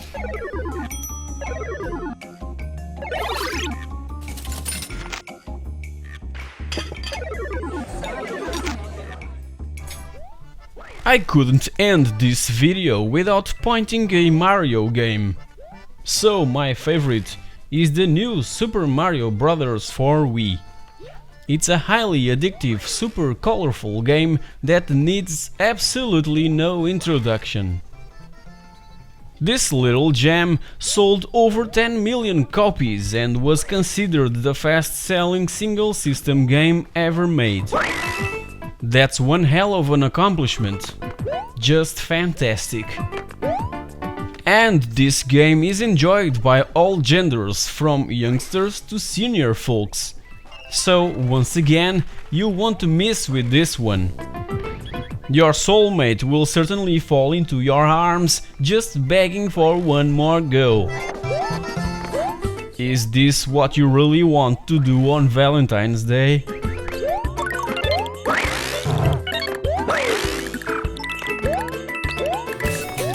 Before finishing this episode of the pixelthing, here's 4 more options to consider.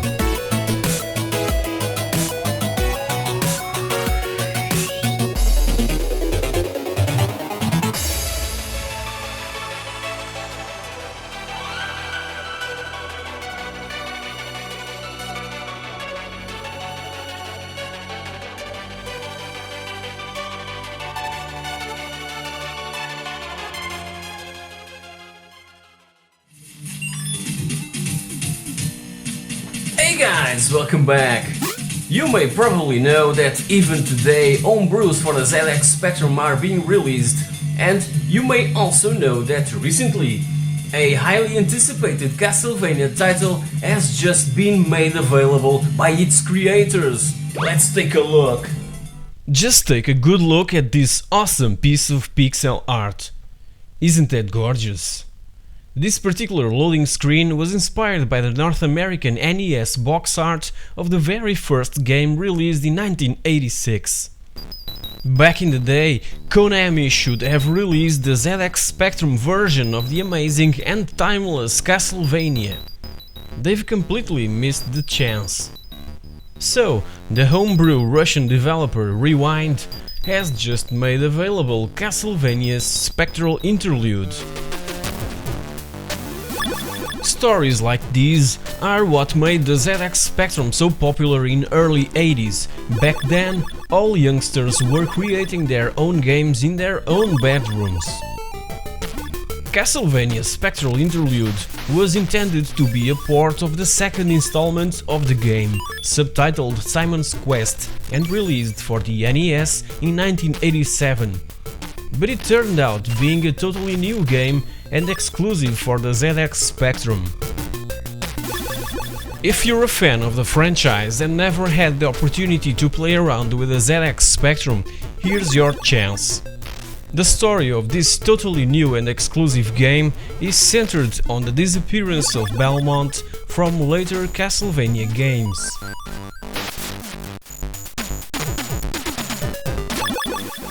This is kind of a slap in the face to Konami, that always underestimated the European market and mainly the 8 and 16-bit home computers.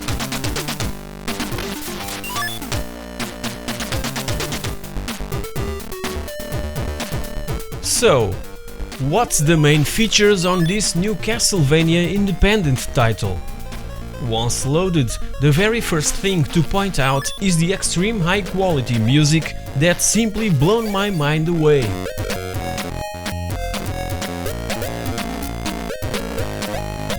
The 12-song soundtrack composed by Vladimir Tugay is also available in SoundCloud and is simply brilliant.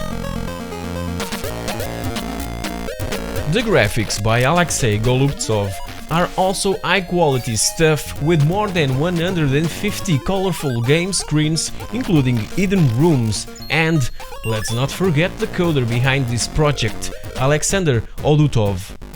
Without him, all these great pieces probably wouldn't fit in this awesome puzzle.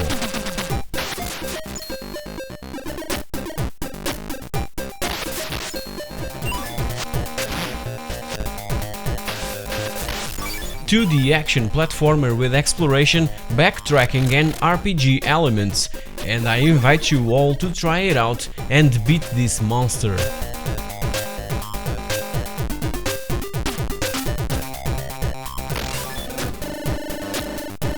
The game was released for free and can be played either on a 128K ZX Spectrum or with the help of a ZX Spectrum emulator. I'll post all the direct links below for you to check out.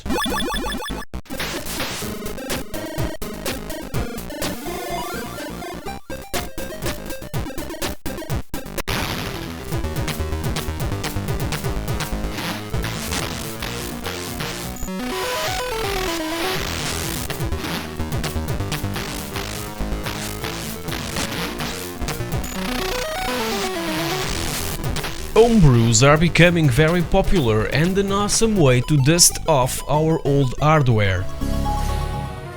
Hey guys, welcome back! Whilst all the fuss about the Oscars is still around, I went digging and found that only 5 games were based on films that received the highest prize, the Oscar for Best Picture. So let's take a look, leave your comments, and please correct me if I'm wrong. Directed in 1972 by Francis Ford Coppola, The Godfather won 3 Oscars: Best Picture, Best Actor in a Leading Role, and Best Screenplay. Several years later, in 1991, came from US Gold the first game based in this marvelous movie franchise. The Godfather, available for DOS, Amiga and Atari ST, has 5 levels to offer, in which were depicted some scenes and locations taken from all 3 films. In this side-scrolling action game, with some occasional first-person shooter sequences, we're invited to roam through the streets of New York City, Miami and the Italian village of Corleone. The objective is quite simple: shoot all gangsters and reach the end of each level. Be careful though, not to hit the innocent people that can also be found on those perilous streets. I don't quite remember to play this game when it was released, but I can say that when I first tried it out, for the purposes of this video, I was entertained for quite a bit. Also more recently, in 2006, Electronic Arts released a new game based exclusively on the first movie of the franchise. Available for Windows, PS2, PS3, PSP, Xbox, Xbox 360 and Wii, this new and fresher vision of The Godfather includes the amazing voice performances from a few members of the original cast: James Caan, Robert Duvall, Abe Vigoda and Marlon Brando himself. But because of his health state, the audio quality needed wasn't achieved. Al Pacino was also absent from the game, cause his image was already being used in Scarface, The World Is Yours, released in this same year. The gameplay style is something already seen in Grand Theft Auto, Mafia and the True Crime franchises. You know, that kind of free-roaming sandbox mission-based type of thing, but in a Godfather environment. Great sound, great music, great graphics, but gameplay and controls could be a lot better. This game had average reviews, probably because all the fuzz about the disapproval from director Francis Ford Coppola that publicly stated that Electronic Arts' main goal was to profiteer from his 1972 masterpiece.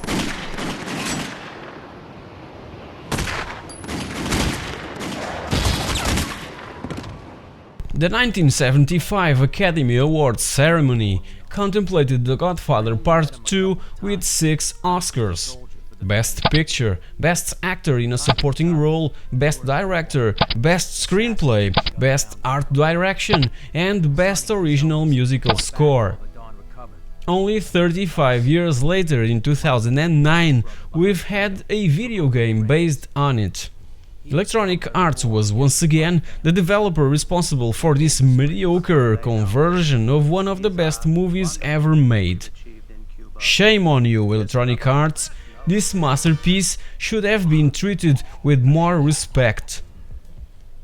Released for Windows, Xbox 360 and PlayStation 3, this open-world action-adventure game is obviously the sequel to the 2006 Electronic Arts Godfather title that tries to expand and improve its own gameplay, but fails drastically. The Fatality mode a la Mortal Kombat is completely unnecessary in this type of game. Also, the squad type of gameplay, where we can command a group of 4 thugs, was introduced in this sequel, and, in my honest opinion, it was so easy to engage and eliminate the enemies that I get easily bored very quickly. Although, critics gave it average reviews, praising the squad thing that introduced in the series a cool kind of strategy type of approach. Just wait till the cops show. The 1976 boxing movie with Sylvester Stallone won 3 Oscars: Best Picture, Best Director and Best Film Editing. 3 years later, in 1979, was released a sequel, Rocky II. In 1982, another, Rocky III, followed by Rocky IV in 1985.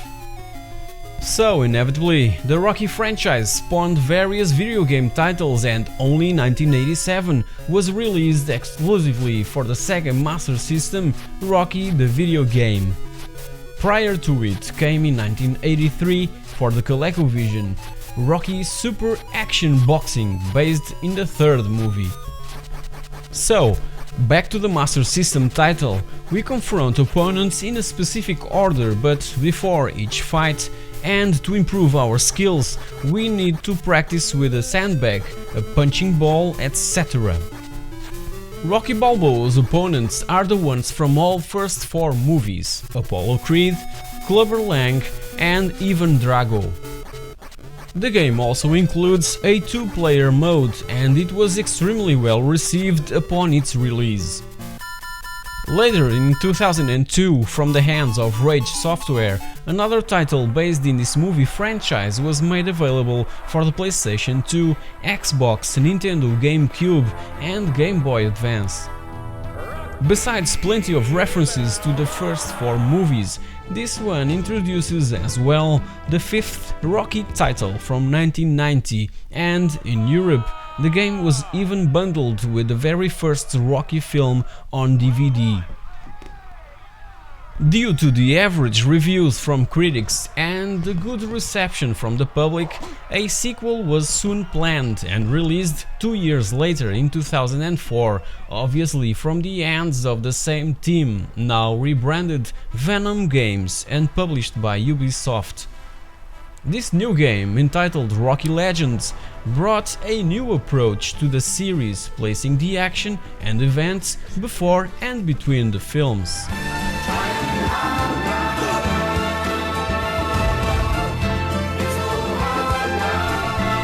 One of my favorite films of all time is Platoon from 1986, which won 4 of the 8 Oscars for which it was nominated: Best Picture, Best Director, Best Sound and Best Film Editing. Ocean Software, 80s specialist in movie conversions, grabbed the license and released, a year later, Platoon the video game for the ZX Spectrum, Commodore 64, Amiga, Atari ST, Apple II, DOS, Amstrad CPC and in 1988 for the NES. The versions that I've played back then were the C64 and ZX Spectrum ones, and I've found those extremely well made and with some outstanding music and graphics. For some reason, the ones for the Amiga and DOS passed unnoticed, and just recently had the opportunity to try those for the purposes of this video. In 2002, Platoon was again remembered through a real-time strategy type of game that could have been much better than it ended up being. Developed by Digital Reality exclusively for the PC, it has a sentence on its cover stating that it's the first strategy game about the Vietnam War. Well, that's completely wrong. The first Vietnam strategy war game was NAM 1965-1975, published by Domark in 1991. I hate false statements. At your orders, sir. On the move. On the move. Hold it, men! Finally, until today, only one more game was based on a film awarded with the Oscar for Best Picture: The Lord of the Rings: The Return of the King. It's imperative to mention that Peter Jackson's Zenith won all the 11 Oscars for which it was nominated. Best Picture, Best Director, Best Screenplay, Best Film Editing, Best Art Direction, Best Costume Design, Best Makeup, Best Original Musical Score, Best Original Song, Best Sound Mixing and Best Visual Effects. Such an amazing accomplishment, and just before the premiere of the movie, Electronic Arts released the game based on it.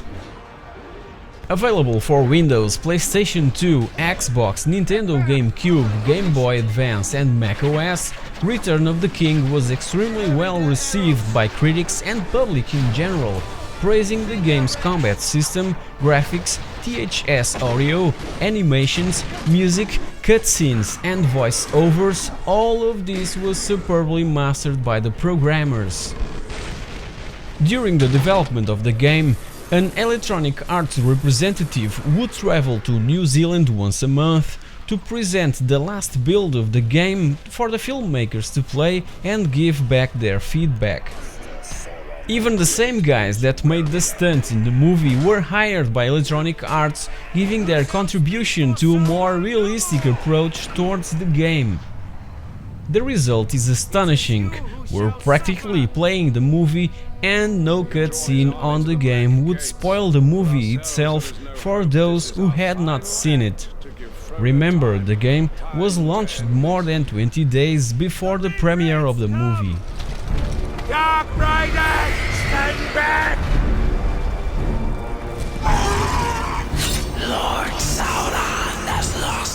If I've missed something, please let me know. Leave your comments below with your thoughts about movie and video game industries. Which era was for you the richest in movie conversions in general? Was it the 80s, the 90s, 2000s? We've reached a point where we'll be seeing the other way around. Movie studios are more and more exploiting the video game panorama. They've already noticed the amazing plots and stories that will certainly make awesome big screen blockbusters. Bad. I'm a bad guy. Oh, Helgi.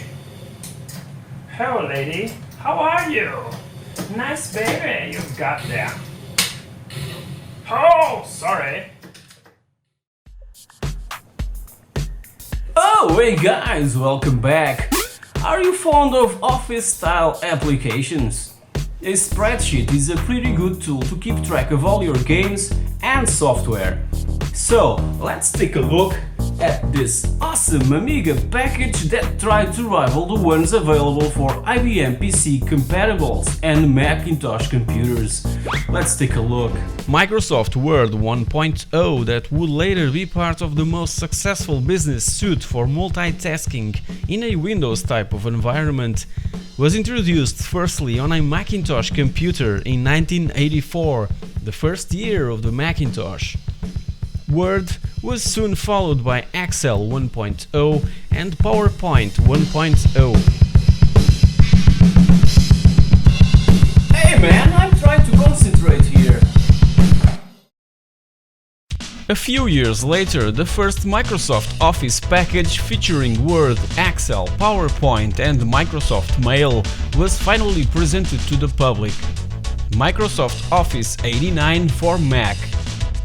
Office for Windows was only introduced in 1990 for Microsoft's own powerful and improved Windows 3.0 operating system. My first contact with Microsoft's new environment and Office applications was in '92 with the upgraded Windows 3.1. In this same year, the Amiga family also got a business suite of their own.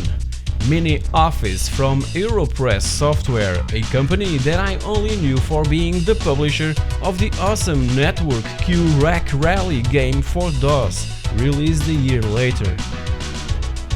During the 80s, the Europress group consisted of several other companies, including software development, and, with the boom of personal computers, quickly reached, in the early 90s, the top 5 largest British software houses. It all started in 1965, year when Derek Meekin formed Europress to publish magazines and newspapers. During the 80s, with the growth of the British computer industry, Europress expanded its own publishing business and became involved in software development. Later in the decade, Europress software was separated from the main company, and inside it a new brand of video games was created, Mandarin Software, and presented to the press in, you guessed it, a Chinese restaurant in London.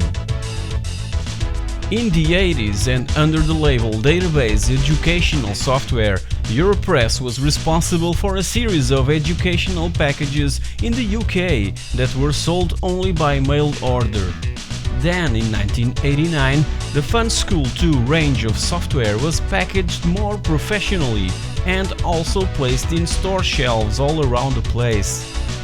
These packages were available for the ZX Spectrum, BBC Micro, Commodore 64, Acorn Electron, Amstrad CPC, Amiga, Atari ST and DOS, and went on through 1998 with the very last Fun School 7 CD-ROM set of educational software. Also in 1991, Europress bought Newsfield, a highly reputed publishing company responsible for the awesome and much respected computer and video games magazines Zap64 and Crash. This new branch of the Europress empire, branded Europress Impact, went on for 3 more years with 5 new publications, till it all collapsed in 1994. In 2012, and under distribution by this company, which name I refuse to pronounce, Europress developed a puzzle adventure game inspired by Jane Austen's classic novel Pride and Prejudice, that also had its debut in movie theaters back in 2005, with Academy Award nominee Keira Knightley leading the cast. Other video game titles published under Europress Software's label were: in 1992, Dojo Dan for Commodore Amiga and with an awesome soundtrack by Alistair Brimble. In 1996, Titanic Adventure Out of Time for Windows and Macintosh. In 1997, Rally Championship The Xmas add-on for Windows. In 1999, Mobile 1 Rally Championship for Windows and PS1, and now under actualized the rebranded Europress. But in 1992 came this weird title that was bundled in a cover disc of Amiga Action Magazine number 43, Unsensible Soccer, where we get to play with a team of oranges. Weird, but super fun. In 1992 came as well this business suite of professional software to take advantage of all the multitasking and graphical capabilities of the Commodore Amiga. This way, the Amiga could also be seen as a workstation rather than a simple but powerful games console. The usual Commodore customers would stick with the brand, and potential ones would consider the Amiga platform as a serious contender of the IBM PC and Macintosh in this area, now that the more appealing and highly anticipated A1200 and A4000 were being released. Besides the price of Amiga computers being much more attractive, also this package of Office software was hugely affordable compared to its Microsoft's counterpart. Europress Mini Office's starting price was only £59, and you could do just the same stuff and probably more with this one. Looking at the box, its white background automatically tells us that we're facing a set of serious software stuff for the Amiga computers. At that time there weren't many options in this area, just some old and obsolete packages or shareware that no longer suited the need for more modern and thoughtful work. So, let's take a deeper look into this mini office. In the first of the three application disks there's the database, a very important tool for companies. Compared to other database programs on the market, it's really simple to use, and the manual bundled with this suite is clear and highly understandable. The graphical environment is really good to look at, and in the bottom there are some VCR style buttons for searching and saving, along with other normal functions. In the same disk there's a useful set of utilities application allowing users to manipulate information, format disks, delete files, rename, copy and even install Mini Office on the hard drive, if you have one on your Amiga. As for the spreadsheet application, it works pretty much like all the others with those standard pull-down menus, but it can import ASCII files and can manage binary code. Something unusual in this kind of thing back then. To scroll through the sheet, we just need to use those VCR style buttons at the bottom. Jumping right into the word processor, it's a simple and handy tool that unfortunately doesn't support PostScript, so there's only 7 different fonts to choose from, but it does however let us import photos and pictures into the text. All usual utilities in a word processor are present, so it does the job very well. The graphical utility present in this package is a pretty useful way of representing boring mathematical data. It is way more attractive than just showing a bunch of numbers, right? We just need to import the data from the spreadsheet and we can now draw the graphic. There are various types to choose from, and everything is displayed by icons that we can easily understand and identify. Finally, after we're satisfied with our pretty looking graphic, we can place it into the text in the word processor, just like a picture. Besides sharing similar design, all applications work together as one, which is extremely convenient cause it helps understanding really quickly how everything works. To conclude, Mini Office Amiga is a really friendly package and back then would certainly make PC and Macintosh users blush with shame. Hope you enjoyed this overlook at a company that started publishing newspapers and ended up creating video games, educational software and business suites of productivity applications.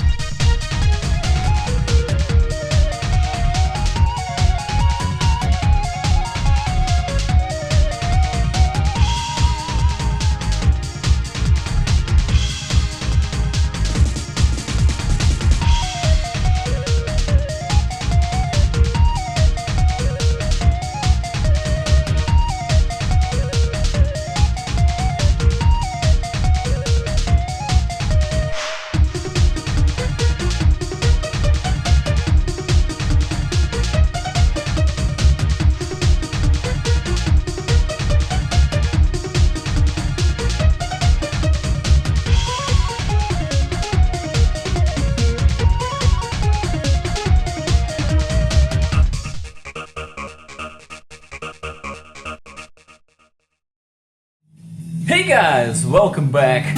Established in March of 2000, Bugbear Entertainment started its successful career in video games development with this one, Rally Trophy, that raised the bar in the racing genre. Let's take a look at the very first historic rally simulation. Published by Joe Wood Productions in November 2001, this Windows-exclusive title was considered by many one of the most realistic and challenging racing games for its time.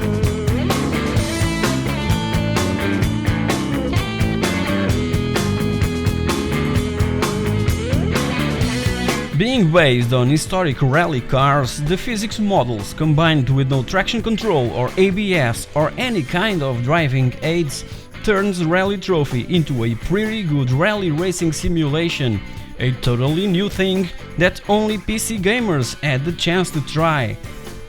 There was also a planned Xbox version that never came out on the system. Never understood why.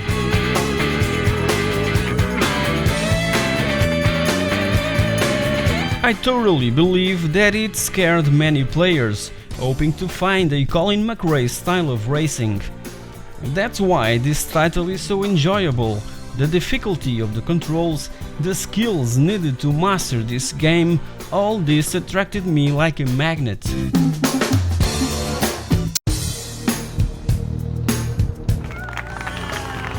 3, 2, 1, go! There are 42 beautiful and highly detailed stages across 5 countries, and we'll encounter several types of road surfaces in Russia, Finland, Switzerland, Sweden and Kenya. So be prepared to drive a headless historic car in tarmac, gravel and mud. I can guarantee it's super fun, and your co-driver is always goofing around, punching you with all kind of hilarious comments. Let's change seats, what do you say? Next time, you'll have to get it from the ditch. Got it! Slam on the gas pedal harder this time. Go, go, go, go, go! So, Rally Trophy isn't just another boring World Rally Championship game. I remember that, back in the day, the game was really demanding, graphically speaking. Fortunately, it remained playable on all Windows versions that came after Millennium, and I could later play it with all graphical options on its maximum. We're in the lead! And I can tell you that this is one hell of a gorgeous game to look at. An example of this is, till its release date, the presence of the most complex and dynamic sun flares and effects ever seen in any racing game. Speaking of effects, those dust clouds and flying particles are a sight to behold. Just beautiful. We're given the option to drive a classic, amazing and hugely deformable rally car from yesterday. All vehicles are very well modeled and detailed, with those awesome dashboards with fully functioning dials and such, and it's an extreme joy to try them all and probably slam them into a tree, cause your co-driver screamed at your ears that an animal was crossing the road. Watch out, animal crossing ahead! The cars available are the Mini Cooper, the Saab 96, the Alfa Romeo Giulia, the Fiat 600 Abarth, the Opel Kadett, the Lancia Fulvia, the Ford Cortina and Escort, the Volvo Amazon, the Alpine A110 and lastly the amazing Lancia Stratos. Each car handling is very well balanced between being realistic and challenging. Also, the fun factor is a major player in this game, making it extremely rewarding to drive. And sliding is very well implemented, mainly in those cars with rear-wheel drive. I must advise you that Rally Trophy has a steep learning curve, so if you're looking for a driving game that you can master in a few hours, you'd better look somewhere else. Variety is this game's middle name, with the already mentioned 42 stages with its own and special types of terrain. Now, throw some night stages with snow, mud and rain with included lightning bolts, and you get a wide range of different extreme driving conditions to dominate.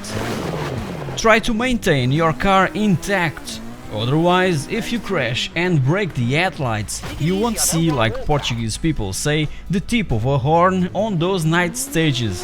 And that will be a serious challenge.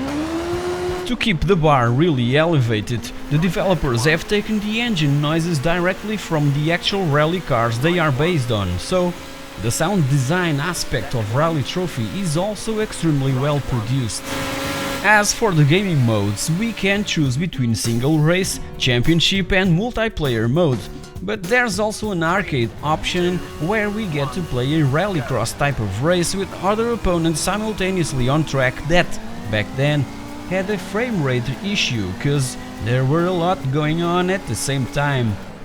Fortunately, this was the least important feature in Rally Trophy, so don't bother trying.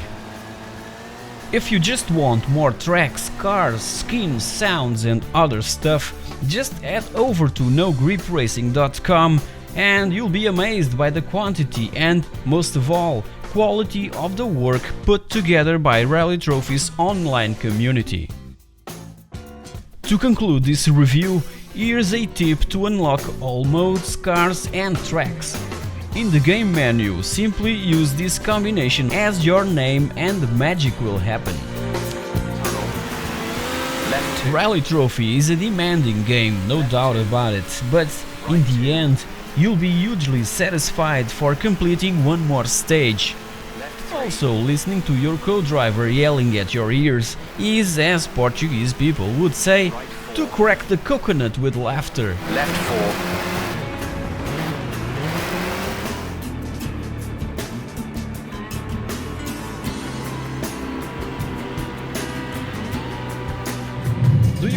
Hey guys, welcome back! Rendering Ranger R2 was an obscure Super Famicom exclusive that just recently got a proper Western edition. Let's take a look at the spiritual successor of Turrican. Developed by Rainbow Arts and published by Virgin Interactive, Rendering Ranger R2 was originally released only for Japanese players in November 1995 and exclusively for the Super Famicom. Following the long-running Turrican series, German developer Manfred Trans kind of disappeared from the gaming industry. Fortunately, he's just stayed in the shadows, developing for almost 3 years, one of the greatest hidden gems ever released in video gaming history. This is how I see it. Rendering Ranger R2 is extremely rare and an amazing piece of programming. Rare games tend to be bad, but that's not the case with this title. Unfortunately for us collectors and Super Nintendo fans, the game only sold a few thousand copies, 5,000 to be more precise, and it's really hard to get the hands on a single copy. And, obviously, prices aren't appealing either, as we can see by this Japanese import on sale on eBay. The game was originally named Targa and featured hand-drawn graphics, but was later changed to pre-rendered graphics and renamed to Rendering Ranger 2. Sadly, the only company interested in publishing it was Virgin Interactive's Japanese branch. Somehow, last year, a prototype copy of Targa appeared on eBay and was grabbed by brothers Mark and Matt Nolan for €556. These guys are well known by putting so much effort on preserving classic video game titles that would probably be lost in time. So, in last November, 19 years after the original game was placed on store shelves in Japan, the Nolan brothers released a limited and unaltered 150 copies of Targa for about $100 each outside the US, and promised that, once all copies were sold, the ROM would be available for download for everyone to enjoy. And so they did. Highly inspired by Turrican and R-Type, Targa is a mix of side-scrolling run-and-gun action and shmup, and I believe that Super Turrican 3 would be a more suitable name for this game, and would have probably opened the eyes to a bunch of publishers. There's no fancy story behind Targa's main character, there's no damsel in distress, nor a dragon to be slain, just pure shoot all things on screen kind of game that brings back those awesome glory afternoons spending money on the arcades. There's no puzzles to solve, little or any exploration to do, just avoid those hordes of enemies that show no mercy and throw us everything they have. That's maybe the only flaw in this game, its extreme difficulty. Just look at these narrow passages. You must be highly focused not to mess this up. With amazing pre-rendered graphics, great music and sound effects, and a superb, spot-on, smooth frame rate, uncommon on a Super Nintendo game, this gem must be enjoyed by everyone out there, even if you've never heard of Turrican or R-Type, which I think it's almost impossible.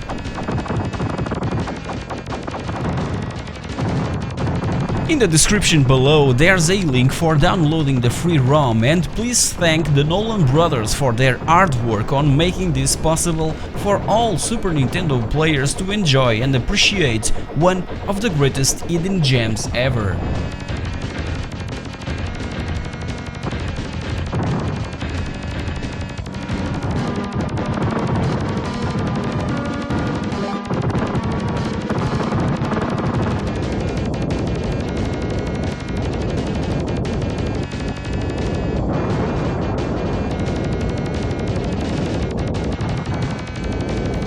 Hey guys, welcome back! Oh yeah, let's go!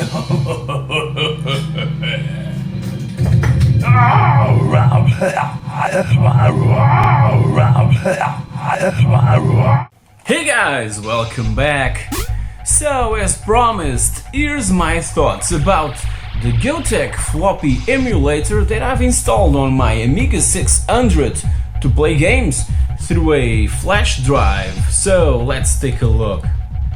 As everyone knows, the Amiga 600 was intended to be the replacement for the long-running and bestseller Commodore 64, and it was supposed to be called A300.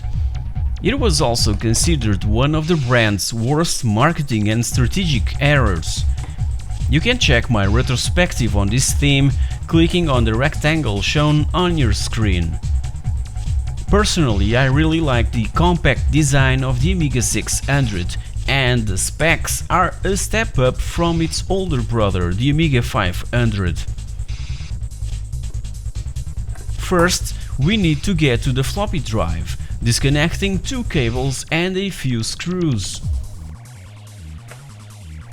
Now it's time to get the Gotek floppy emulator into place, plugging in both cables that came with the unit and screws. Placing it isn't as plug and play as I thought that it would be. I had to make 2 extra holes on the Gotek so that the ones on the back of the Amiga could match. Also, and in order to get the flash drive well placed and connected to the Gotek unit, I had to break a small and thin piece of plastic. I can live with that. Finally, about half an hour later, I was ready to test this baby. Everything seems to be connected and in place.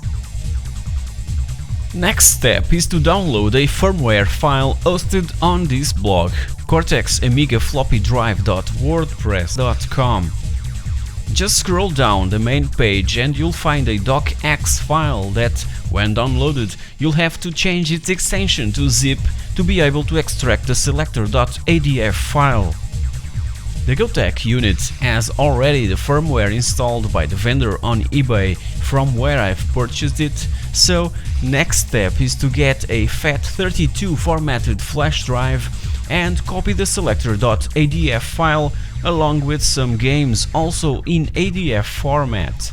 Nowadays I just use the A600 to play games, so I think that this solution is perfect for me and for everyone that just wants to use the Amiga as a kind of a games console. And it looks kind of awesome and futuristic, don't you think? Now, let's get right into the good stuff, games. This is how we get to the main list of all files that we've copied to the flash drive. One advice that I can give is to rename those long files. The Gotek firmware doesn't scroll long names. This is a problem if there's various ADF files for one game.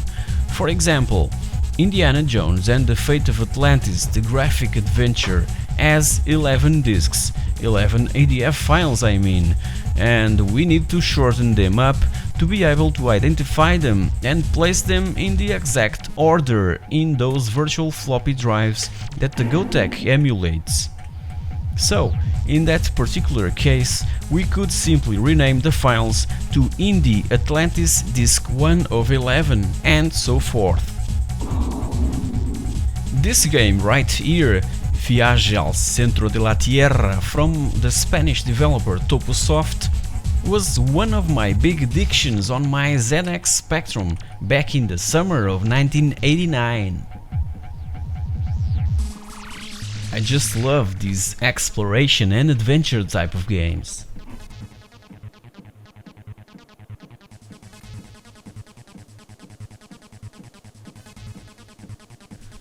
Just before we launch another game, we need to check the Gotek's display and place it in the DF0 position just by pressing one of the 2 buttons available. Then, simply reset the Amiga by pressing Ctrl and the 2 Amiga keys simultaneously and we'll get into the menu.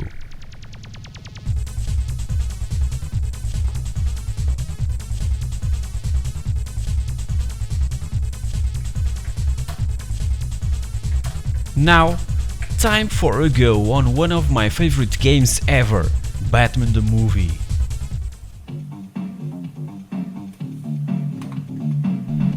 Loading times are exactly the same, it's just like using floppy disks but without the hassle of changing them and completely error-free.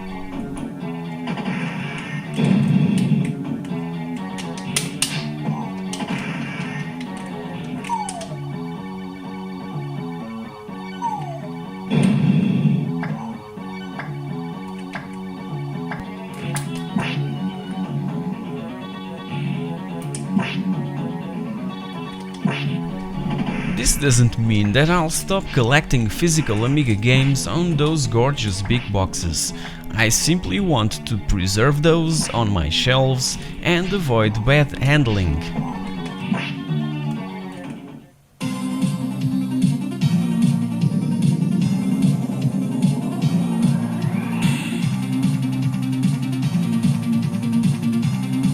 Shadow Warriors is one of the best beat-em-ups on the Amiga, an extremely well done arcade conversion.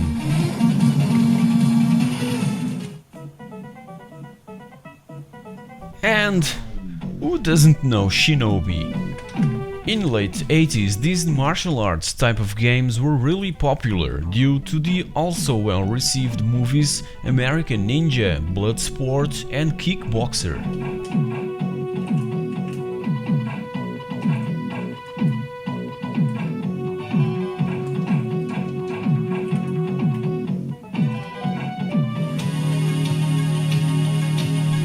Another great classic, Turrican 2: The Final Fight. Amazing sound, amazing graphics. What else could you ask from a video game?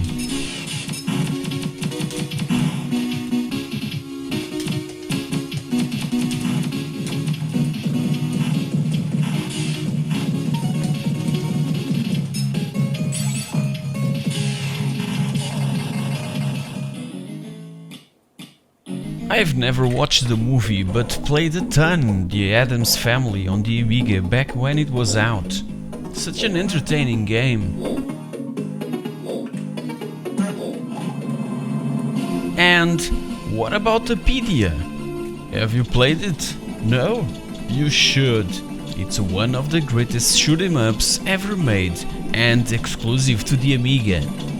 One great thing about retro gaming is that you can play games that, back then, when they were released, you've never had the chance to try. This is one of those examples. Ballistics. The first time I saw its cover was on a Computer and Video Games magazine back in 1989, and I stood there, just looking at that amazing cover art. This was the first time that I've played it, and I enjoyed it a lot. I'll certainly make a review in the future. So guys, what do you think of the Gotek floppy emulator? Is it worth it? Or do you prefer using floppies?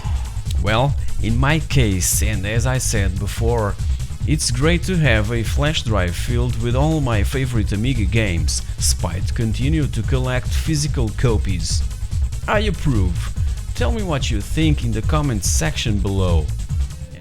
Hey guys, welcome back! I finally managed to get my IBM PS1 to work and it's been an awesome ride back in time. So, jump right in and let's go back to the 90s. The PS1 line of computers was IBM's successful return to the home market in 1990, and this specific model from 1993 was the very first time that I saw a tower model, even before the Amiga 4000T arrived.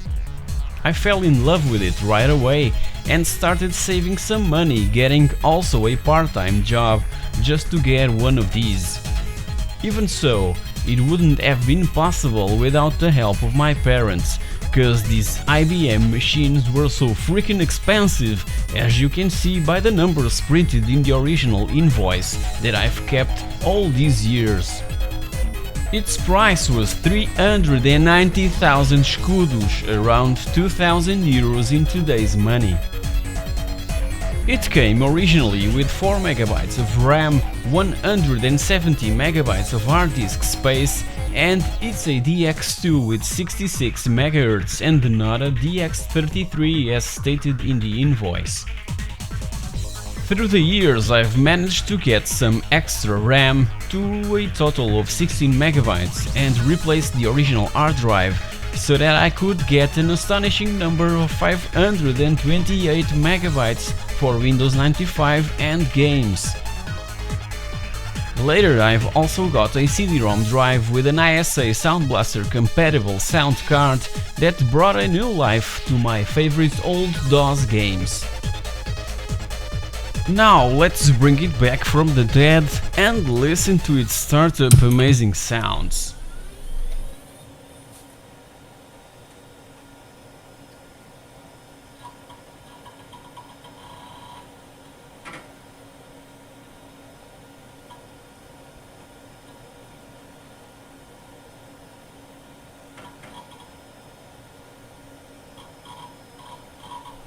The original PSU from my PS1 died several years ago, and just now, with a tip from my good friend Paulo Becas, I realized that there are ATX 280 PSU converter cables.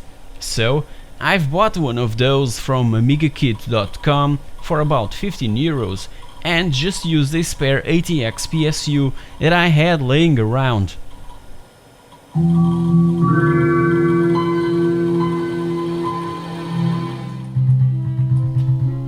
Finally, the moment you've been waiting for.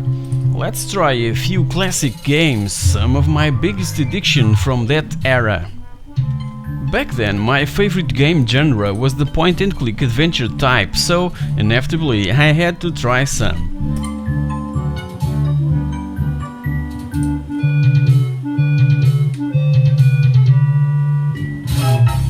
Starting with Indiana Jones and the Fate of Atlantis, the floppy disk edition that has no digitized voice. I have it on Steam though, and finished it recently. Such an amazing adventure.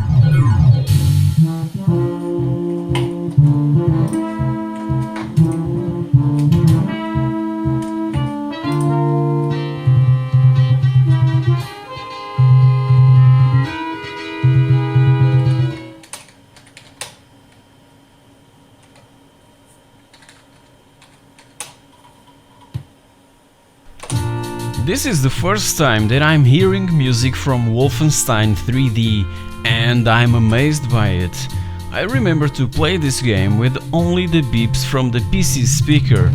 By the way, the IBM PS1 models have this pretty handy PC speaker volume knob in the front of the case.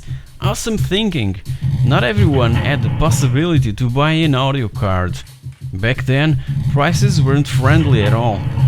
So, if we're gonna play games with sound only from the PC speaker, let's make it with style.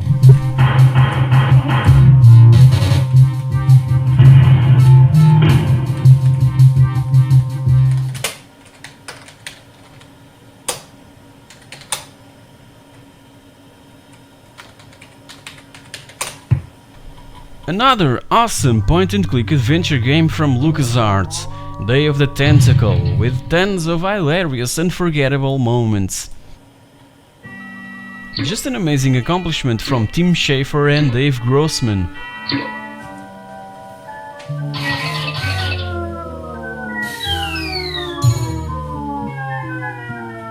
And this one has some amazing digitized speech throughout the game. I'm thirsty. I don't think you should drink that. Take on the world.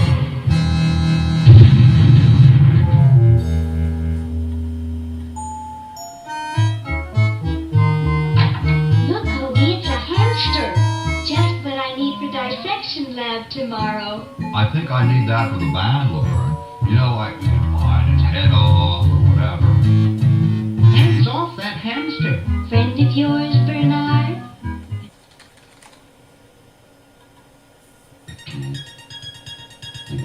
Moving on to another game, this time around it's another title that I'm hearing for the first time. It's music and sounds using a sound card. I remember to play Gods at a friend's house even before I bought my own IBM. It's one of the greatest classics from the Bitmap brothers.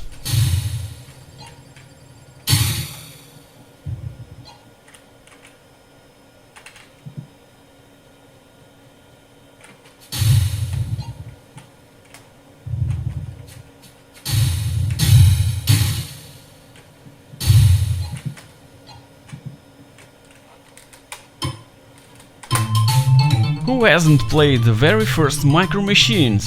It's such an entertaining and funny little game that got me hooked for countless hours and even days.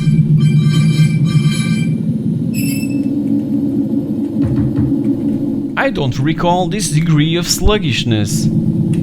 Is it maybe a sound issue? I've already reviewed this game for my channel, so feel free to check it out clicking on the rectangle shown on your screen.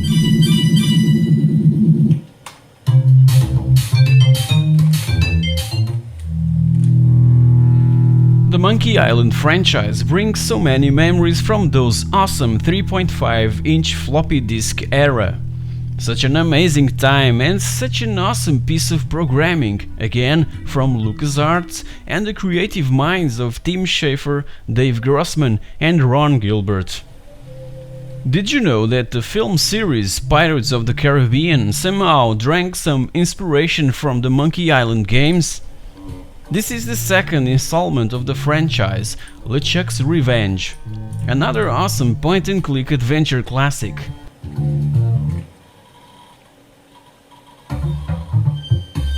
It can't get more classic than this. Doom 2 Hell on Earth, the second installment of id Software's groundbreaking franchise. There weren't any big differences in gameplay and graphics from the original Doom. The Johns, Carmack and Romero just focused on more complex level design, taking advantage from the natural computer hardware evolution. And someone once stated that it's a keep on the hard drive forever game.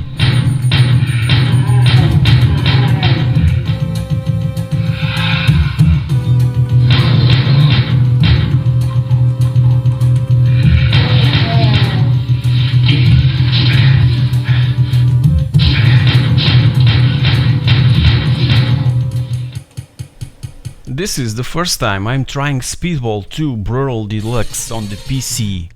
I used to play this game on the Amiga and it was considered by the press the best game ever made for that platform. Honestly, it's not my kind of thing and right now I'm thinking of a ton more titles that are way better than this. Frankly, I'm testing it just to hear its main theme that I have on my iPod and absolutely love it. Now comes a game that I spent so many time playing and enjoying. The very first Warcraft Orcs and Humans from Blizzard. Even today it continues to be so addictive. After I shot these images I spent the rest of the afternoon playing it. What do you want? Why do you keep touching me? This isn't just a build base, build army and destroy enemy type of RTS. We have also missions where we need to rescue friendly forces and besieged villages, and it was a major breakthrough on the genre back in 1994. Yes, my lord. So guys, I hope that you've enjoyed this return to the past. It feels so good to have my old IBM working again. It was my first PC and from the minute I've pushed the start button, it brought so many great memories from those years of DOS gaming. Hey guys, welcome back! The universe created by J.R.R. Tolkien around the Middle-earth with elves, dwarves, orcs, men and hobbits spawned in numerous other video game franchises, but for this episode I'm gonna focus on this game that really grabbed my attention back in 1989, not for its gameplay, but for its amazing cover art. Let's take a look. Back in 1989 there was a game that always intrigued me. Every time I went to one of my favorite local ZX Spectrum video game selling spots, I got somehow mesmerized by the cover of War in Middle-earth. By that time, I didn't have any background on the magnificent J.R.R. Tolkien masterpiece. Then one day I finally picked the game up and brought it home, placed it in my Spectrum and ran it. My first impressions were of complete blankness. I didn't know what to do, or to what was I looking at. Back then, this was the main problem with pirated games that were normally sold in electronic stores without any kind of officious fiscal control that could protect the intellectual property of their creators. In this particular case, the original boxed game brought a 43-page manual that, obviously, the pirated one didn't have, making it really hard for newbies to the Tolkien universe to understand. Only a few years later I read the books and was absolutely blown away by the details, characters and storytelling that Tolkien had put into his work. So by that time, around 1992, just when I was embracing PC gaming, I came across the DOS version and thought about giving it a second chance. By that time, I had a whole new perspective about Middle-earth and all that is linked to it. The game was released for the ZX Spectrum, Amstrad CPC, Commodore 64, Apple II GS, Atari ST, Amiga and DOS in 1988 by the Australian software company Melbourne House. If I recall correctly, it was my very first real-time strategy game, and that's where it all began. Then, after War in Middle-earth, came Dune 2, Warcraft, Command & Conquer, etc, etc. Melbourne House was already familiar with J.R.R. Tolkien's work. They've released in 1982 and for all 8-bit machines, The Hobbit, an illustrated text adventure game that went being a bestseller game on the Commodore 64 and the BBC Micro, with estimated total sales of more than 200,000 copies, and also won in '83 the Golden Joystick Award for Best Strategy Game. The website worldofspectrum.org even stated that, and I quote, "The Hobbit was the first Spectrum game ever to sell 1 million copies." An astonishing achievement for that time, and in '84 was even released by the publisher a 78-page hint book named A Guide to Playing The Hobbit, making it probably the first ever player's guide to a video game. Please correct me if I'm wrong. So, getting back to War in Middle-earth, was it worth it? Is the game really that intense and absorbing as the Lord of the Rings books in which it is based?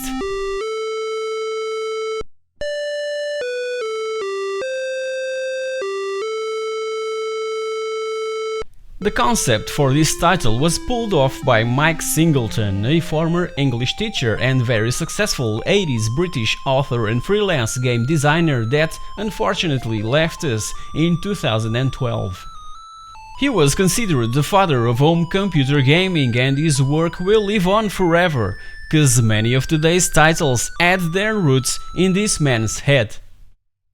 War in Middle-earth is a fairly huge game set in a gigantic fantasy world that even to this day drags a countless number of fans that unite at this one and only webpage exclusively dedicated to the game. It combined both a large-scale army unit level and a small-scale character level, and everything just happened simultaneously. Middle-earth Westlands map is also a very important item for us to use, and a physical copy of it came inside the box. The game's plot is obviously similar to the one from the books.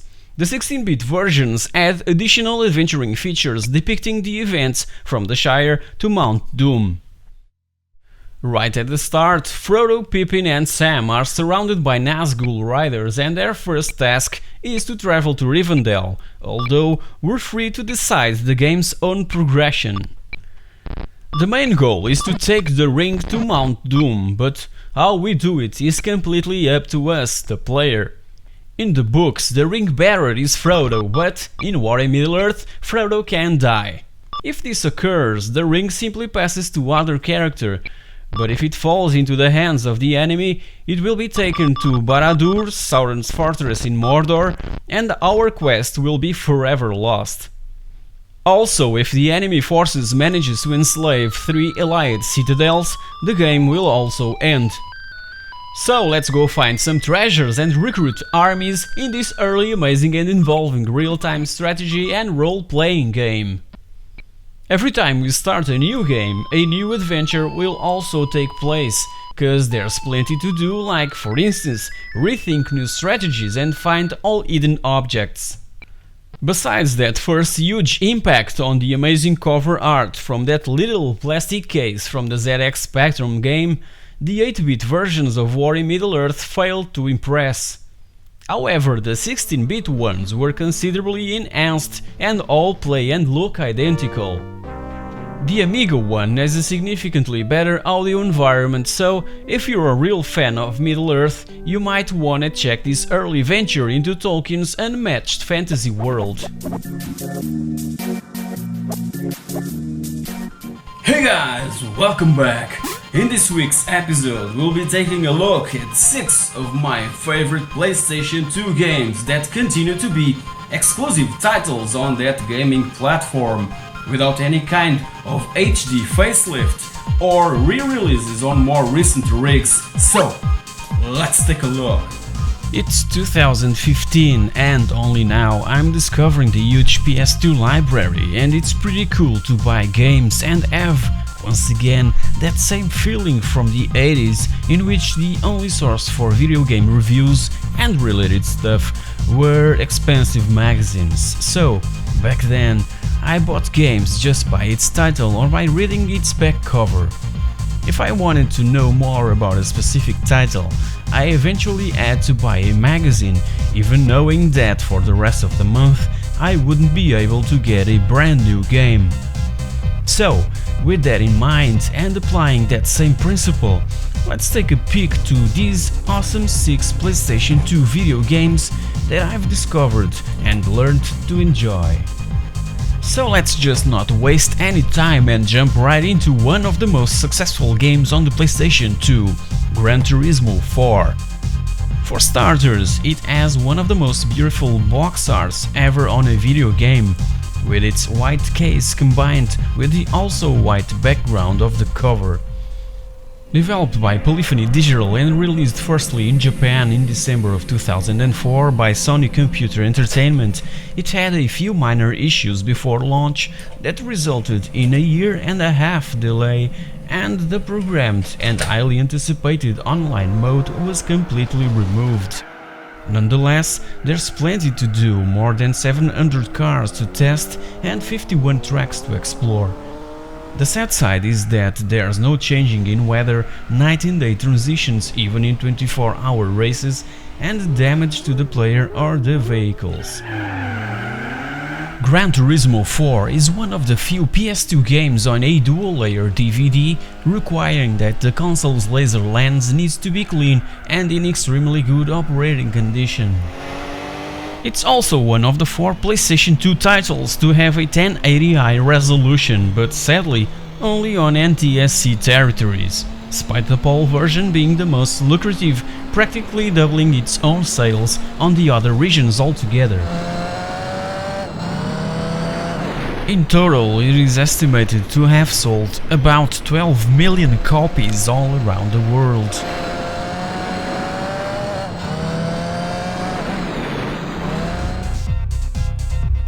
Developed indoors by Sony Computer Entertainment and released firstly in Europe in late 2003, Ghost Hunter has a kind of simple but effective plot where we control a Detroit detective who releases by accident a bunch of ghosts. So, who we're gonna call? No one. It's all up to us, cause they even kidnapped Anna, our lovely partner. This third-person shooter with also a first-person mode, only useful for more accurate shooting, allows us to also control in certain places a spirit named Astral that can attract other ghosts and even possess them. The game's amazing ambience and storyline is what makes Ghost Hunter a winner, even if it was criticized for being too easy.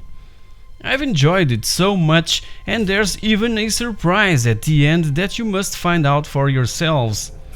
The game was released in the States by Namco only in August of 2004, and it included over 1,000 tweaks and fixes, mostly on the combat and targeting systems, making it a bit harder, but with simpler puzzles to solve.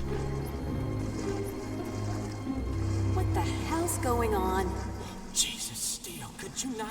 What have you done down here? I found something. As mentioned on episode 12 about mountain biking video games, Downhill Domination is the best you can get based in this extreme sport. For years, Codemasters have been trying to publish a MTB game that really stood out from the crowd, but unfortunately, even Downhill Domination passed practically unnoticed. The incredibly huge multi-path courses are so amazingly detailed and designed, and filled with wildlife. There's also hikers to avoid or not, and the other opponents that tries to push us against the obstacles. With an amazing soundtrack, we're invited to roam through a series of challenges in freeride, mountain cross and technical downhill.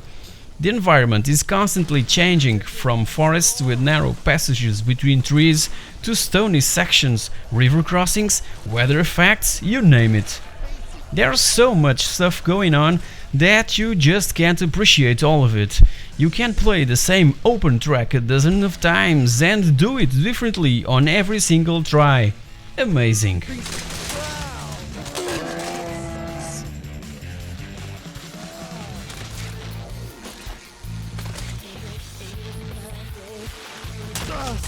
Sony Computer Entertainment developed and released in March of 2003 this action-adventure game that transports us to these demonic realms in search of the main character's boyfriend.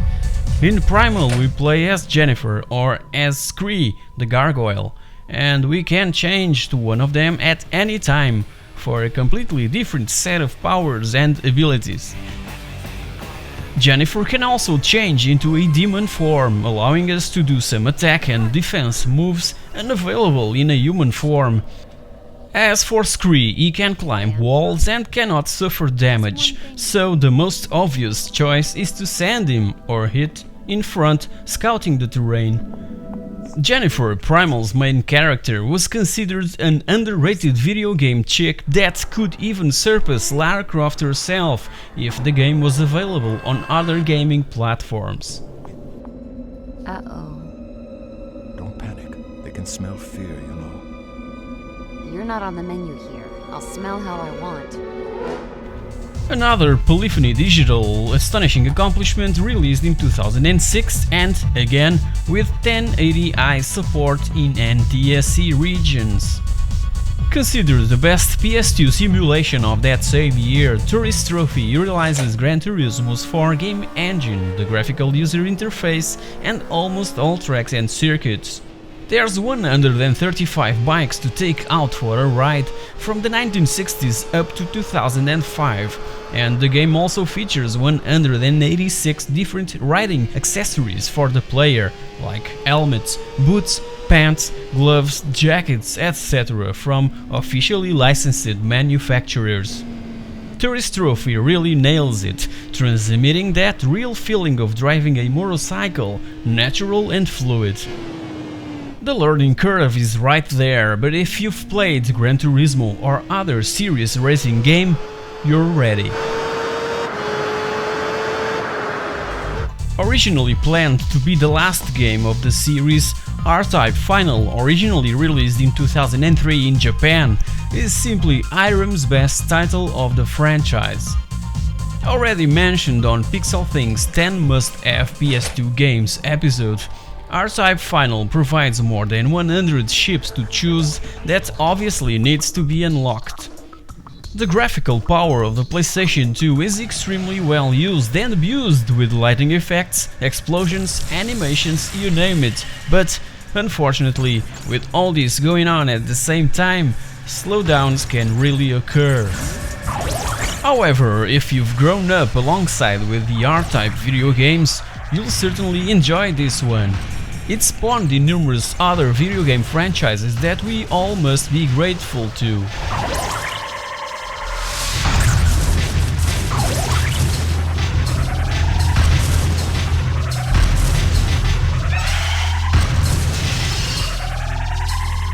Hey guys, welcome back! If you thought that all great 8-bit computer games of the 80s came from England, well, think again. This week we'll be traveling back to 1985, year when it all began for one of the greatest Spanish video game developing companies, TOPO. Let's take a look. It all started in 1985 when the golden age of Spanish software development for 8-bit home computers was flourishing. ERBE software was, in the 80s, the biggest and most important Spanish video game publisher that became famous not for Paco Pastor, its founder, being the ex-vocalist of Formula 5, but for their anti-piracy battle attaining the rights to publish video games from renowned companies like Ocean, US Gold, Gremlin, etc., with much lower prices and sold all throughout the Iberian Peninsula. Back then, when I saw ERBE's logo stamped on the cover, I knew that I was buying quality controls and tested stuff for my ZX Spectrum, Amiga and later for my IBM PC. This caused a huge revolution. Full-priced video games of around 12 euros each started to be sold at about 5 euros under ERBE's label and distribution. Surprisingly for some, it triggered a gigantic boom in sales. From this moment on, piracy was practically a thing from the past. I remember to buy great original games for my PC at my favorite magazine store. Every month, along with Micro Hobby, the most famous Spanish ZX Spectrum magazine, I also used to buy a monthly ERBE publication dedicated to a specific game, bundled with its own physical copy. The first number brought Indiana Jones and the Last Crusade, the graphic adventure for IBM PCs. ERBE's marketing and merchandising system was extremely powerful and converted Spain and Portugal in late 80s into almost piracy-free countries.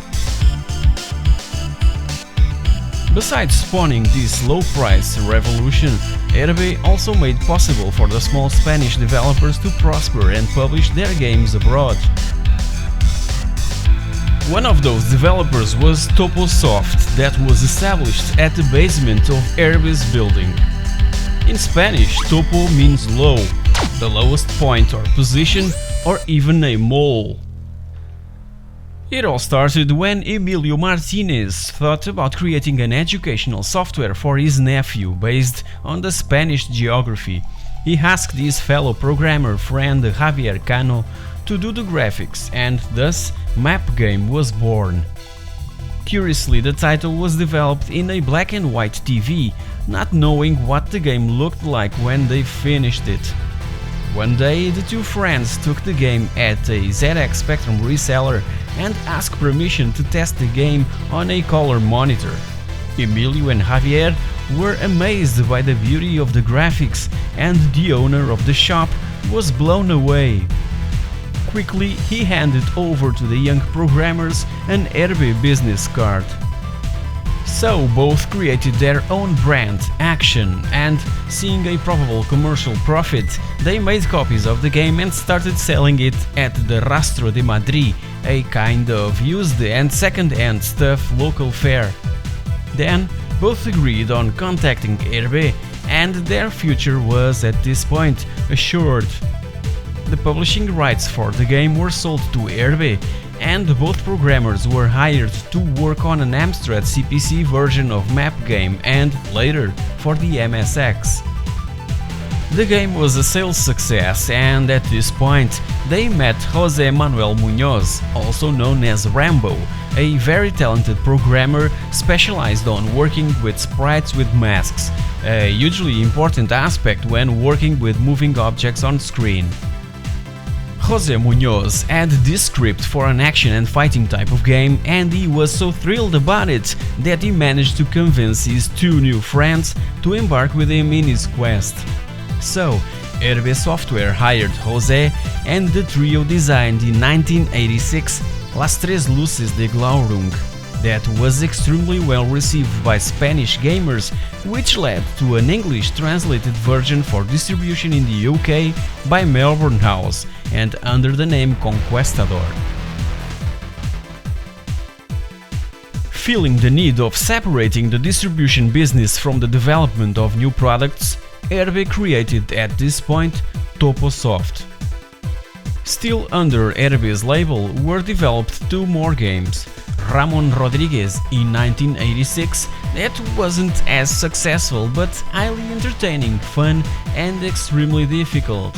And Whopper-Chase in 1987, a promotional title that was ordered by Burger King to be offered to customers, in which the tape contained all four 8-bit versions of the game: Spectrum, Amstrad, MSX and Commodore. TOPOsoft's premiere was with the game Spirits in 1987, which led till 1991 to a gigantic wave of awesome games that catapulted TOPOsoft to the very top of Spanish video game development, rivaling with the giant and well-established Dynamic. Let's now take a quick look at the essential games from TOPOsoft. An awesome arcade action game where you control an extraterrestrial character somewhat based off the record in the movie Alien. An amazing shoot 'em up that didn't grab the attention it deserved.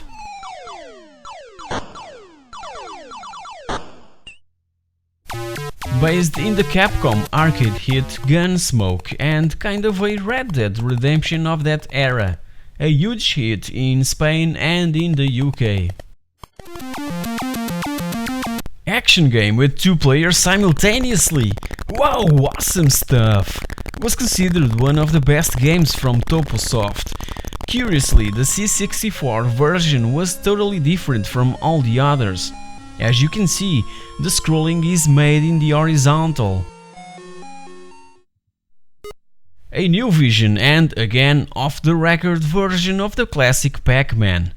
For the English release they even had to remove the first level, cause it was so identical to the original Pac-Man that TOPO could run into trouble. A pirates game where we need to infiltrate a ship and grab a treasure map hidden inside a fiercely guarded safe. Something related to the Untouchables or the Godfather movies is purely coincidence, an extremely difficult but very well made title.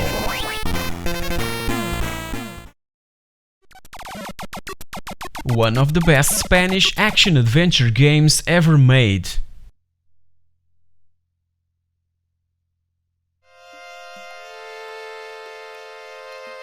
Probably the best game TOPOsoft made for IBM PCs.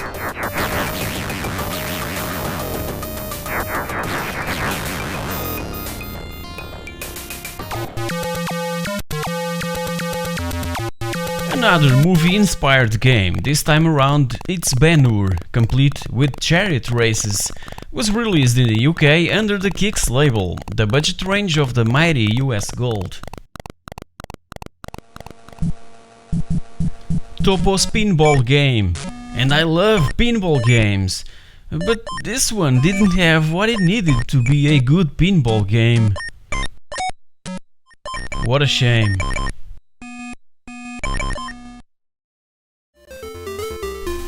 The game's beautifully detailed graphics can somewhat attenuate its extreme difficulty, trying to control the carriage and at the same time blow the enemies away. One hell of a game that I've played so many freaking times back then. Simple concept and highly addictive, it practically passed unnoticed. A funny thing about the cover of Rock'n'Roller is that in the Spectrum and MSX versions it was inverted. The letters on the stop sign are inverted. Someone was really wasted or in a bad mood. This title sold more than 100,000 copies. It became the best-selling Spanish video game of all time, but by then, and as for soccer games, Matchday 2 was still the best. It was the very first time I've ever saw something like this, a cycling simulator. What an achievement for 1989, and all fans of La Vuelta were amazed by it. One of the best Spanish video games of all time, and as a huge fan of adventure and exploration, I couldn't simply stop playing it. Sadly, the Commodore 64 owners never had a chance to try it. Its development was cancelled.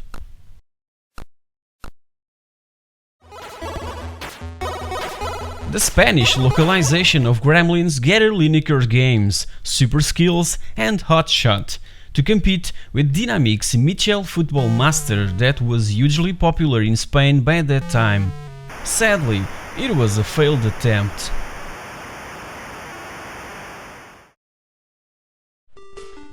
A really poor basketball game. Don't bother trying.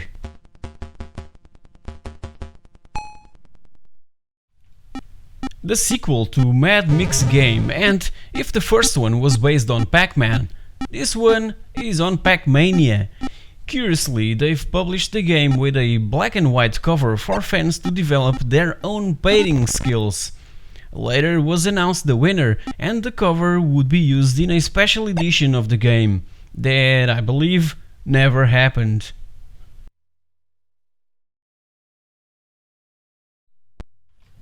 Another awesome adventure game that had its best version on IBM PCs, with some amazing and colorful EGA graphics.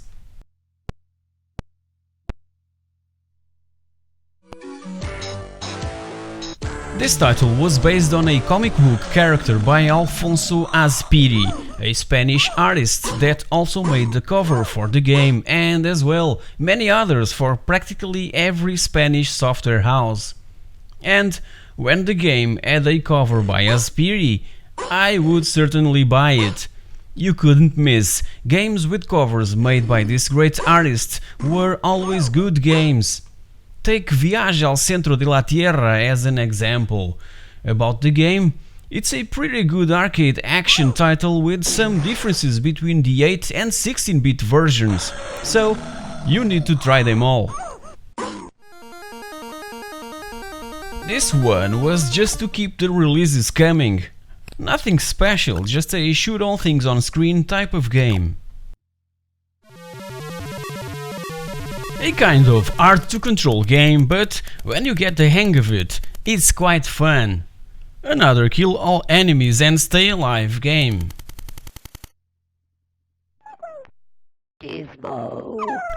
The first and, I believe, only official movie adaptation which had such a huge media coverage never seen from a Spanish game. The hype was so enormous that they had to ask the UK-based Elite Systems to make the 16-bit versions. The game was okay, despite the amount of time they spent making it. Many players ended up losing interest and just bought other games.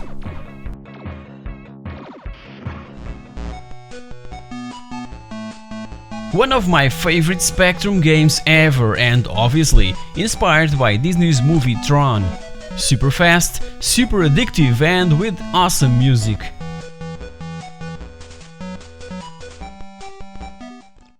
I was wrong when I said that all games with covers by Azpiri were good.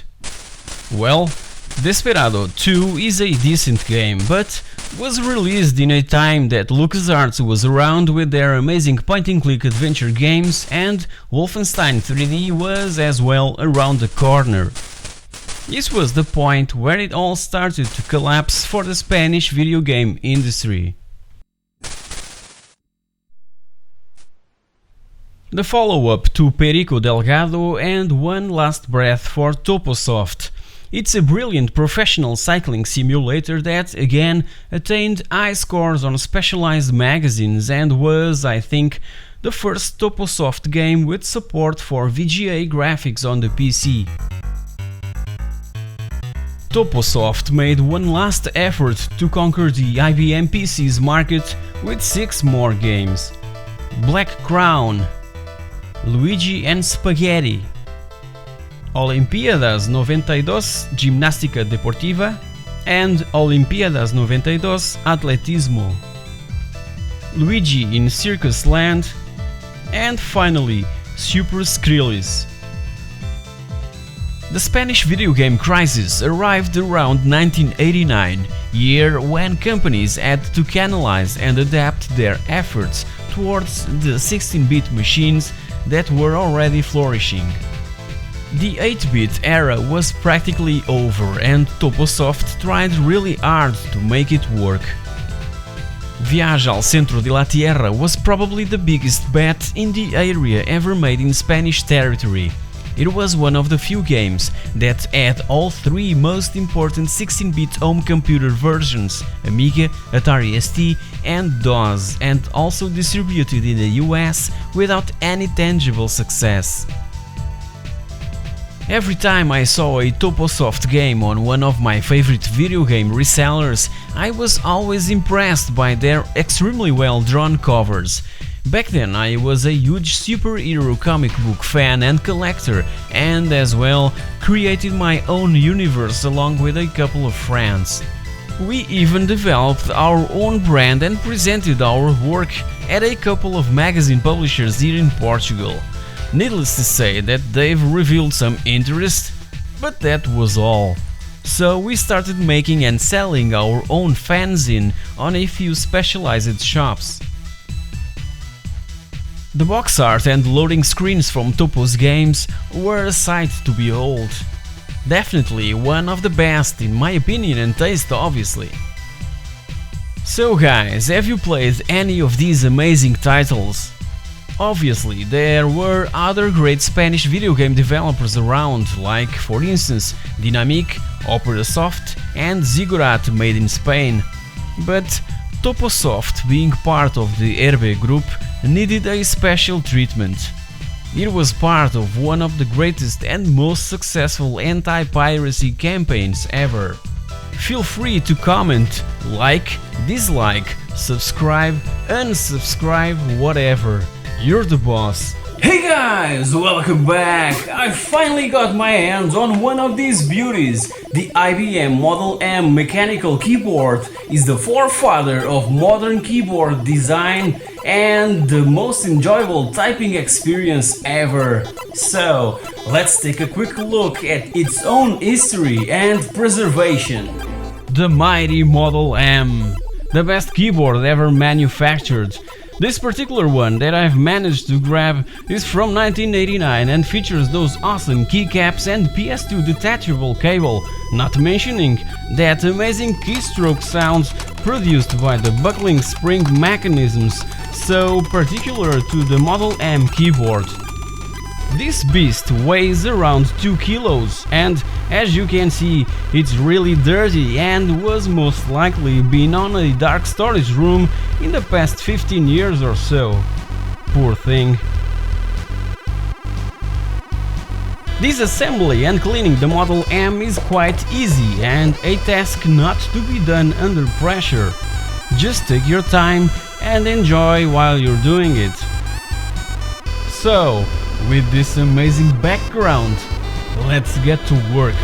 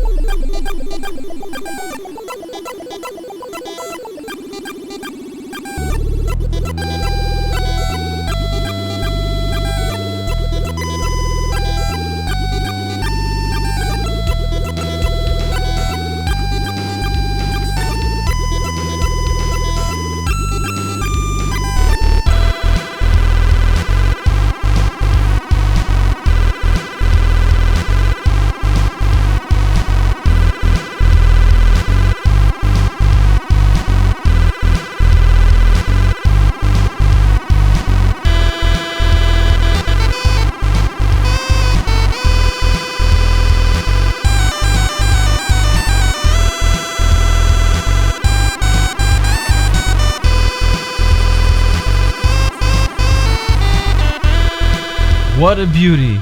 It feels like new, and I can't wait to try it out with my IBM PS1 486 DX2.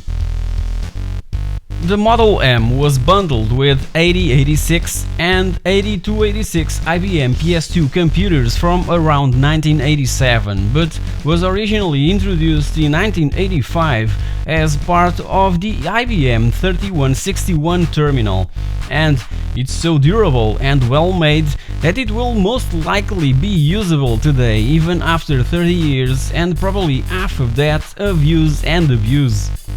Tell me, do you know the exact date of manufacture of your actual keyboard? Well, this one was put together on the 12th of August of 1989. It can't be more accurate than this. Every Model M keyboard comes with an ID and production date printed on a sticker on its back case and also on the inside. The Model M is able to transmit that tactile feeling of the user keyboard connection. It's like driving a car and be able to feel the road surface all through the steering wheel. You know that kind of feeling. Just look at that proper full-size spacebar and long backspace key. Everything looks just right, with no windows or shutdown keys that can accidentally be pressed and ruin something that you're working on. This exact Model M was manufactured by IBM UK, and I believe that these ones are the best Model M's. Later, from 1993 onwards, Lexmark got the license to manufacture the Model M, which features a blue IBM logo and fixed keyboard lead. This is simply one of those pieces of hardware that are really hard to break and will certainly live longer than all of us. The only item that I think will be necessary to grab in the future is a Model M's PS2 to USB converter so that I can continue to play this awesome music.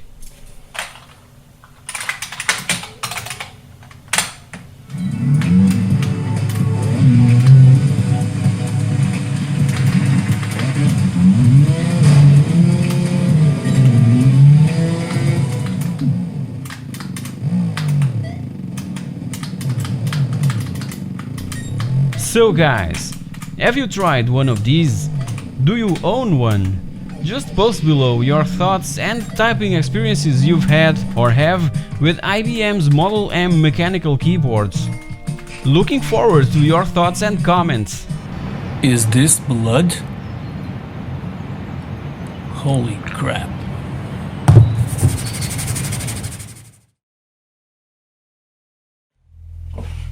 Hey guys, welcome back!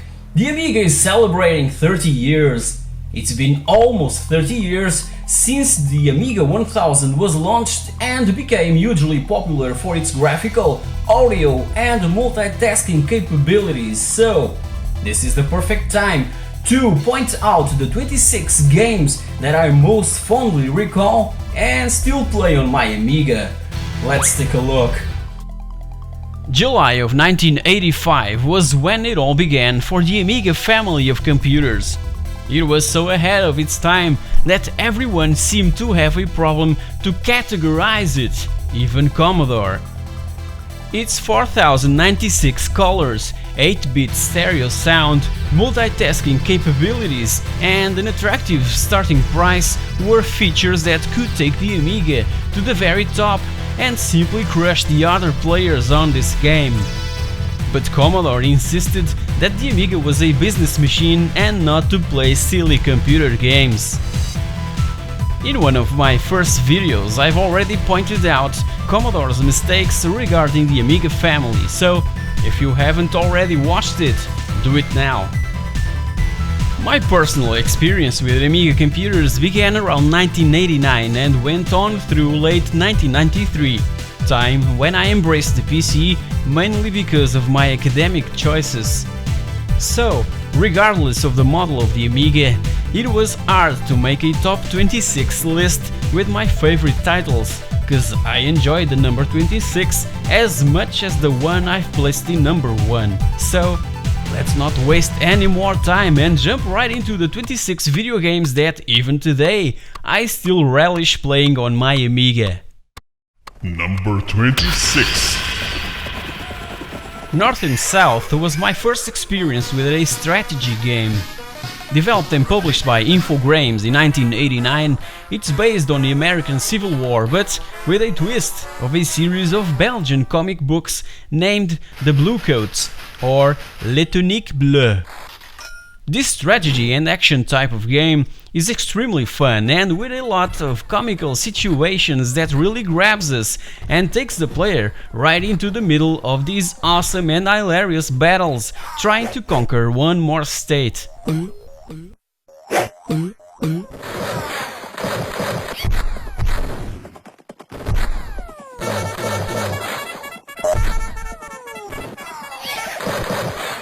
Number 25. Extreme caution when playing Pipe Mania. It's so addictive that you'll certainly find yourself playing it for many hours.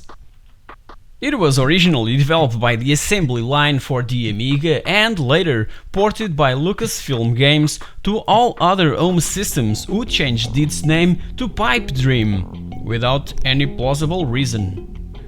So, in this game we just have to connect those pipe pieces that pop up randomly on the left side of the screen and assure that the nasty yellow goo passes through a number of pipe pieces for us to advance to the next level. It's that simple.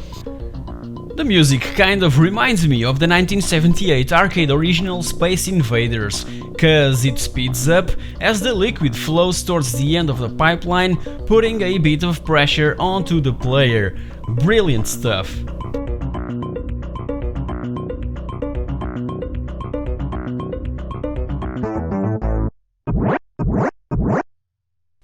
Number 24.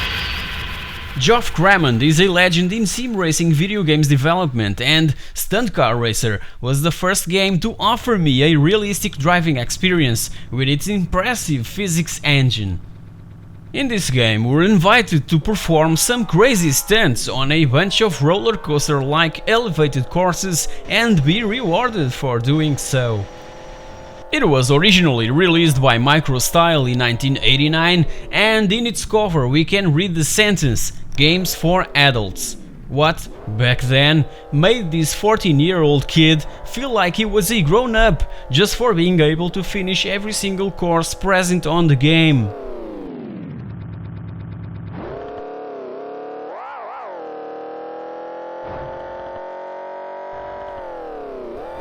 Number 23. I've played Pang so freaking much at the arcades and couldn't wait for it to be released for the Amiga. So, by the trustful hands of Ocean Software came, in 1990, the home versions of this highly addictive game. Also known as Buster Brothers or Pumping World, this two-player action game takes us through 50 levels at 17 idyllic locations with some amazing graphics, sound and music that just invites the player to keep on going, busting more and more balloons and save those threatened cities and their important landmarks.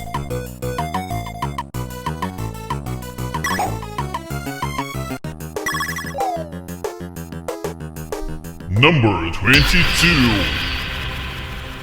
The first pinball game I've played on the Amiga, and just when that intro was loaded, I was immediately blown away by its high-quality music.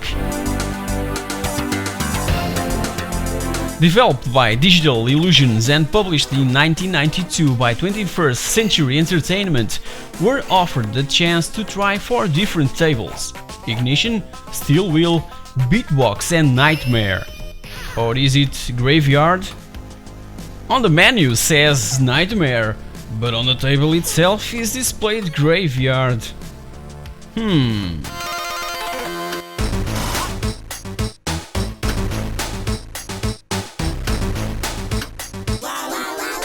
Number 21. Converted from the arcade game, Ivan Iron Man Stewart's Super Off-Road is extremely fun and addictive to play with up to 3 players simultaneously, plus one more controlled by the computer. There are several off-road tracks with jumps, bumps, holes, water splashing, you name it, and those figure-8 circuits just look like Destruction Derby death matches. So much fun!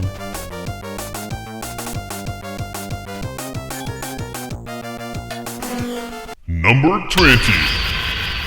Simply one of my favorite soccer games ever.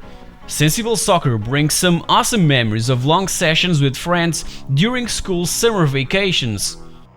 Developed by Sensible Software and released in 1992, it still has legions of fans all around the world.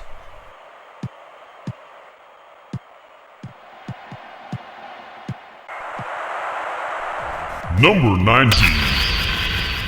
Puzznik is an awesome Taito arcade original converted back in 1990 by Ocean Software to the Amiga and all other home systems, and is one hell of a truly addictive little game. It's a turn-based tile-matching puzzle arcade game highly influenced by another great puzzler, also from Taito, entitled Plotting, again converted and released a year earlier by Ocean Software. Both deserve to be on this list, so in the number 19 I've placed these two extremely addictive puzzle arcade games.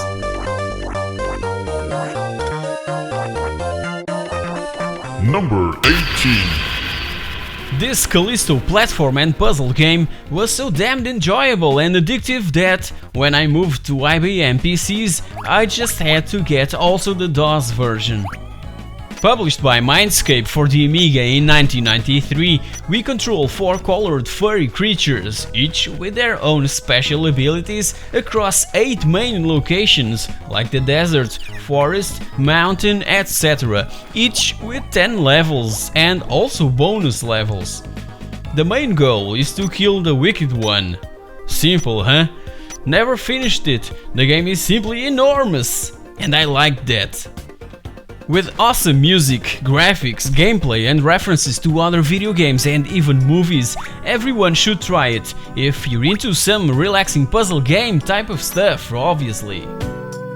While we're at it, the CD32 version is the best option for a couple more audio tracks and faster loading times. Number 17. My favorite Team 17 game, recently made available also for Windows through the goodoldgames.com digital platform. In Super Frog, we control a frog with the escape thing, and we must guide it through 6 different environments, which contains in total 24 levels. To advance on through the next, we need to collect enough coins for the exit to be usable. In the end, there's a witch to be defeated and a princess to be rescued. The Amiga version of Super Frog features a bonus level that functions as a kind of homage to Team 17's own Project X game. Neat stuff.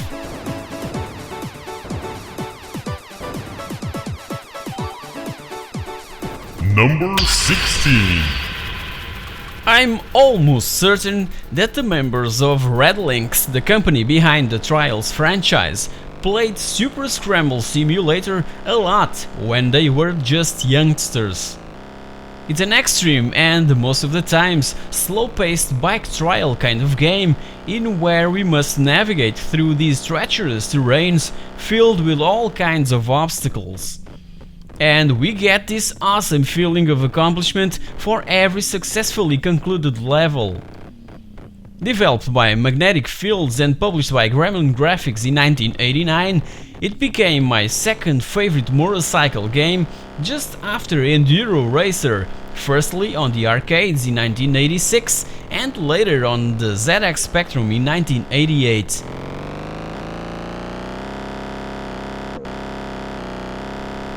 Number 15. It was the first and only point-and-click adventure game that I've played on the Amiga. Because of that dreadful disc swapping that, in my opinion, just ruins the whole experience, I promised myself to only play these type of games on the PC. Nonetheless, The Secret of Monkey Island is one of the best in the genre, so amusingly funny and highly entertaining.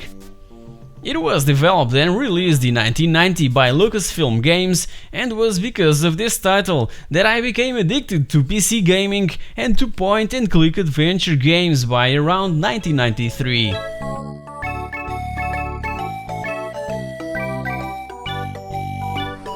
Number 14.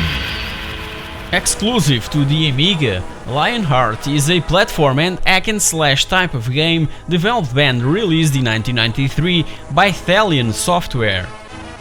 The game features amazing music and graphics with a superb parallax scrolling effect and has a pretty nice touch regarding the difficulty level chosen by the player in the beginning of the game, meaning that if you choose the harder setting, not only you have to defeat tougher opponents, but also a different environment is generated, granting an also different gaming experience. Awesome thinking!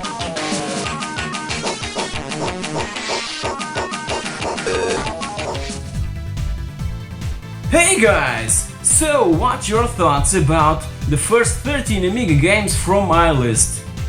Don't forget to comment below, and we're just halfway through, so are you ready to another 13? Number 13. Already reviewed on my channel, Fuzzball is another Amiga exclusive title that is highly addictive and fun to play. In this puzzle and platform game, developed by Scan Games Norway and published in the beginning of 1992 by System 3 Software, we have to carefully plan every move, cause touching an enemy means instant death. With amazing graphics and enjoyable music, this is one of those games that Amiga owners should be proud of. At least I was.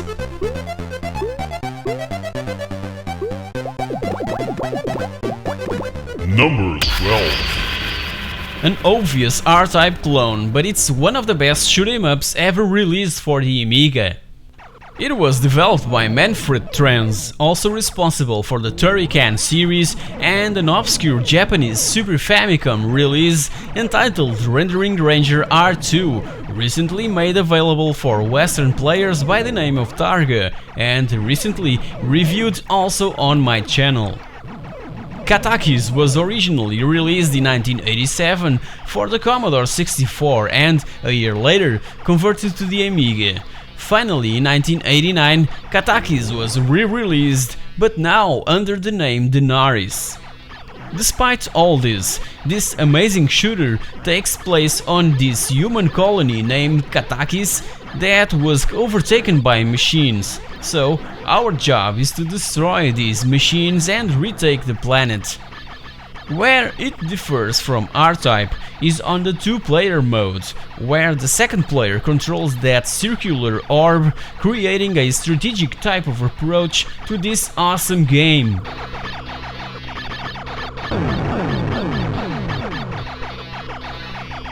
Number 11. I just love pinball games, and Pinball Fantasies is still my favorite after all these years. From the same guys that a year earlier brought Pinball Dreams, this new game offers another 4 amazing pinball tables for us to enjoy. Ball physics is spot on, graphics are simply amazing, and the music is just brilliant. What else can I say? Well, I can say that I've also played the DOS version for many years, and I still do. An amazing game and a must-have to all pinball fans.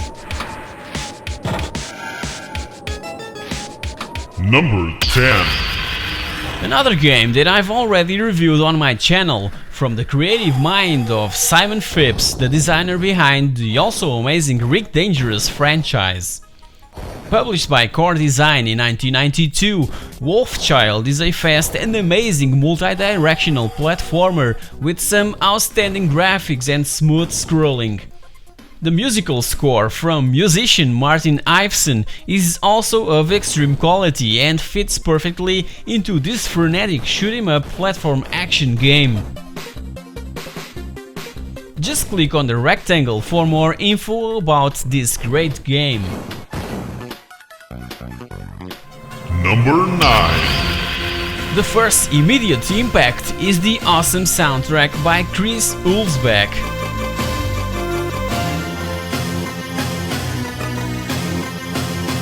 Developed by Keiko and published in 1992 by Playbyte, Apedia is another masterpiece exclusive to the Amiga and one of the best shoot-em-ups ever, with amazingly colored, high-quality graphics. We control Ikuru, who transforms himself into a bee to go and rescue his wife that has been poisoned by this evil black magic lord. Besides the Japanese manga-style obvious visuals present in the game, it was totally developed in Europe and by a European team, with Chris Hulsbeck himself along with a couple of friends. Also interesting was that many people saw the game as a sequel, cause the 2 was on its cover, but apparently that was just for laughs.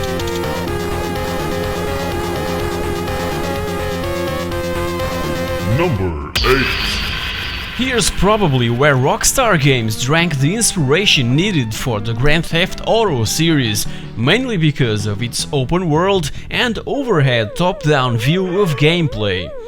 APB was a 1987 arcade game by Atari that was ported by Walking Circles in 1989 and published by Domark for the Amiga.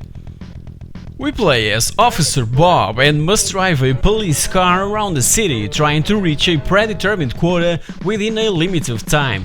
This quota is met by, for instance, arresting thugs that are committing crimes and, as well, do some riding applying some traffic tickets to lawbreakers.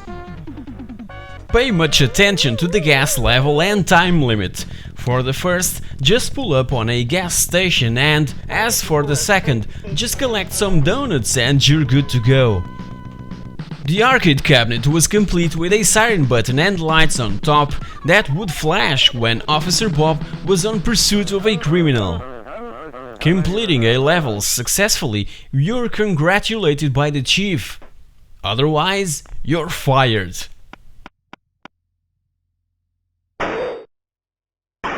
Number 7.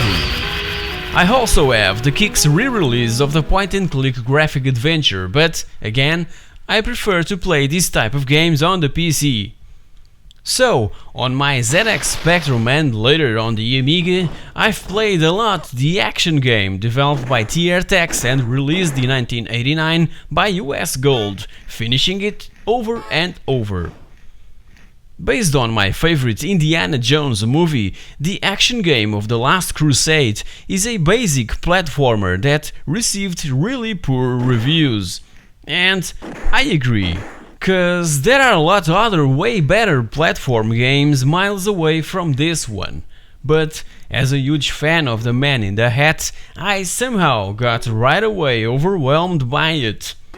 Its difficulty, the puzzles, the exploration and the simple crack of Indy's whip with the Raiders March in the background. Suddenly, I'm transported to that adventurous setting. What a feeling. Sadly, no modern game can do just that.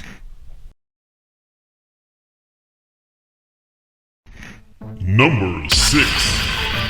The idea of doing absolutely anything and go anywhere was just mind-boggling back in those days, and David Braben's Frontier Elite 2 was just that, a space trader and combat simulator that really showed what the Amiga was capable of. Published in 1993 by GameTech, Elite 2 features awesome and extremely well modeled galaxies that completely obey the laws of physics. So in this game, we explore space, trading legal or illegal stuff, taking people from one planet to another, do some military missions, etc, etc. And it's a game where there is no ending sequence or a final boss to take down. As amazing as it may sound, the game came in only one disc. The entire galaxy and beyond in just one floppy disk. This was possible because it was written in assembly language and the game's universe was procedurally generated by the game's own engine. An outstanding piece of programming history. Number 5. Here's my favorite action puzzle game ever. Rock and Roll, developed and published by Rainbow Arts in 1989, and with awesome music by, you guessed it, Chris Hulsbeck. This is a huge game where we control a ball with the mouse and try to reach the end of each level, avoiding ventilators, magnets, arrows and other objects that simply drains the player's energy. It's not an easy task, but it's a highly enjoyable one. The ball physics are just right, so we have a good control over it and can easily anticipate annoying situations. Check my full review by clicking on the rectangle. Number 4. As a huge fan of mythology and all that finishes with ology, I was blown away when I first saw those walking skeletons just trying to kick my butt. It immediately reminded me of Ray Harryhausen's movie Jason and the Argonauts from 1963 that I fondly recall and still watch in 2015. Myth, originally released in 1989 by System 3 for 8-bit machines, had some coding and design modifications that led to a 1992 single 16-bit release for the Amiga platform. The game is filled with all kinds of mythological creatures and situations that can really grab the player and almost teleports us to those amazing places that we can only envision in our dreams. It's an amazing experience and one of the best platform puzzle action games ever. Check my review for more stuff about this awesome title. Number 3. Simply one of the best movie adaptations ever, by the trustful hands of Ocean Software. Developed and released in 1989, right after the premiere of Tim Burton's masterpiece, Batman the Movie's ZX Spectrum and Amiga versions were critically acclaimed all over the place. It's an extremely well-designed platform, driving, shoot-em-up and puzzle game, all in one, like those tab things we put in the dishwasher. Graphically, it just have that dark and obscure feeling that the Batman universe transpires, and all the different musical pieces created for the game are also of extreme good taste and really fits like a glove into each level to which they were created. I simply love this game and finished it over and over again for countless times.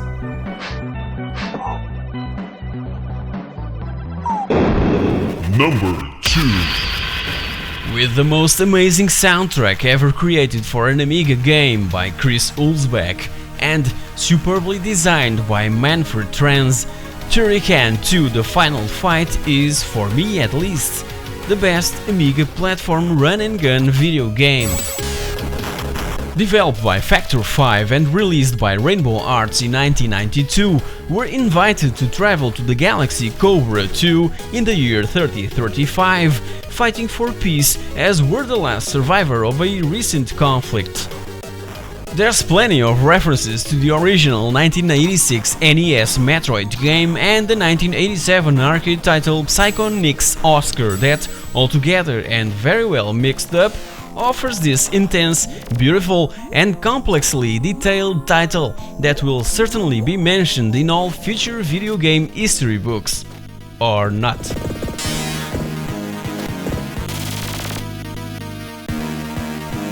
Number 1. What started being just a simple character animation made in deluxe paint by DMA design employee Mike Daly turned into one of the best video games ever made. Published by Psygnosis in 1991, this puzzle, strategy and action game sold on its first day and for the Amiga only 55,000 copies. That was something unthinkable back then. Everyone knows what Lemmings is all about. It crossed practically all generations of computer systems and consoles and is known as the most widely ported video game ever. The two following sequels, Lemmings 2: The Tribes and All New World of Lemmings, are also extremely well made, but the first one, for its originality only, deserves the first place for its own. By the way, the MA design is nowadays known as Rockstar North. You know what that means, right? It means that the minds behind the Lemmings franchise are also responsible for the continuous best-selling titles of the Grand Theft Auto franchise and the award winner Red Dead Redemption game from 2010.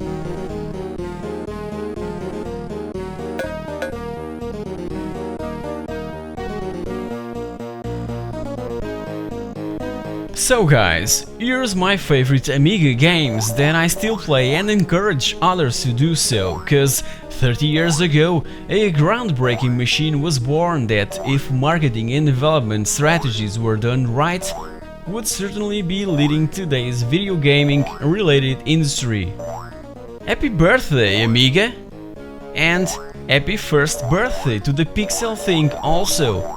A year ago I was taking the first steps into making this weekly YouTube show, and I've achieved just that.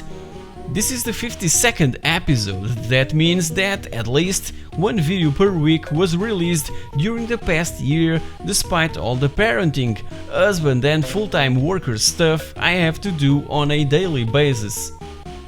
Thanks to everyone who have subscribed to the channel, commented, liked or unliked, and even to the still one and only patron that generously subscribed to my recent Patreon campaign. Thanks in advance to everyone that could take this possibility into consideration. So guys, thank you very much for watching and I'll see you all next week.